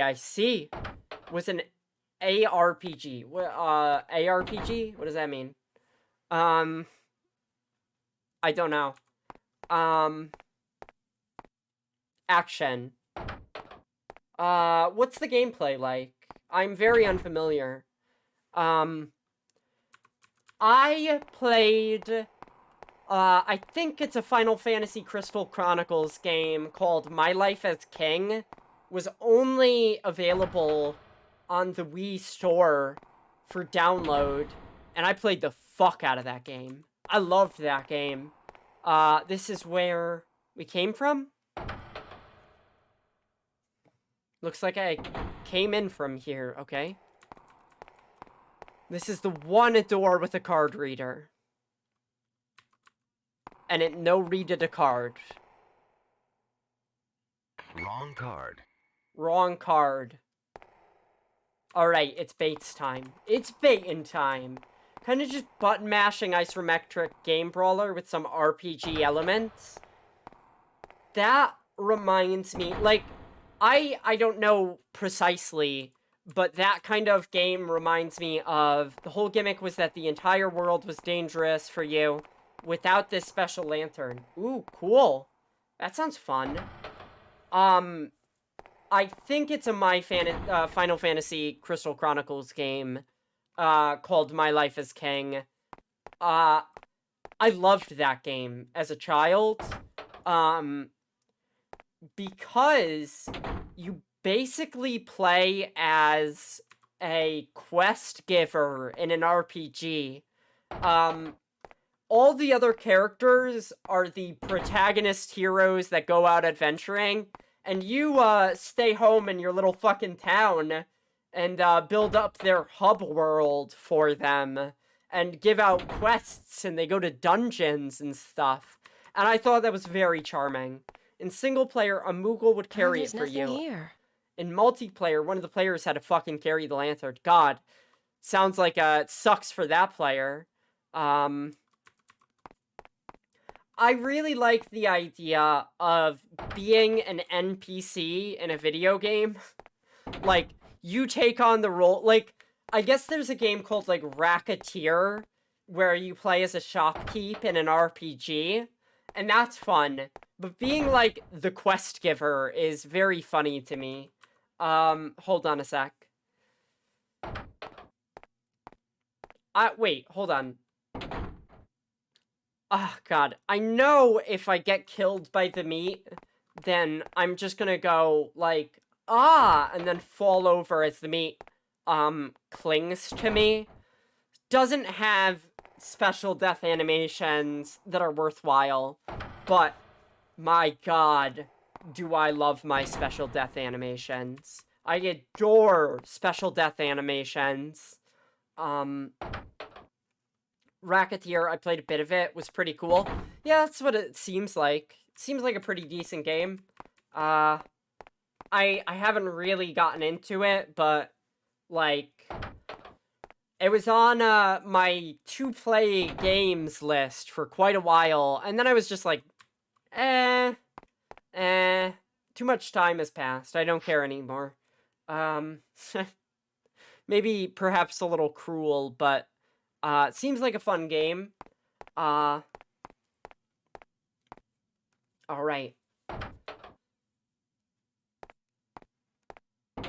I gotta find where this fucking key card goes, first of all. But, I also have to put the amulet down. It's time to summon Bates, and we gotta call in our ringer.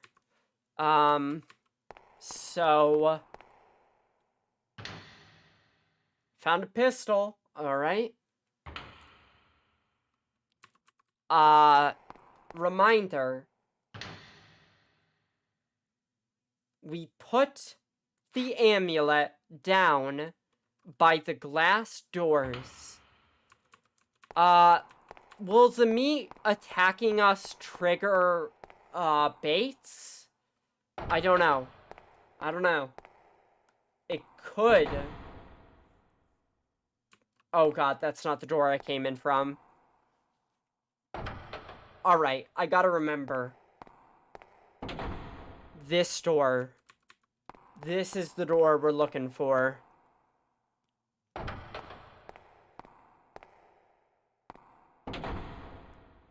Yeah, that's the door. Alright. Let's see if the meat gets us. The meat might bait us. What about this? Do you baits me? No. I wonder what kind of experiment they were doing. I really hope that this is just not, like, it's a pharmaceutical company experimenting with zombies. Like, what if Resident Evil no, Resident Evil did not rip this game off. I'm like, I got, like, but what if it did, though? I'm almost positive this game came out after Resident Evil, because Clock Tower 2 came out after Resident Evil, I'm pretty sure. So, like, they specifically knew about Resident Evil when they were, making Clock Tower 2, as far as I could tell. Yep, it's me. Okay, that did not bait us. Alright. So, The bathroom is also not going to bait us. That's okay. No bait in here. Let's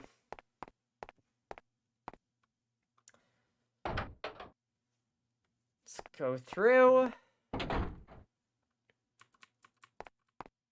I also have to heal from that. Oi, oi, oi. Alright.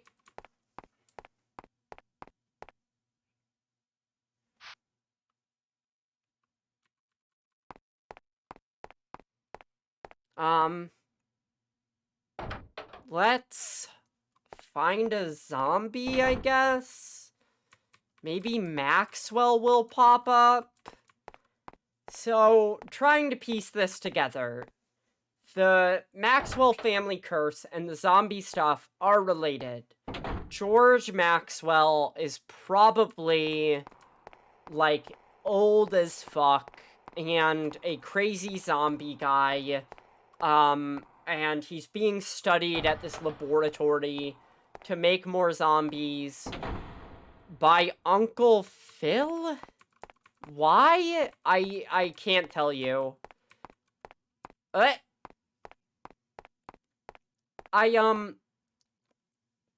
find the whole, like, in Resident Evil, the Umbrella's excuse for investigating with, like, a zombie apocalypse virus is basically, like, we want to market it.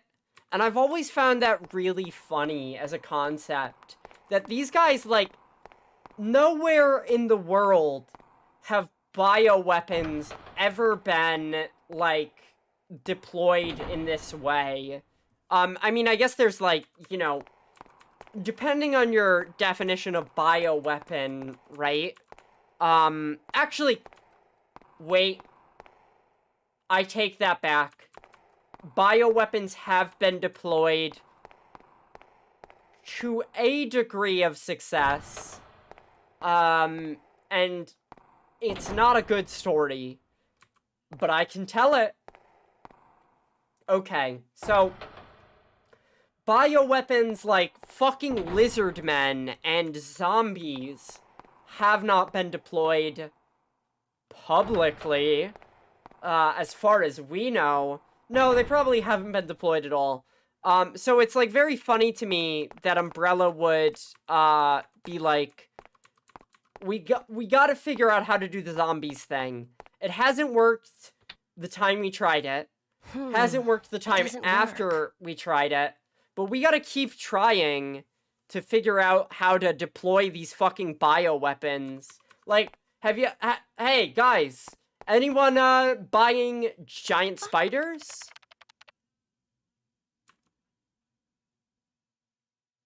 What the fuck was that? Hey, anyone in the market for giant spiders? We got giant spiders here. No? Nobody wants to send giant spiders off to war? Okay. I guess we just made the giant spiders for no reason then. Stupid. Okay, Maxwell is after us. You gotta scare us, Max. But bioweapons, in fact, have been used in war. I found this out by watching a movie. We kick him in the nuts, too. Of course, obviously.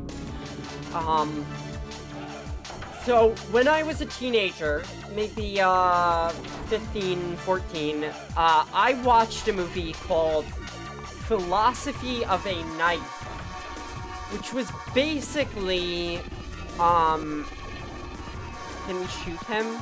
Yes. Okay. He takes 2 shotgun shots, and then he stops following us. Good to know. So, Netflix used to have fucking unhinged movies. And one of them used to be a very controversial film called Philosophy of a Knife. which was 4 hours of reenactments of war crimes in the tackiest way possible. Basically, imagine, like, a movie like Saw, but instead of being like... Hold on. You found a pistol, but left it where it is. Okay. So imagine a movie like Saw, but Even for human experiments, what a mess. what about... A wire? Huh? Even for human experiments, what a mess. A wire? What? What are you saying? Huh? A wire? What the fuck are you talking about? Even for human experiments, what a mess. A wire? Okay. Whatever. So imagine, like, the Saw films, but instead of, like, Jigsaw making, like, contraptions, it's just, like, here's gore based on what Japan did to people that were prisoners of war during World War II. And it was very, very tacky. Anyway, it turns out that in World War II, Japan basically had their own, like, medical experiments Shit, unit. It's locked. I need something long and thin. Oh, I got something long and thin for you. A wire? Maybe. So, Japan basically had their own medical experimentation unit in World War II, and, these guys made a very, very tacky movie about it. Through that, I learned, that, Japan basically bombed China with the bubonic plague, and gave out, like, plague-ridden popsicles and lollipops to Chinese children to poison them with the bubonic plague. Like, it was fucked up. The bombs specifically, I know that this is just, like, very, off the wall here, but, you wanna get a wire, maybe? A wire? Yeah. It's a wire.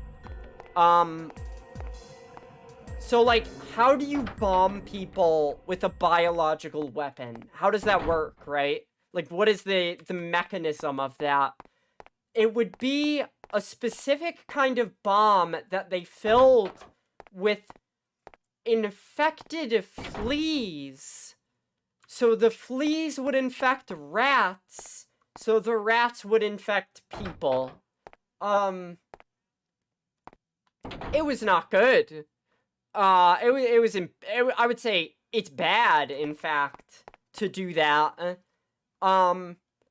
Anyway, a bunch of the guys who led that unit were given clemency by the United States and eventually moved to America, after they did a bunch of war crimes, like giving people the plague. What an odd-looking key. What an odd-looking key. Okay. There's not much in here. I recently found out, okay, so maybe you've heard that, the US government, like, if you've played one of the Sniper Elite games, you will know that,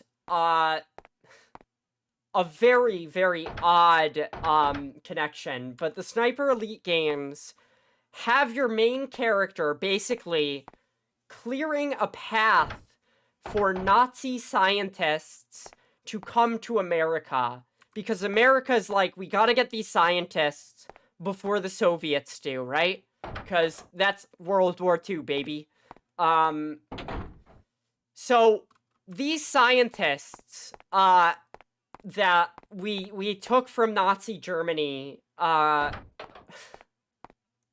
they eventually went to work on, like, America's space program, and that's good, right? Well, I mean, not the fact that they were Nazis, but space program good, cause man on moon good, right? But like the other thing that these scientists did, was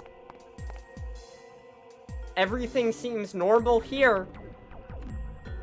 The other thing that the scientists did, right, was, not just design rockets for space travel. These Nazi scientists ended up, designing rockets for intercontinental ballistic missiles. It is not incorrect to say that, the nuclear missile was first designed by Nazis. So, like, if you want somebody to blame the Cold War on, it was kind of them. They were the first ones to develop, like, not only that, but, the Nazis also hold claim to developing the first missile to ever go into space. Ever. We have to go into the men's bathroom. Like, the idea of a missile, like, launching a ballistic, missile and it going into space, was first developed by the Nazis to bomb cities in World War II. All of space travel rests on that. The entire Cold War rests on, that basic premise of using a giant explosive to blow people up very far away. And that's fucked up. That's not cool. Check the urinals, please.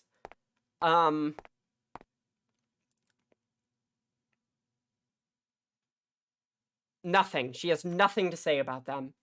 She's like, wow, it's a urinal.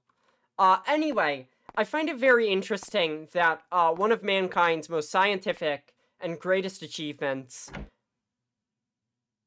You found a pistol in the bathroom, okay. Is also the exact same thing that threatens, like, our ability to exist in the world. Not to be a downer, but a lot of people think that a nuclear war would, like, annihilate everybody in a second. But, like, if you actually look at the plans for how nuclear war is supposed to be waged, it is not immediate. Nuclear war is like every other war in that it actually takes a long fucking time to win or lose. And the people who are in charge of nuclear bombs know that. This is a real downer of a subject, I know.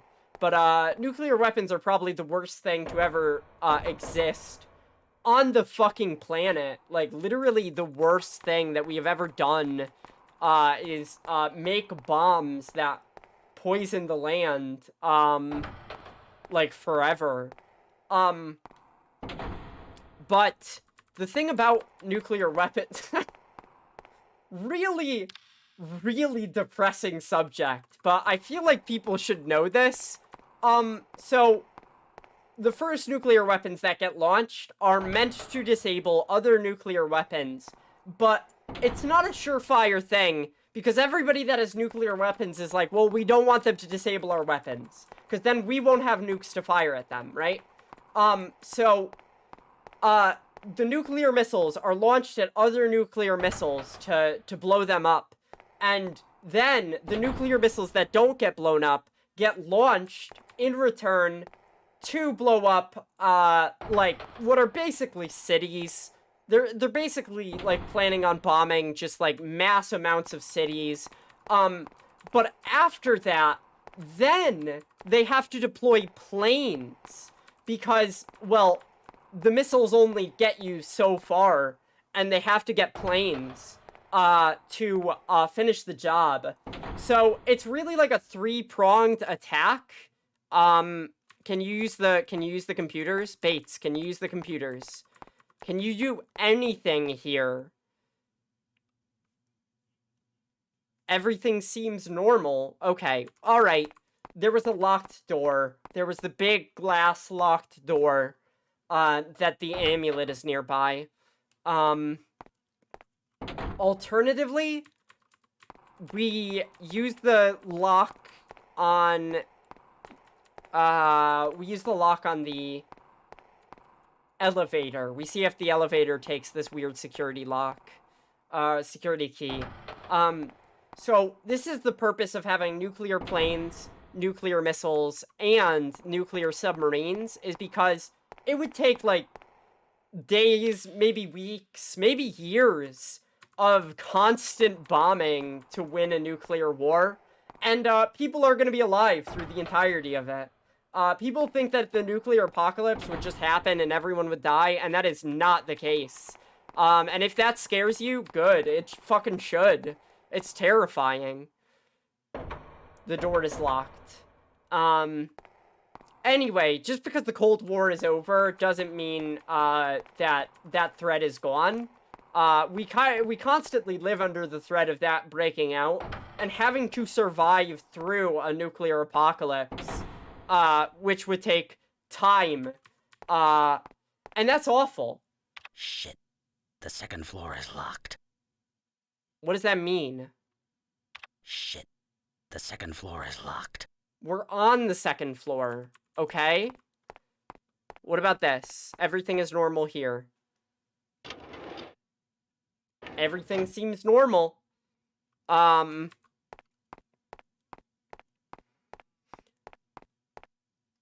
anti-crime device. I bet I can disarm it. What do you... An anti-crime device. I bet I can disarm it. What do you know about crime devices? Okay. That was tricky.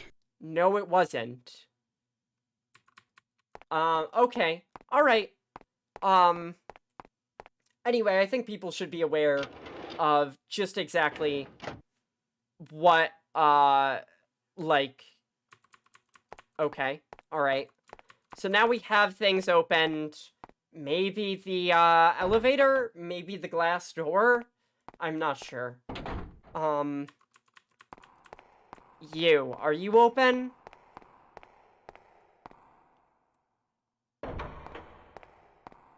Alright. Yay. 1 second. Alright.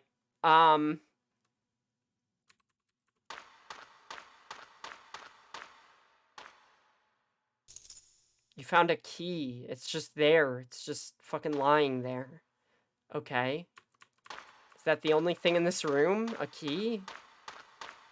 That's what we're here for? There's this odd statue made of polygons and sharp metal. Okay. But yeah, like, the fact that the Nazis were the first to do space travel, and then also the first people to make intercontinental ballistic missiles, is, like, very damning to me. It's very, like, goddamn. That sucks. These things are made to just, like, wipe people out, and that's fucked up. We shouldn't make those things. Like, we should not have done that.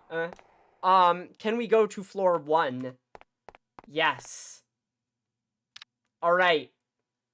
Elevator worky. We are on floor 1, which means there's a basement level, I guess? I haven't found any locked desks. Alright.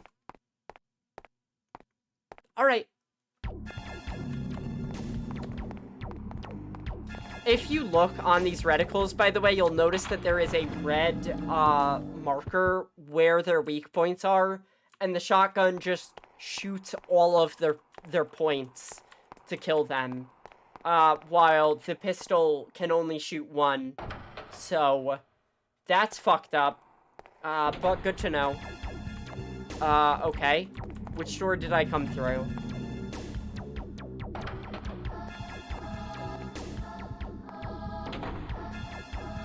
Okay. Alright. What are we doing about this? Is this an entirely new floor? I think it is.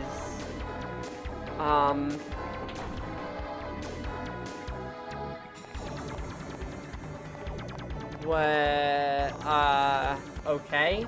Alright. At least we know how to dispatch zombies. This is the men's bathroom. Because blue door, obviously.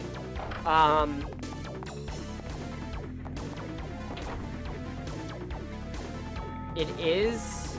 We gotta turn the light on. And then we come back here. Fuck. Can I juke you? There's no way I could juke you in this tight quarters.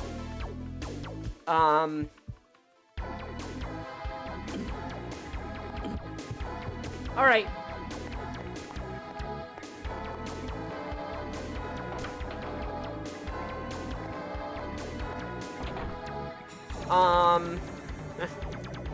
I'm like, what are other things I could talk about? Hey, you guys ever heard about, Operation Gladio? That's fucked up. I talked about Operation Paperclip. Operation Gladio? Even worse. Truly a terrible thing to be brought upon mankind.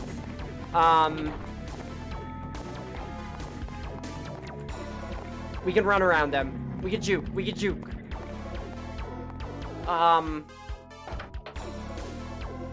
God. Alright.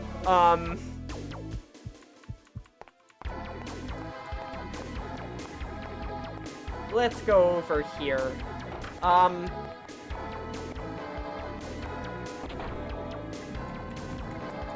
really wish that there was a pistol in one of these, but in fact, I might have to go to the lower floor to get that.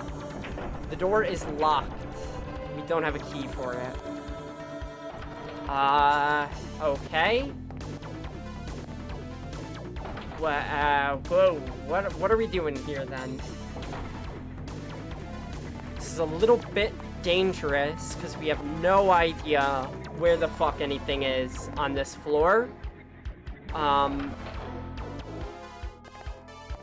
But that's okay.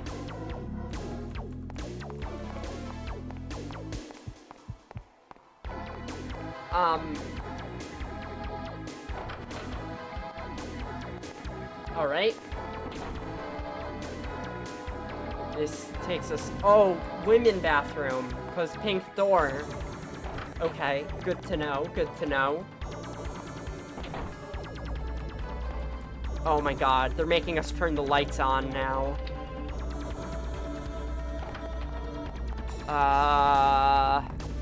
This is a very jukeable room.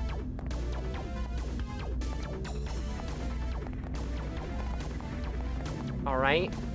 So we gotta go downstairs and get a pistol. That, I think, is the #1 priority right now, because we're at a gun. This floor seems a little bit more comprehensible than, I guess, the first floor. How did we enter through the basement? I don't understand. But we sure did. And I'm getting hungry. This is a new room. Is there a pistol in this room? Bates, use your preternatural pistol finding abilities. This door is gonna be locked. I could just tell when she walks up to them, like, she's not gonna be able to unlock this. Alright, let's go through here before the zombie comes in. Ooh, fancy picture. Alright.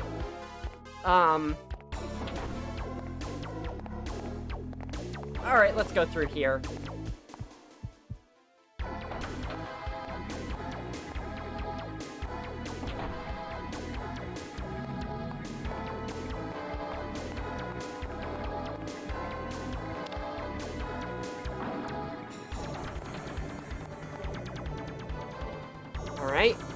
floor number 1.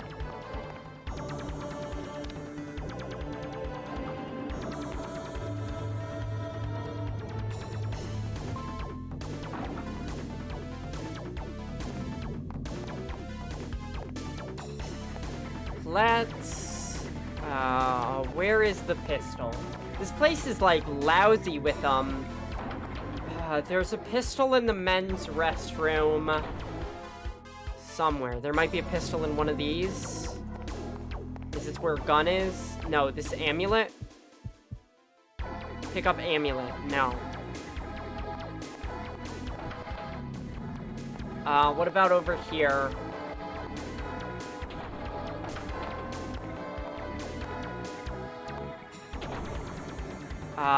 Pistol in drawer. Pistol in drawer? No pistol in drawer. Let's go over here before he comes in.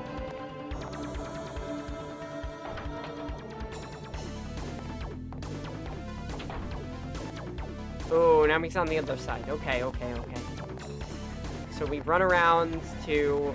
Oh, we can't pick up that because... Yeah. Alright, let's try over here. We gotta get a weapon. Fucking somewhere. I'm not seeing one. I know they're around here somewhere.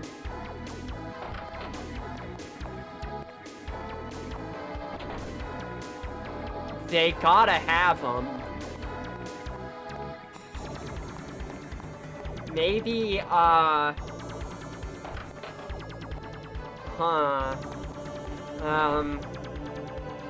no pistol here. Alright.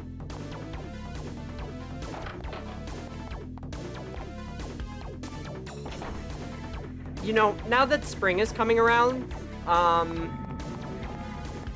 I haven't ever had them, but I know that dandelions are technically edible, and I feel like dandelion salad would probably be, like, bitter in the same way like kale is, but, like, not necessarily bad. I remember as a child picking dandelions, and them having that milky kind of white goo. Everyone loves milky white goo. I remember them having that milky white goo inside of them, and, like, I can just imagine what it tastes like, but I've never had it. I don't know anyone that's ever had... Ah, shoot. We got a juke. No, we don't get the chance. I don't know anybody that's ever had, dandelion as a plant, but it's, like, widely available. Though, like, I don't know if I would trust a dandelion on the street, considering all the pesticides used nowadays. But, like, theoretically, you could eat one. I haven't had a salad in maybe a couple weeks, but I adore salads. Recently, I had broccoli rabe, as a, dish, and broccoli rabe is, like, relatively bitter, but I'm a fan of bitterness. I think bitterness adds a little hint of flavor to a dish sometimes. And, like, there are precautions you take with broccoli rabe to, like, reduce the bitterness. That's the amulet. But it still remains relatively bitter no matter what you do, and you just gotta kind of learn to love it. I've been having a lot more fish recently because when I grew up, I was a chicken tendies gamer. I loved chicken nugget to death. There's a pistol in the men's bathroom, I think. And I had a very, like, plain palate. I did not, experiment with food very much. Pistol. Look what I found. He has so many voice lines for picking up guns. Okay. Now we know how to use this thing.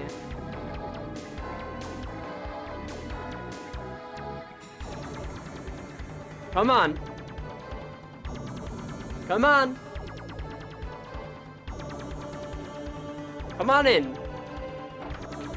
There you go. Where's your brain? Got him. Okay. I understand now.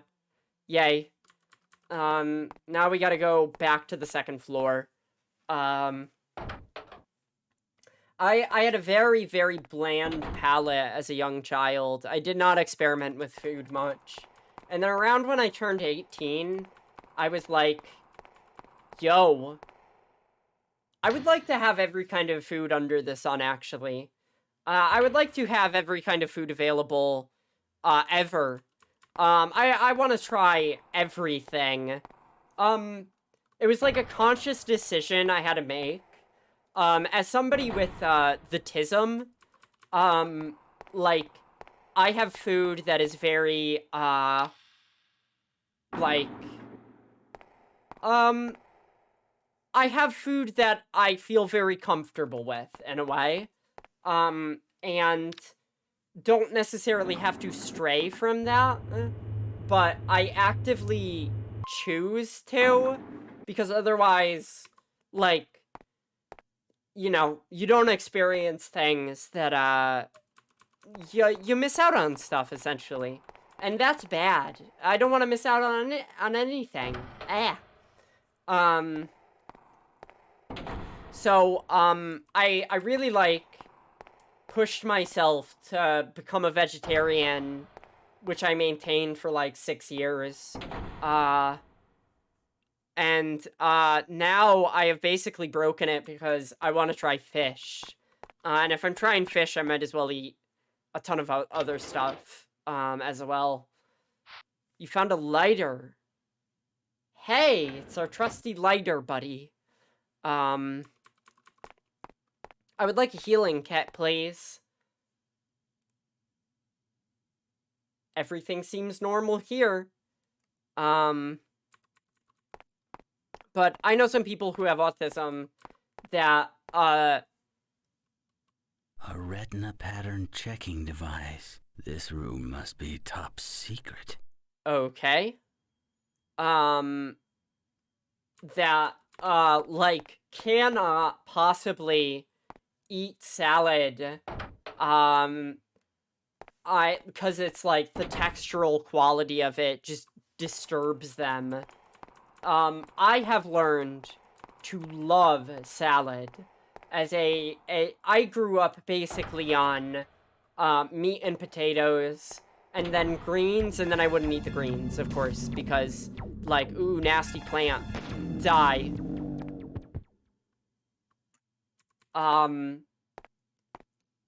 But since, growing up, and, like, not being a child, I adore salads now.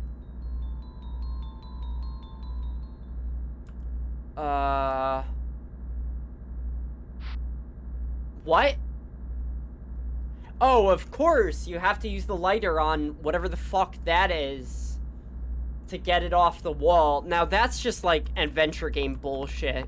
They were like, well, we need to have something more than just, like, you walk into the room and pick up a key. Like, come on. What key is that? The lab key. Alright. So, we're making some progress. But,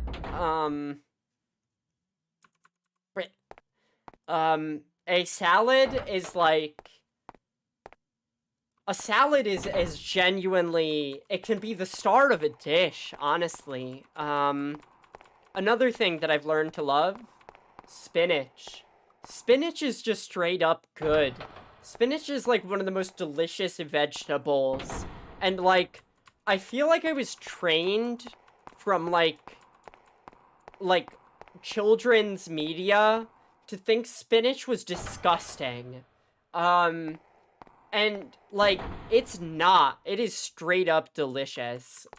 Spinach with just, like, a little bit of butter and salt is, like, all you fucking need to make spinach, like, more than edible, but, like, a hearty side dish to any meal. And, I adore it. Alright. Where are we taking these fucking keys?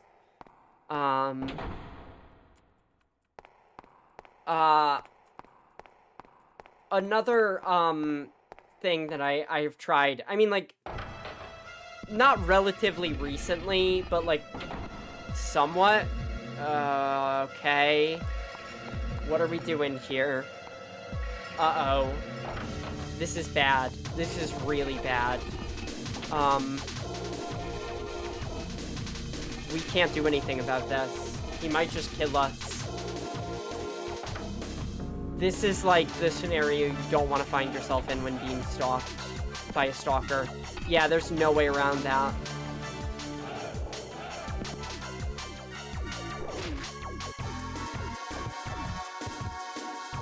Not a bad fall over animation, though. I can't... Hey, buddy. I can't escape you in this room. I can't do anything about it. Hey, man. And then I run into the men's bathroom, and then I have to run back out here, and you're gonna kill me immediately. That's not cool. I can't do any, maybe I could shoot him. Maybe he has a weak point, like the other zombies. I get the feeling he doesn't. Yeah. Alright, what do we do about that? Okay. Alright. He took so many shotgun shells, so...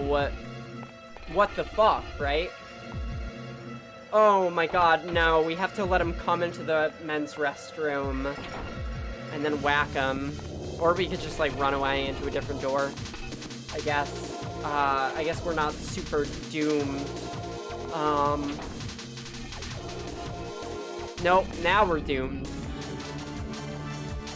It's a big enough room to maybe run around him, but, like, he's got a very big weapon. Oh, fuck. This sucks. And now I run into that same room, have to come out, find the exact same guy. Can't do anything about that. Gun, not helpful.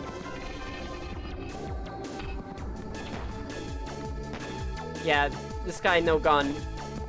Wait, we could juke him. We could juke him. We're in this. Never say die.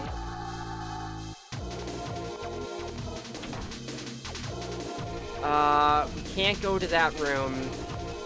What is on that door? It looks like it's tied up with rope. Alright. Can we get anything from these lockers? No. I do like this chase music, though. At the very least, that's nice. Are we on floor 1?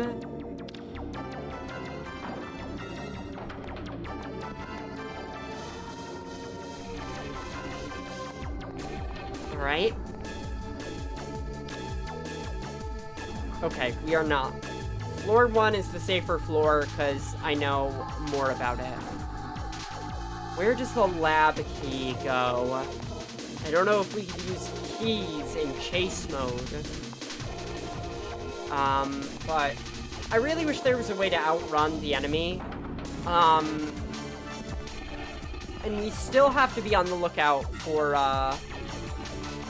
the, samurai suit. The amulet has been placed here. Pick up the amulet. Yes. I gotta pick up the amulet at this point. I think, Mr. Bates has, first aid is welcome. Alright.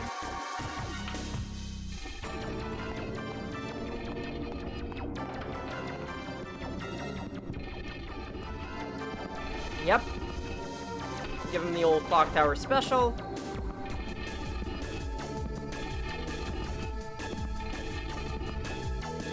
There you go.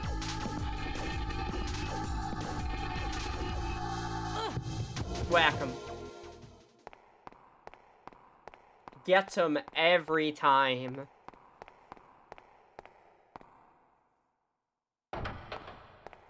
Okay. I would like some healing, please. I would like to get some healing. We have no weapons to defend ourselves, so... healing is, pretty necessary right now. Wait. There's an amulet locker, and there's another locker. Found a pistol. Okay, so now we have a weapon. That's the only two things there, though. The healing spots in this area are so weird. They're like in the rooms with mutilated body parts, and that's it. Let's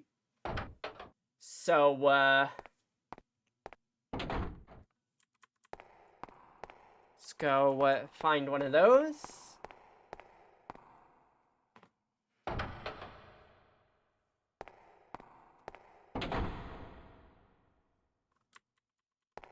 What happens if I click this? Nothing, right? I've been locked in. Yeah.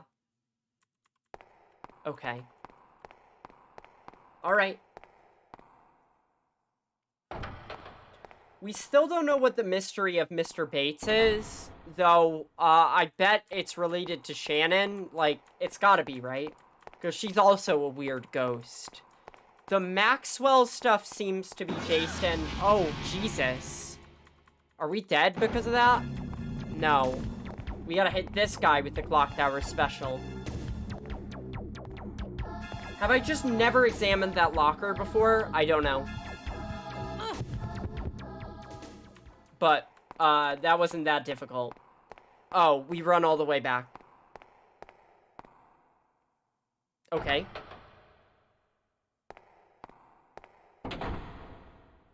Alright.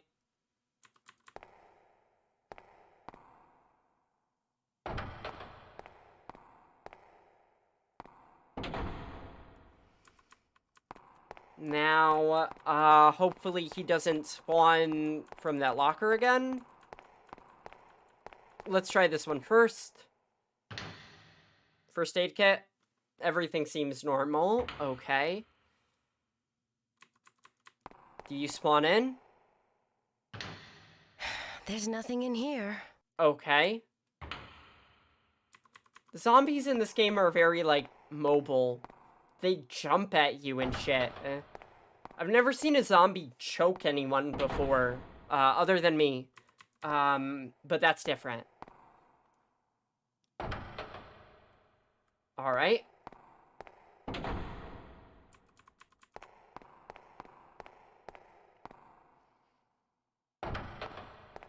Now, there's a door locked downstairs.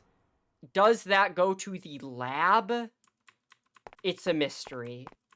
It's truly a mystery. This doesn't have a first aid kit, does it? Everything seems normal. Okay. Alright.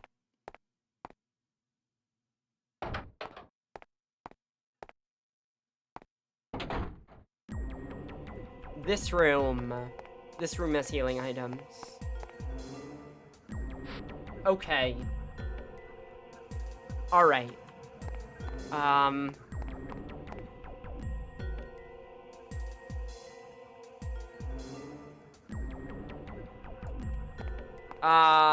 You know what? With that being said, I think I'm gonna call the stream here. I've been streaming for about 5.5 hours. So, I feel pretty accomplished today. I wanted to spend enough time doing things that were not, figuring out how to shoot a zombie's weak points. And I think I've accomplished that. Alright. Let me move over here. Okay. So, today, we have, escaped the hospital, with no sign of Uncle Phil. We have met our cast of characters. We saved a woman from, hurting herself severely. And that's, yeah, we finally escaped the hospital, thank God. Yup. Saving that woman, from hurting herself, great win. Good victory. We killed the doctor. God. We're still not close to learning the secrets of the Maxwell curse, but they're probably related to Uncle Phil's bio-industry bullshit. And we've met, I assume, George Maxwell, Mr. Oni Mask himself. Probably the most useful thing we learned, though, is that ghost woman's name is Shannon. Like, very middle-class white woman name, I think. She's very, like, that's just a white girl right there. And that's about it. They're really harping on this Uncle Phil connection. I'm not sure I buy it. Everyone seems convinced, and maybe that's the case. But, like, I don't know. We haven't found any incontrovertible evidence other than he works at this place that makes zombies, probably. I mean, it's pretty damning, but who knows? I don't know what the zombies have to do with the ghosts. Because there's definitely ghosts. What's Mr. Bates' deal? Nobody knows, nobody's asked. Mr. Bates talked to that nurse, and then Alyssa talked to that nurse, and the woman was just like, this is fine, actually. I have no questions about this at all.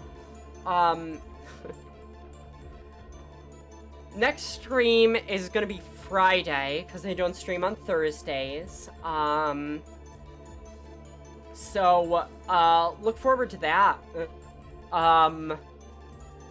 And, Corey helped us escape. We did a point-and-click sequence of shooting dudes. We shot the dudes. We got them all. So, I mean, we covered a lot of ground today, all things considered. A lot of exploring. Tomorrow, we're gonna be sweeping through everything we explored. Maybe finishing the game up? I literally have no idea. I've got no clue. But, Friday at 10, I'll be back with more Clock Tower, Ghost Head. I hope to see you then. Bye-bye, bye, bye-bye. You'll be there, I hope so. No streams Thursday, though. I take Thursday off. Alright, bye-nie!